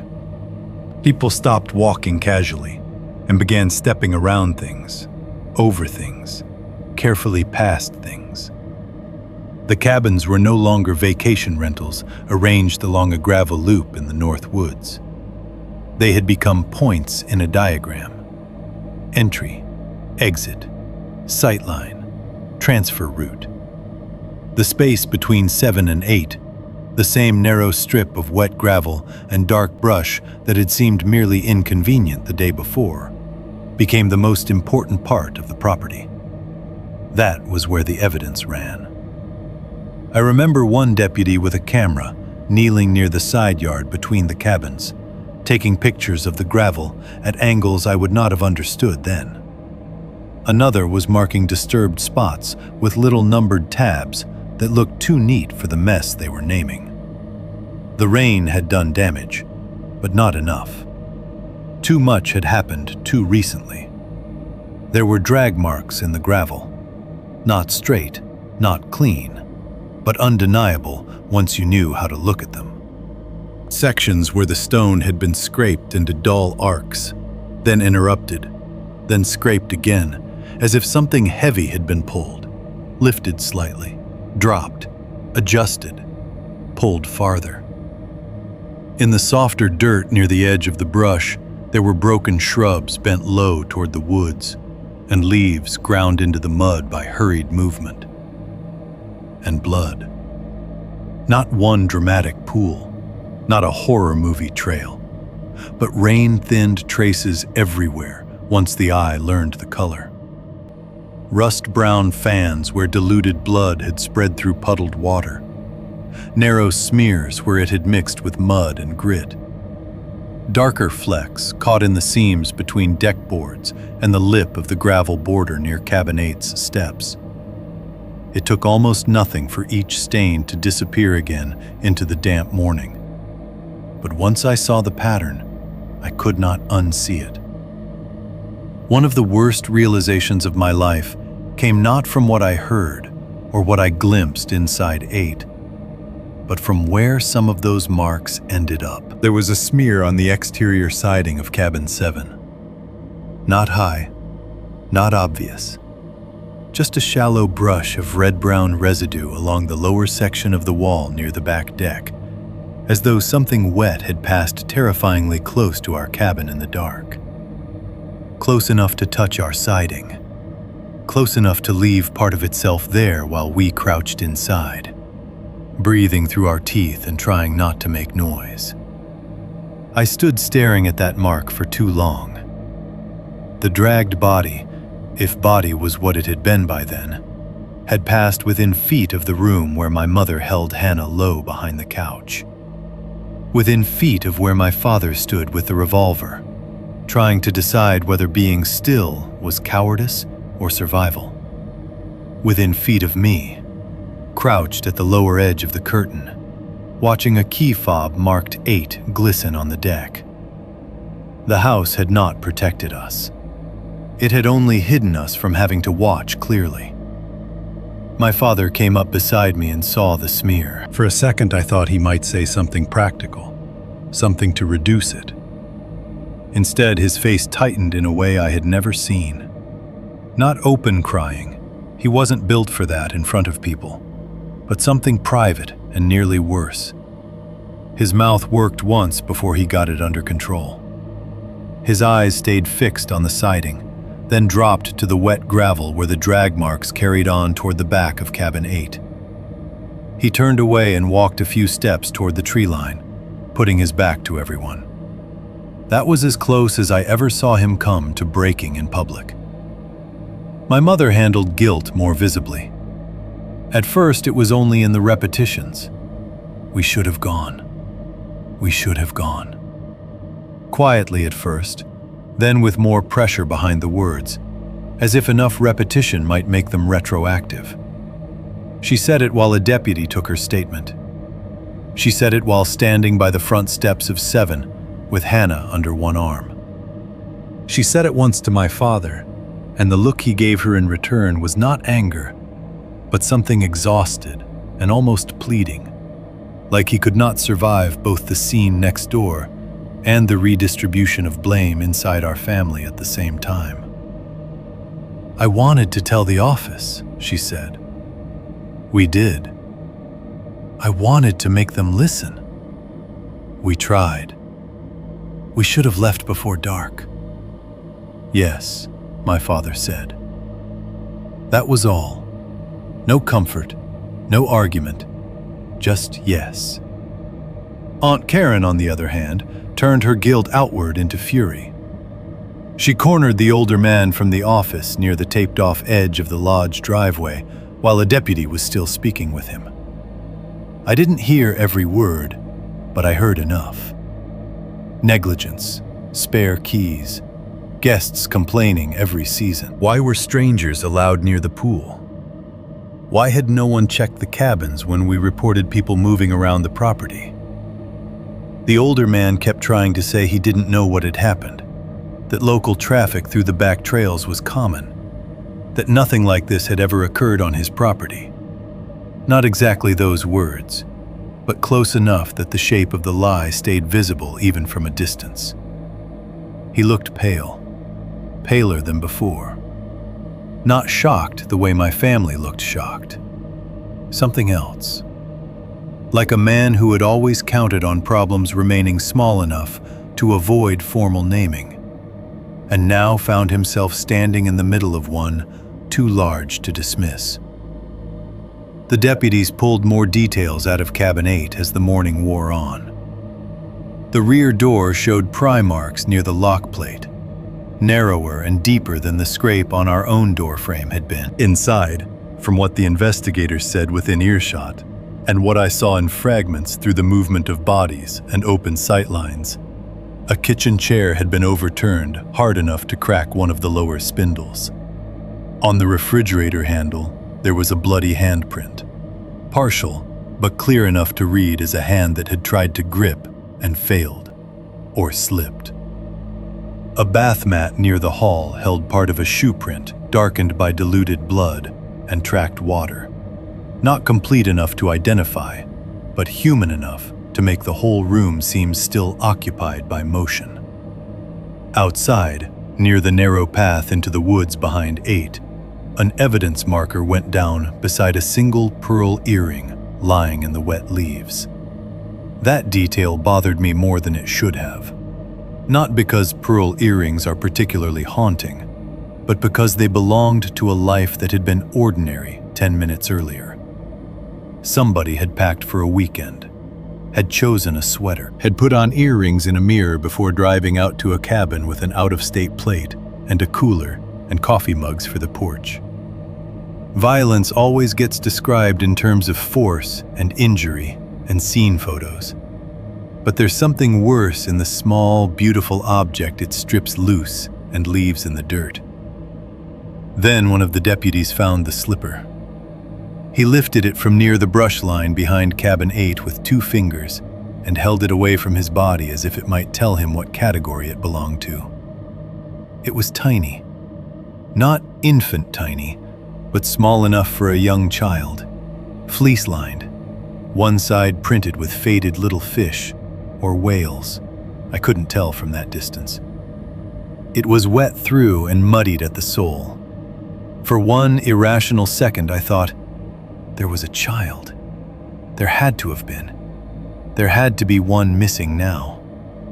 But when I asked again, the answer stayed the same. No child on the reservation. A deputy suggested it might have belonged to a previous guest, left under a porch, or kicked into the brush weeks ago. Another said the property backed to service trails and public land in places. The item could have nothing to do with this specific scene.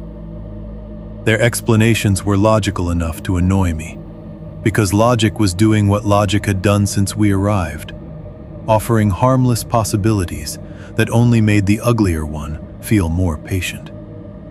I didn't buy it. Maybe I was wrong not to. Maybe the slipper really was unrelated trash, and my mind had become so contaminated by the rest of the evidence that every stray object demanded a victim to match it.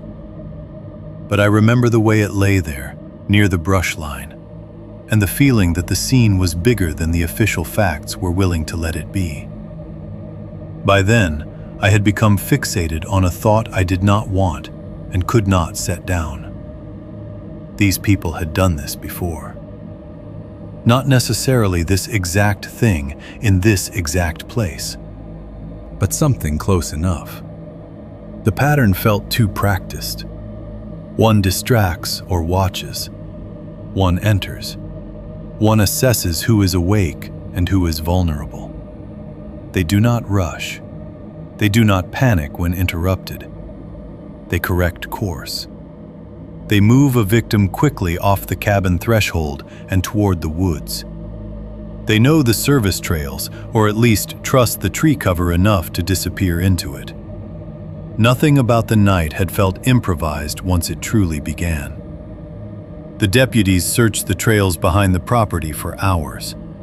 From where I stood near the taped line by cabin 7, I could see them moving through the brush in staggered formation, stepping over roots, pushing aside low branches, occasionally kneeling to examine disturbed leaves or mud before standing again and moving on. They found impressions, maybe, broken stems, the remains of old deer paths and service cut-throughs, but nothing immediate enough to pull the killers back into reach that morning. If they had fled on foot through the woods and then reached a road, they were gone. If they had parked somewhere out of direct sight and used the trail system to move between the cabins and the vehicle, then they had planned better than anyone at Cedar Hollow had prepared for. That thought settled into me with a cold, adult kind of horror. We had not been attacked by madness. We had been studied by patience. At one point, I watched the owner, or manager, or whatever exact role the older man held there, answer questions from two deputies near the office porch. He had removed his work jacket and now looked smaller in his flannel. Older, too. His hands kept opening and closing near his hips. The deputies were not shouting. They didn't have to. The shape of the conversation was enough. Spare keys, guest registry, who had access to the office after hours, which back trails crossed lodge property, what complaints had been made in previous seasons, whether anyone had ever reported suspicious couples or unregistered visitors. He definitely knew more than he had told us. I could not prove that then. I still can't prove it now. But the knowledge sat on him like wet fabric. Not guilt for the killings themselves, something more local, more bureaucratic, and in some ways more contemptible. The knowledge that the property had vulnerabilities he had normalized, that strangers cut through, that noises were dismissed, that missing keys and odd behavior and off-season emptiness had all been filed under inconvenience until inconvenience bled. The end of that morning's second wave of horror came not from cabin 8, but from our own exterior again. A deputy examining the back of cabin 7 called my father over. His tone was calm, almost neutral, which made everyone nearby listen harder. My father went. I followed a few steps behind, not close enough to interfere, but close enough to see. The deputy pointed to a shallow scrape on the lower section of siding beside the back deck, just above where I had noticed the red-brown smear earlier. In the daylight, with his flashlight angled across it, the mark became more distinct. A narrow abrasion in the stained wood, as if something metal had clipped or dragged there while being moved past.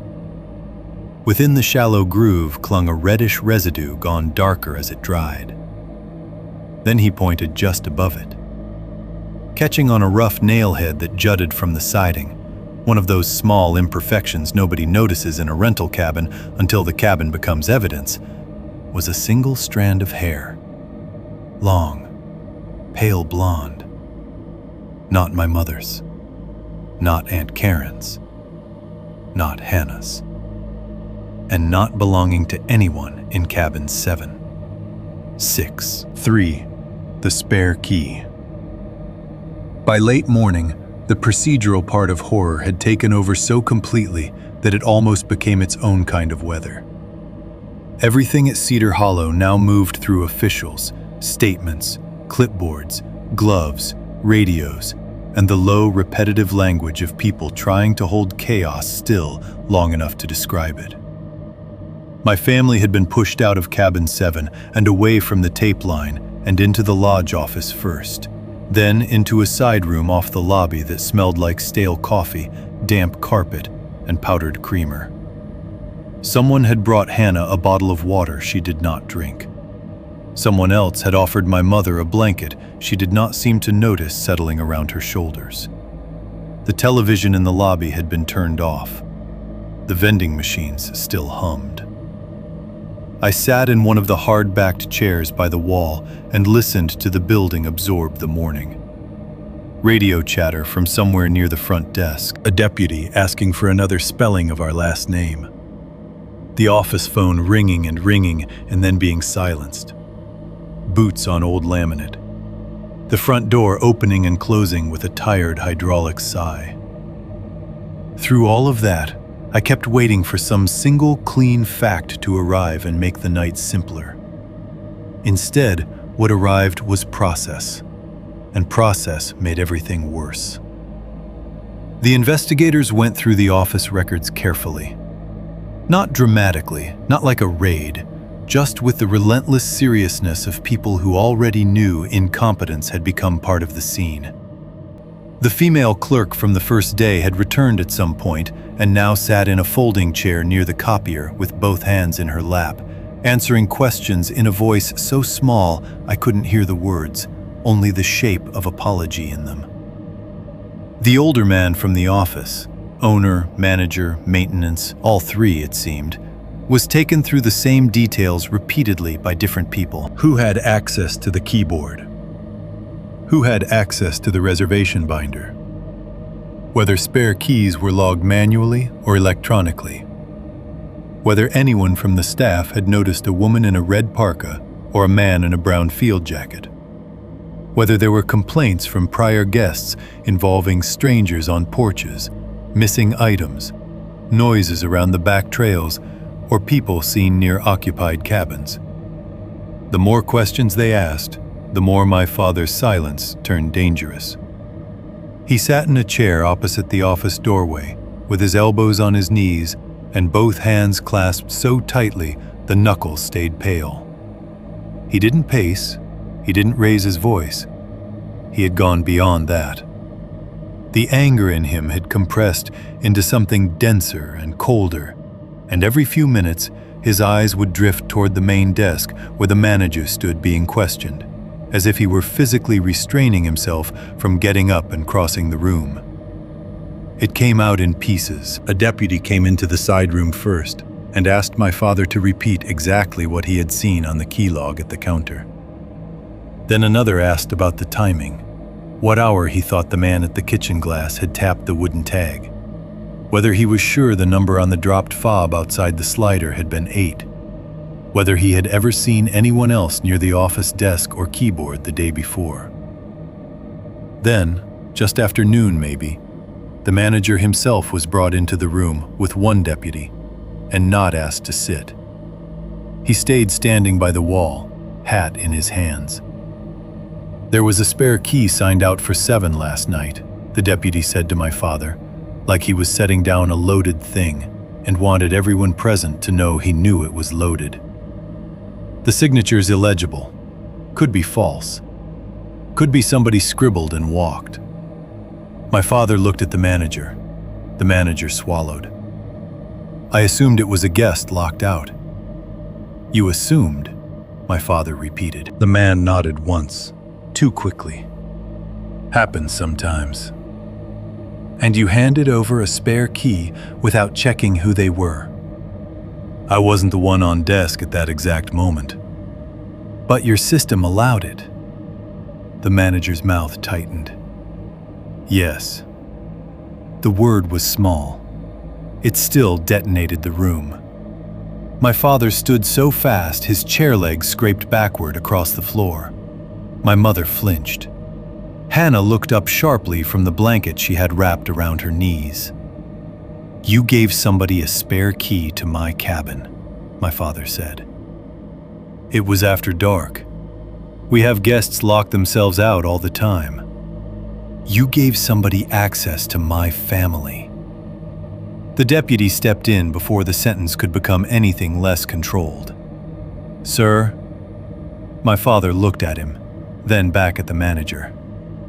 There are ways men look at each other when violence becomes conceivable but still undecided.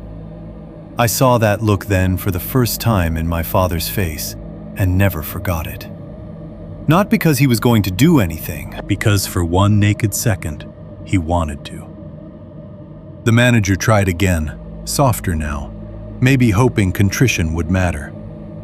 If I'd known. You did know enough, Aunt Karen said from the corner. No one contradicted her. The procedural revelation settled on all of us in different ways, but in me, it arranged itself immediately into a structure. The man knew our cabin number before he ever spoke to me. Someone had accessed either the reservation sheet, the key system, or both.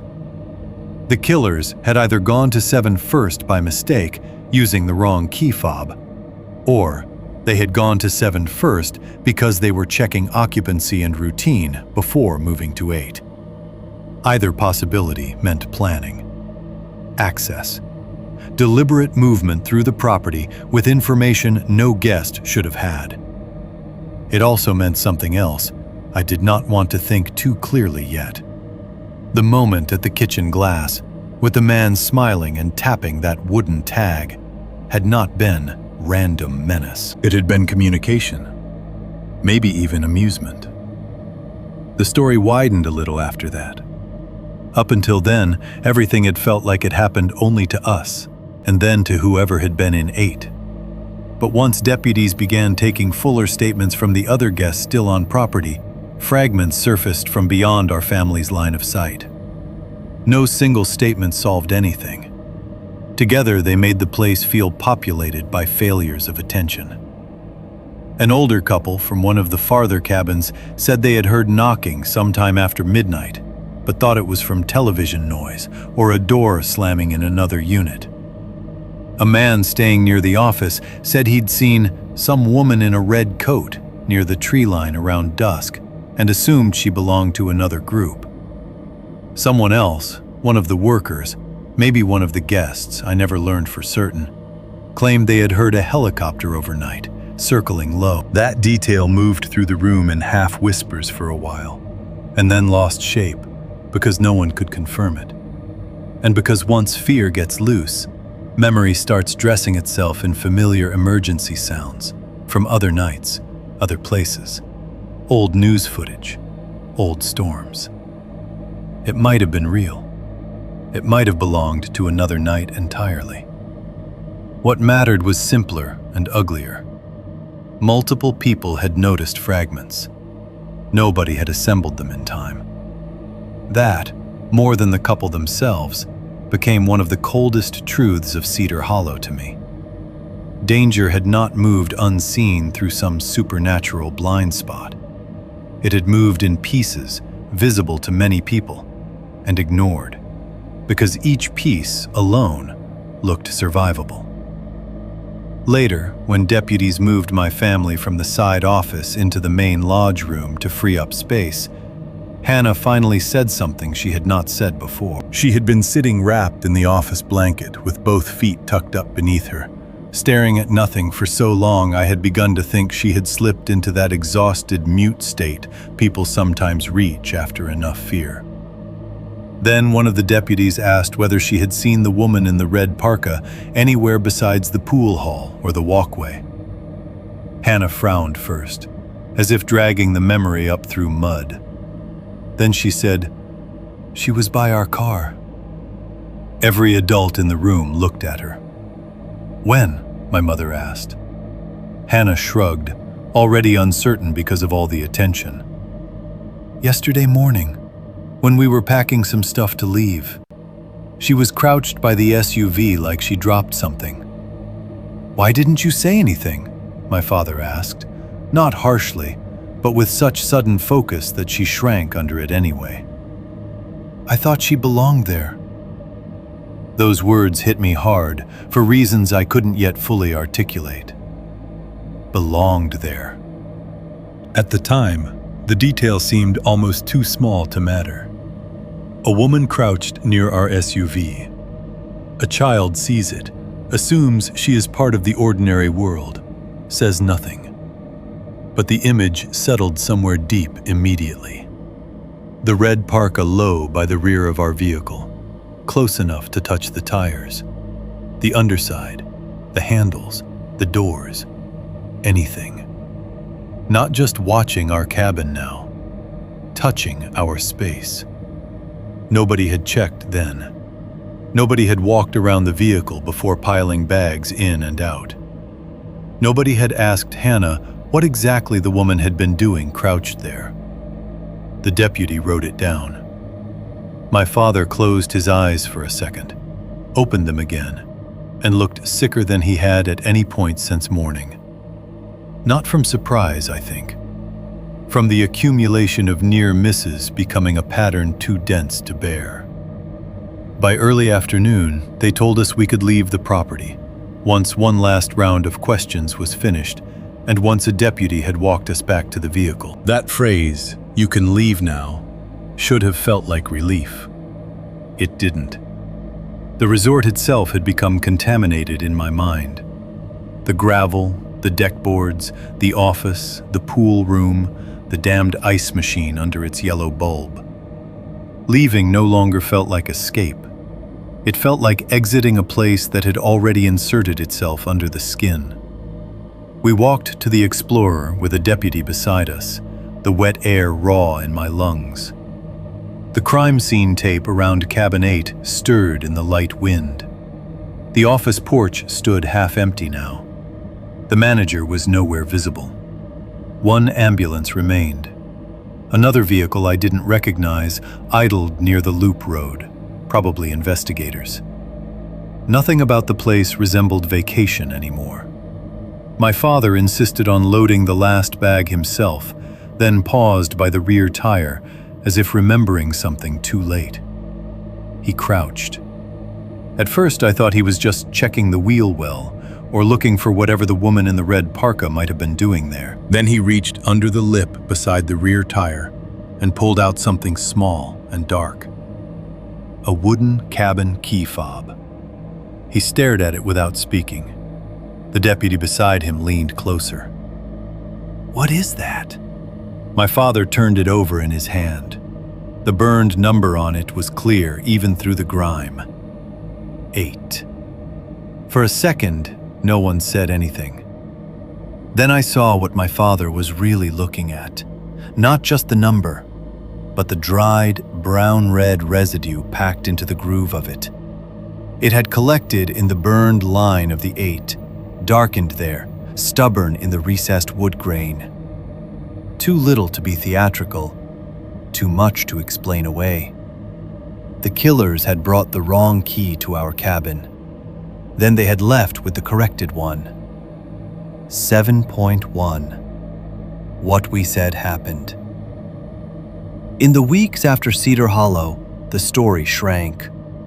That happens to most bad things if they don't come with national headlines or courtroom footage or enough bodies to force themselves into permanence. They don't stay the size they were when you lived through them. They get translated, edited, reduced into something other people can hear without changing the shape of their own day. What we said happened became simple very quickly. There were suspicious people at a lodge in northern Wisconsin. A couple in the cabin next to us were murdered. We were lucky. That was the public version. It wasn't false exactly. That was the problem. It contained the usable bones of the truth, but it flattened everything that mattered. It took a long, wet night of being circled and tested and listened to, and turned it into a sentence people could nod at in a grocery store. It made the killers sound opportunistic instead of patient. It made us sound merely fortunate instead of nearly selected. And for a while, I helped do that. At 17, I didn't have language for what had actually happened to us. Not in any way that would have sounded sane outside the family. If I tried to tell friends at school about the man at the pool, or the woman in the red parka, or the wrong key fob tapped lightly against the glass, I could hear the story changing shape even as I spoke it. It started sounding like campfire material, like something inflated by adrenaline, like the kind of thing adults with better judgment were already quietly trimming down so it could pass through ordinary conversation without setting off alarms nobody intended to answer. So I learned the edited version too. Yeah, we were in the cabin next door. Yeah, it was insane. Yeah, there were these weird people around before it happened. No, they never caught them. You can tell a story like that in under a minute. You can tell it and watch the listener settle almost immediately into the comfortable geometry of true crime distance. Suspicious couple. Wrong place, wrong time. Lucky escape. The details become texture, not structure. The horror becomes an anecdote. But that wasn't the full truth, and I knew it wasn't even then. We came home changed in ways that did not announce themselves all at once. None of us had a dramatic collapse. Nobody threw dishes or vanished into alcohol or started waking up screaming on the first night back. Real damage is usually duller than that at first. It enters behavior sideways. My mother stopped discussing Cedar Hollow almost immediately. Not publicly, not privately either. For the first week or so, she did the obligatory conversations, the phone calls to relatives, the 2 or 3 necessary retellings to people close enough to warrant more than the clipped version. The follow-up with the insurance company when the resort asked whether any of our things had been damaged in the evacuation. After that, she shut it down with a kind of determined softness that made interruption feel rude. If the subject came up, she redirected. If somebody asked what it had been like, she said, "We were very lucky," and moved on. If one of us tried to bring up a detail in the kitchen or living room, she would suddenly remember laundry or bills or dinner or some errand that had to be done immediately. At the time, I thought she was suppressing it. Now I think maybe she was trying to keep the story from taking up residence in the house. My father changed more visibly. Locks came first. Within 2 weeks, he had replaced the deadbolt on our front door with a heavier one and added longer screws to the strike plate, just in case. Then came the motion lights. Then the driveway alarm that chimed whenever a car or person crossed the sensor range. Then the gun safe bolted into the closet floor, and the conversations, all practical and calm on the surface, about what to do if someone was ever outside at night. He checked window latches before bed without seeming to notice he was doing it. He kept a flashlight in the kitchen drawer, one in the nightstand, one in the truck, and one clipped by the garage door. If he heard a sound outside after dark, no matter how ordinary, I watched his body change before he even rose to look. Shoulders tightening, head angling slightly, attention sharpening as if some invisible internal switch had been wired permanently to vigilance. He was not a paranoid man. That was what made it so noticeable. Cedar Hollow had not made him theatrical. It had made him systematic. Hannah suffered in ways that took longer to name. At first, she just said she didn't like sleeping with her curtains open. Then it was that she didn't want to be in a room with a ground floor window unless the blinds were tilted shut. Then my mother noticed she had started taking longer routes through the house at night, so she didn't have to pass the sliding patio door at the back of our own kitchen, when the lights inside made the glass reflective. For months, she woke up exhausted because she kept waking in the night to check whether the hallway light was still on. If a shadow moved outside a window after dark, tree branch, passing headlights, the sweep of a neighbor's motion lamp, she went still in a way no 13-year-old should. The panic around windows took longest to fade, and maybe it never fully did. Even years later, when she was in college, I saw her instinctively choose restaurant seats that did not leave her facing dark glass. Aunt Karen was the only one in the family willing to say what she thought out loud. "They were hunting people," she said one night in our kitchen a month after we got back, after my mother had once again tried to reduce the whole thing to a tragedy at the resort. My mother snapped at her immediately. "Don't. What else do you want to call it? We don't know that." Aunt Karen laughed, low and sharp. "Please. They watched. They checked. They came to the wrong cabin. Then they moved to the next one." My father said nothing. That silence from him was its own answer. I followed the local news obsessively for months. At 17, obsession looks respectable if you call it staying informed. I searched county news sites, local Wisconsin papers, regional crime roundups, message boards, cached versions of articles after they dropped behind paywalls. Anything with even a weak mention of Cedar Hollow, the county road, the victims' names, the resort, the sheriff's office. I checked from the family desktop in the den and later from my phone under the covers at night when I was supposed to be asleep. there wasn't much. That shocked me more than the coverage itself. An out-of-state couple had been killed at a lakeside lodge. Investigators were seeking leads. Suspects unknown. The investigation remained active. That was the shape of it. No sketches released that I ever saw. No major press conference. No flood of speculation on cable news. Just a short run of local reporting. Then less and less. Then almost nothing. When Cedar Hollow appeared again in print, it was usually in relation to the property itself. Temporary closure of one cabin cluster, maintenance improvements, a brief mention of ongoing cooperation with authorities. By the next season, the place had reopened.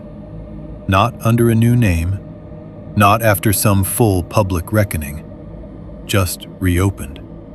Like anything else that loses enough blood to weather and paper and business needs.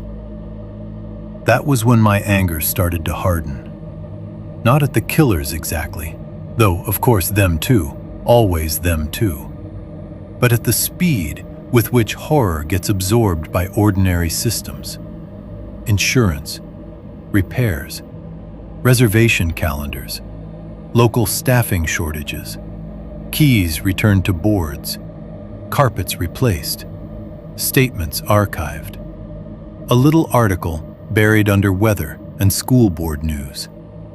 Next season's bookings taken with a discount code and a friendly email blast. I wanted the world to show more evidence that it understood what had happened there. Instead, it behaved the way the world usually behaves. It adjusted just enough to continue. So I replayed the details in my own head until they became sharper than the official story ever was. The man at the ice machine asking if we were in 7. The pool room where he sat not swimming, not reading, only watching. The woman in the hall by the restroom with that patient face and the red parka zipped too high. The key tapping lightly against the glass at the back of our cabin. Some memories lose edges over time. Those never did. Even as the years passed and the public version settled into the family-approved line, suspicious people, murder next door, lucky escape, I kept privately telling myself one thing in order to make the rest of it survivable. They came to us first by accident. That belief mattered more than I understood for a long time. If the killers had gone to cabin 7 only because they had the wrong key fob, then our survival had a shape I could live beside. Arbitrary, yes. Horrible, yes. But still governed by mistake. A misnumbered tag. A wrong approach. A correction. They tested us because they thought we were 8, then moved on when they realized they weren't at the intended cabin. That was grotesque enough. It was also merciful compared to the alternative. Years later, 10, maybe 11 after Cedar Hollow, I found something in my father's garage that loosened my grip on that mercy.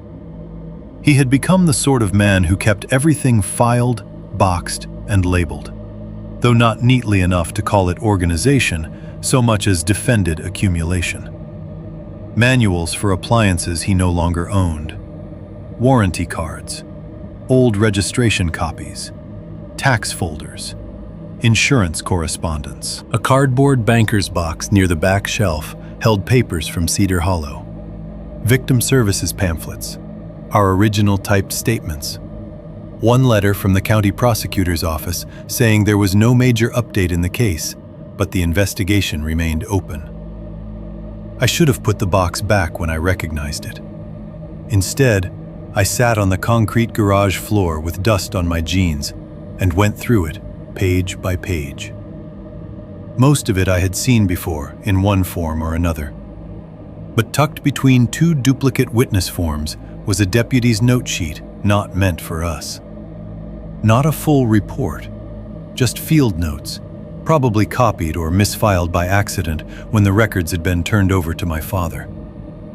The handwriting was compressed and ugly, but one line stood out, because the words were underlined once. Signs occupants of number 8 awake and resisting for several minutes before entry completed. I read it 3 times. Awake and resisting for several minutes?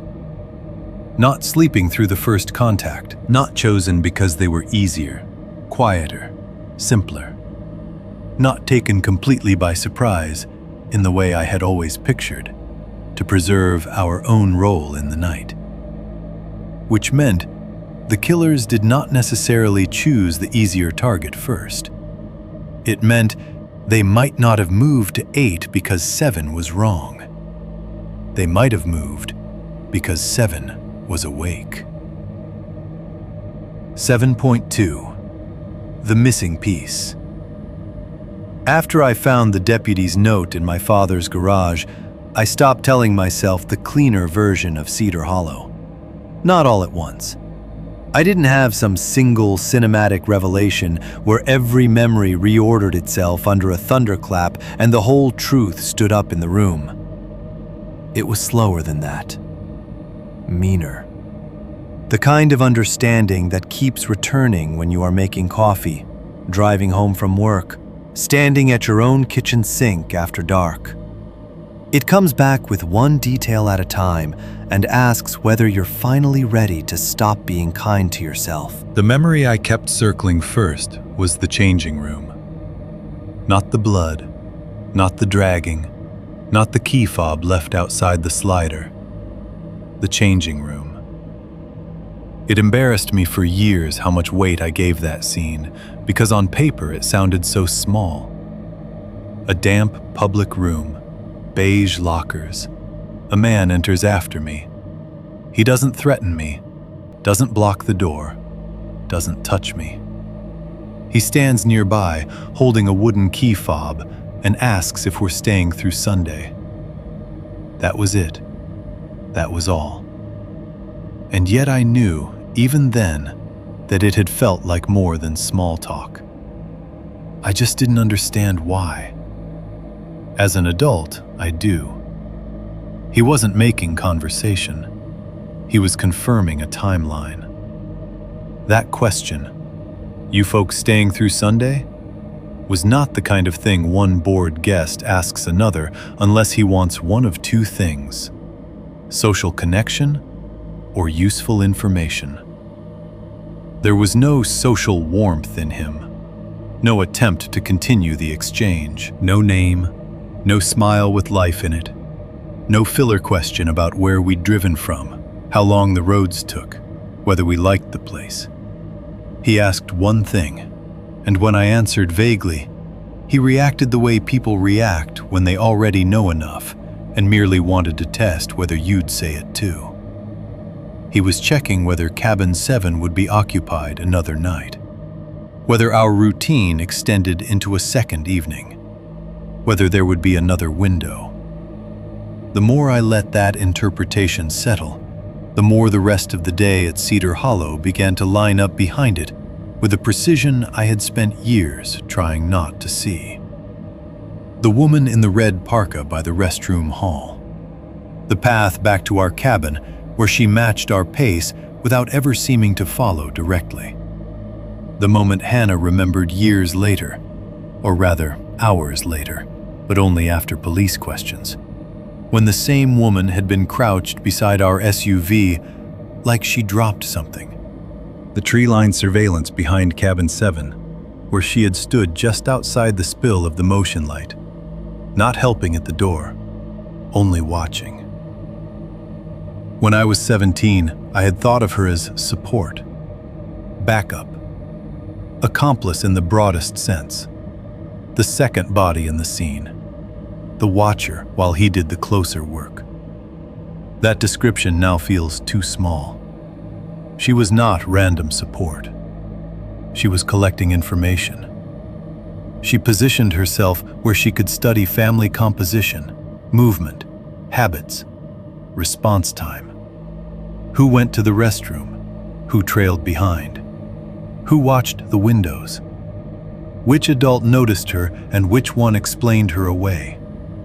How many people were sleeping in 7?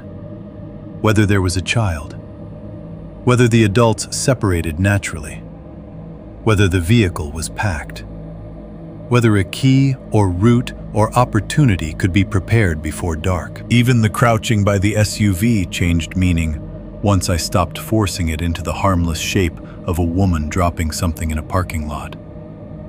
She might have been checking the plate, looking for a cabin tag, confirming that the right people were loading the right car, sliding something beneath the frame, removing something, leaving something. I still do not know what she did there. What unsettles me now is not the uncertainty. It is the fact that she had enough confidence to do anything there at all. And we still left the car unattended after that. I did what adults do when they can no longer stand not knowing whether a horror belongs only to them or to a pattern larger than themselves. I researched. The first time around, at 17, I had looked for headlines, suspects, updates, closure. The second time, years later, I looked for echoes. County news archives, old sheriff's blotters, local fishing and hunting forums where people talked more freely than in official coverage, cached articles buried under defunct ad-ridden local sites, public comments preserved under newspaper reports that no longer sat on the live page, broken threads on regional message boards where rumors survived long after articles were taken down or paywalled. I dug without much expectation of success, and in that way I found more than I expected to. Nothing conclusive, that's important. No article ever said a couple matching those exact descriptions had been identified moving from resort to resort, killing people. No official statement linked Cedar Hollow to earlier attacks. No detective sat down with a reporter and admitted there had been a pattern of rural rental intrusions involving a man and a woman posing as guests. What I found instead was the kind of evidence modern life produces when something real happens repeatedly, but never cleanly enough to become one story. A short local report from several years earlier about a break-in at Lakeside Rentals in a neighboring county. No fatalities that time. Occupants returned from town to find a cabin entered, duffel bags rifled, one rear lock damaged. Nothing of major value conclusively missing. A forum post, preserved in archive form, where a user described a weird couple at an off-season lodge who asked too many questions about what cabins were occupied and which ones were rented by families.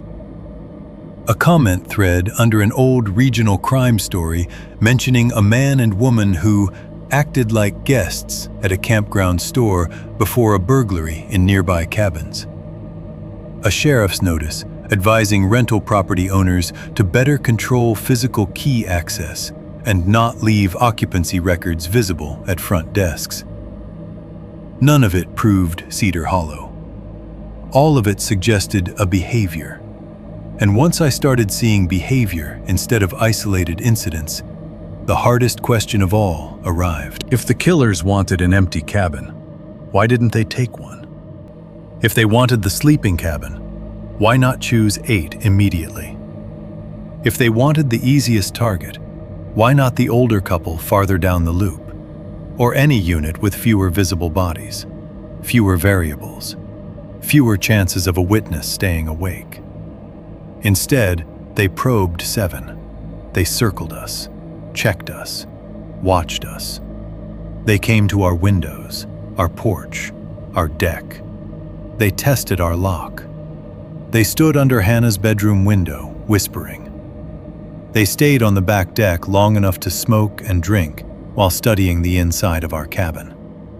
They obtained access to our spare key. They asked how long we were staying. They tapped the wrong number key fob lightly against the glass, like the whole situation amused them. Why? The answer I had spent years dodging sat there waiting, ugly and simple. Because 7 was not merely occupied. 7 was interesting. More people. More vulnerability. more chance to separate someone from the group. A teenage boy, old enough to pay attention, but not old enough to be fully believed. A 13-year-old girl.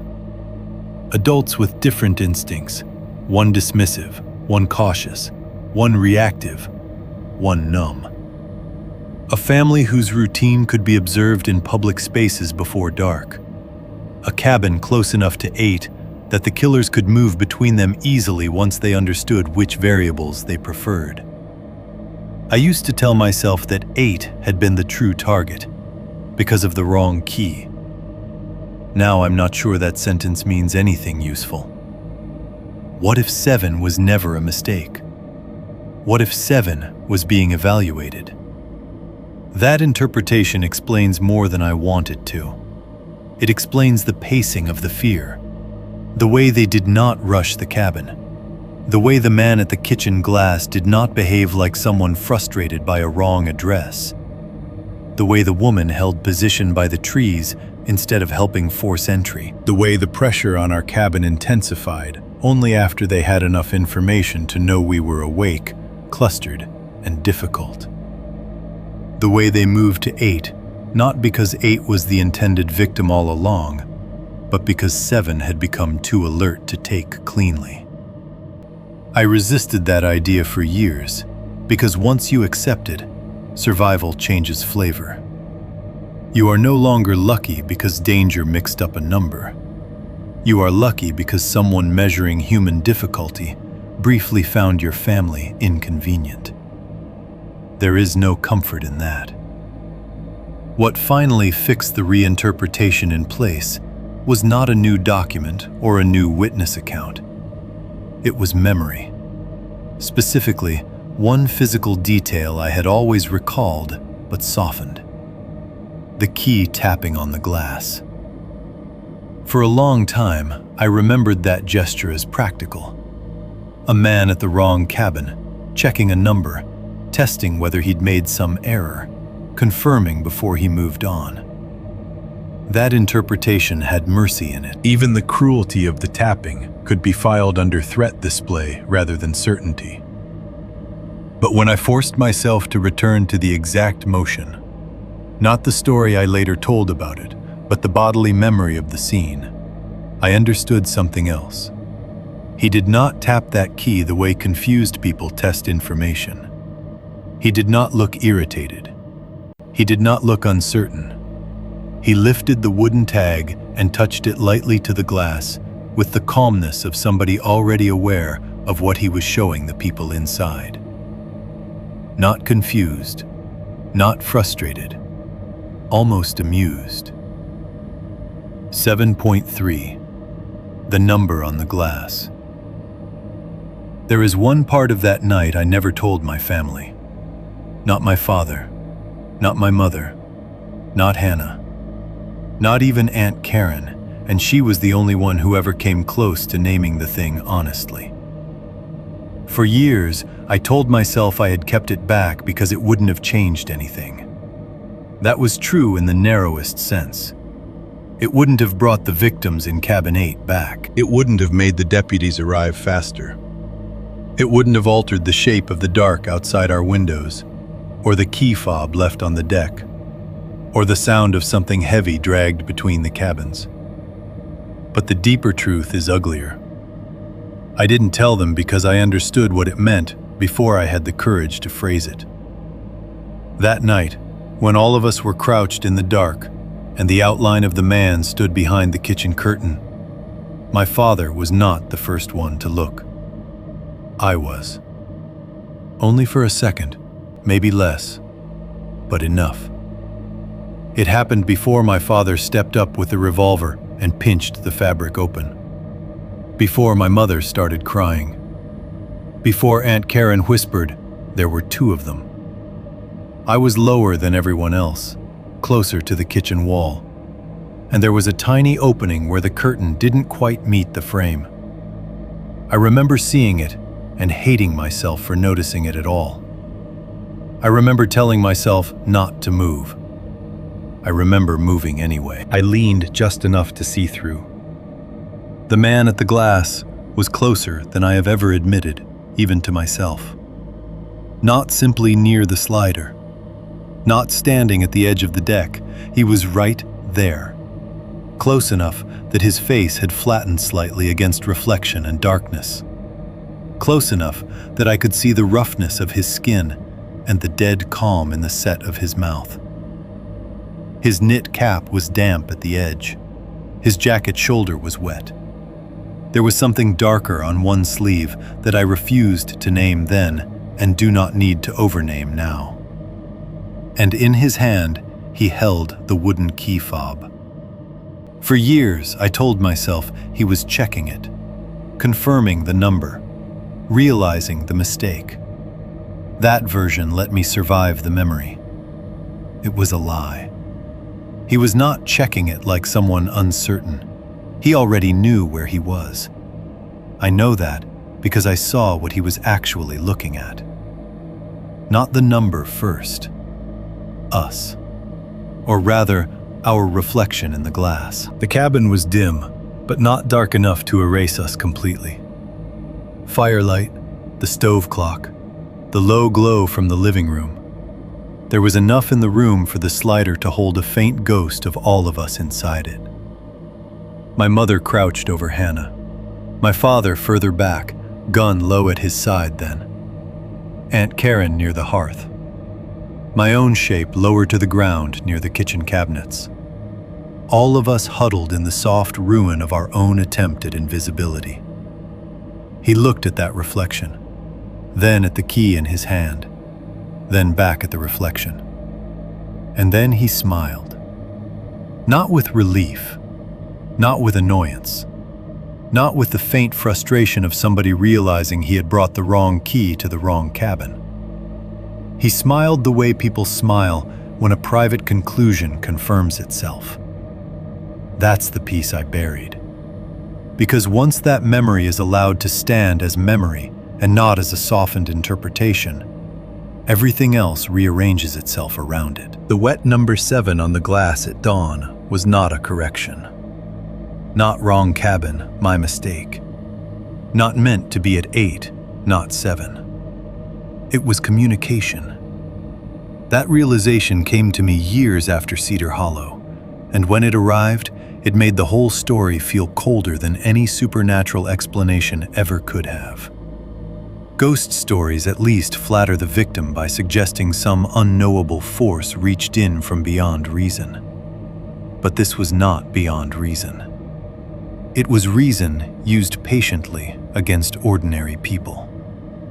That 7 on the fogged glass meant we saw who you were. We knew where you were. We moved on. Not because we were safe, not because we were invisible, not because they had failed to identify the cabin. They moved on because by then, Cabin 7 had become inconvenient. That word has more horror in it than I used to understand. Inconvenient. We were awake too long. We clustered instead of separating. My father had a gun.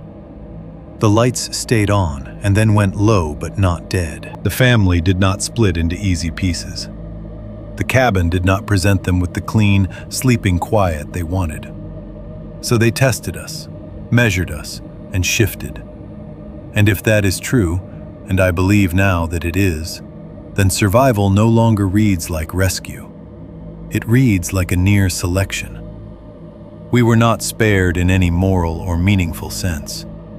We were only not worth the immediate trouble once our trouble level became visible. That understanding changed the afterlife of the story for me. People who hear about Cedar Hollow even now, in the rare moments I tell any version of it, tend to settle into the easy conclusion once they learn there was a wrong key involved. They say some version of the same thing. Thank God they had the wrong cabin first. Or, you got lucky. Or, at least they moved on. I don't argue much anymore. Because to explain why those sentences feel wrong would require me to explain something most people do not want to know about the world they move through. Predatory people do not need supernatural powers to haunt you. They only need time, patience, and the fact that most families believe danger will look obvious before it gets close. That's the poison Cedar Hollow left behind in me. Not just fear of violence, not just fear of cabins, though God knows I have that too. It is the permanent erosion of the comforting gap between ordinary life and targeted danger. I still check reflections in sliding glass doors before bed. Every time. Not because I expect to see him specifically. I don't live in that kind of fantasy. I don't think the same man has spent half my life circling me from property to property like some rural legend. Reality is almost always less dramatic and more cruel than that. I check because once you have seen a person use your own reflection to study your family through glass, you never fully recover the idea that windows are passive things. I still hate cabins with deck access. That has never changed. People invite me upstate, to lake houses, to winter rentals, to those expensive, rustic places with fire pits and broad wooden decks and floor-to-ceiling sliders overlooking trees. And I invent reasons not to go. Busy with work. Kids have school. Maybe next season. Nobody knows the real reason is that a deck, to me, is not a leisure feature. It is an approach vector. I still scan parking lots at resorts and roadside lodges for couples who never seem to stand together, but always leave together. That detail is the one my mind preserved with almost insulting clarity. Not because it's cinematic, because it's behavioral. One goes ahead, one hangs back. They do not acknowledge each other where others can observe. Then somehow, they are always moving in the same direction, toward the same information, toward the same occupied edge of a property. I have seen harmless couples behave similarly 100 times since then. And every time, my nervous system lights up before my reason catches up and tells it to stand down. Sometimes reason wins. Sometimes it doesn't. A few years ago, I was already married then, already a father, already old enough to know better than to travel exhausted for work. I stayed one night at a roadside business hotel outside Madison during a winter conference. Nothing about the place resembled Cedar Hollow, except the parking lot beyond the room window, and the fact that my room was on the ground floor because the hotel was overbooked and I got what was left. I remember checking the latch twice. I remember hating the broad window facing the parking lot. I remember standing there after midnight, in socks and a wrinkled button-down, looking at the reflected room in the glass and feeling vaguely ashamed of myself for still being the sort of man who noticed where the window was before he noticed the bed. Sometime after 1, I heard a small sound against the outer glass. Not a knock, a tap. Light, hard, deliberate. Exactly 1. The kind of sound a wooden key fob might make. I turned too late. All I caught was movement pulling away at the edge of the parking lot. Either the wash of a red taillight turning out of the lot, or the back of a red coat slipping past the line of cars. I stood there for a long time in the hotel room's stale, heated air, heart beating much too fast for a man staring at nothing provable. Maybe it was memory. Maybe it was some guest brushing the window by accident.